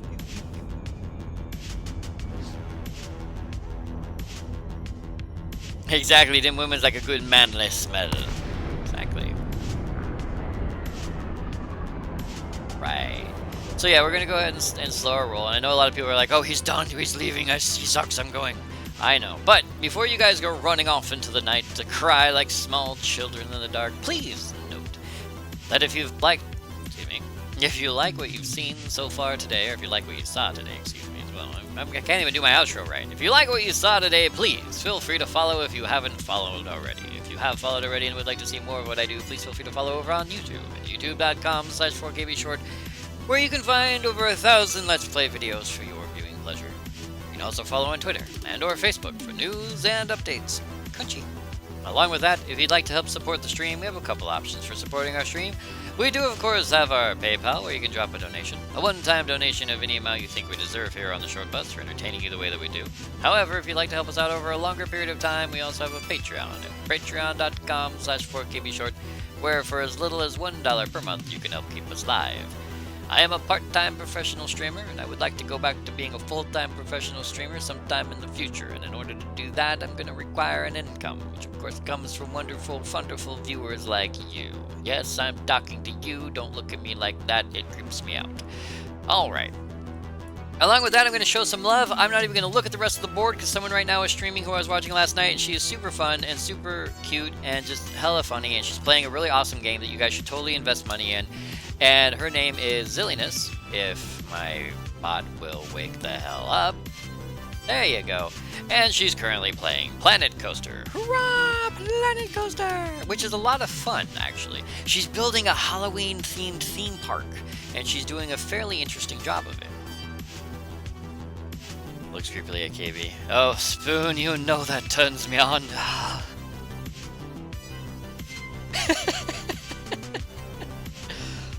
Hey, say creepy things, people back away. Anyway, I also want to go ahead and let you guys know that today's music is brought to you by New Retro Wave. You can find all the music available for free to listen to over on YouTube or Spotify. If you like any of the songs you heard today, please note that you probably didn't see the title of the song nor the name of the artist, but it is now currently scrolling in the lower left-hand corner of your screen. My apologies for that. It has something to do with the way that the new OBS does its window capture. There's no way for me to capture a teeny tiny bit of a window. It's all or nothing. And so we either have just the New Retro Wave logo in the corner or a large version of Winamp all over our dashboard, and that just gets annoying. So, because of that, I'm going to go ahead and run my outro, and then I'm going to go. And like I said, without looking at the rest of the board, I'm just going to go ahead and host Zilly, because she deserves all of our love. All of our love. Give her our love. And, tomorrow. Oh, by the way, tomorrow is Halloween. Halloween! Tomorrow, where it's Halloween, we're gonna do. I still haven't carved the pumpkin. I'm debating on carving the pumpkin on stream. I may carve the pumpkin off screen, but regardless of whether or not to carve the pumpkin on screen or off screen, I will be displaying the pumpkin on cam, so you guys will be able to see how awesome I am. Oh yes. Along with that, Seven and I will both be streaming tomorrow during the Halloween time while we stuff our face with pizza and soda and get enormously sick and puke all over ourselves. And Seven might get drunk. That's gonna be fun. On top of that, the streaming, not Seven. Woo! On top of that, we are going to be playing.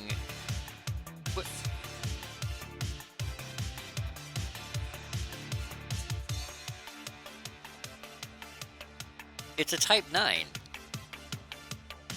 Why is there a Type 9 in a pan? I don't get it. Anyway.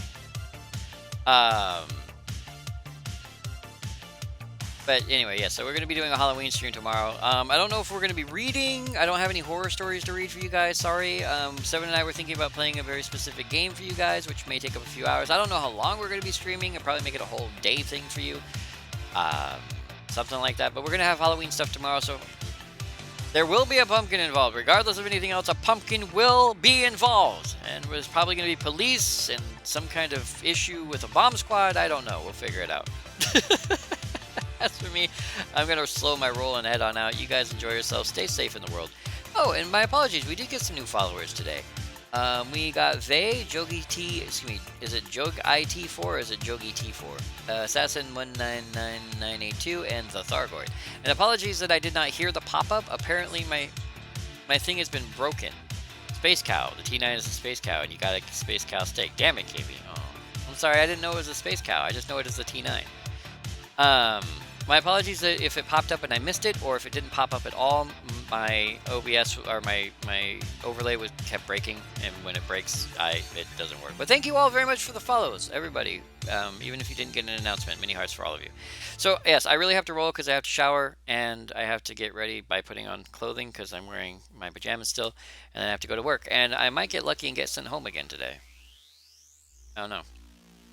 I'm thinking that I just like the idea of being sent home constantly. Problem is, it means I'm doing my job too well. Which is also stressful. But anyway, I'm going to roll. You guys enjoy. Please stick around for Zilliness or go over and head over to her channel. Again, even if you don't want to watch Zilly per se, mute her channel, watch her play Planet Coaster because it looks like a lot of fun. And unlike I said, unlike just placing down stuff that's pre-built, you can build your own stuff from like scratch parts, which is really cool. It's not out yet. It is an alpha, so you'll be watching an alpha, not an actual game. So, anywho. What was I doing? Right. I was going to go ahead and do this. And I was going to do this. Bye, everybody.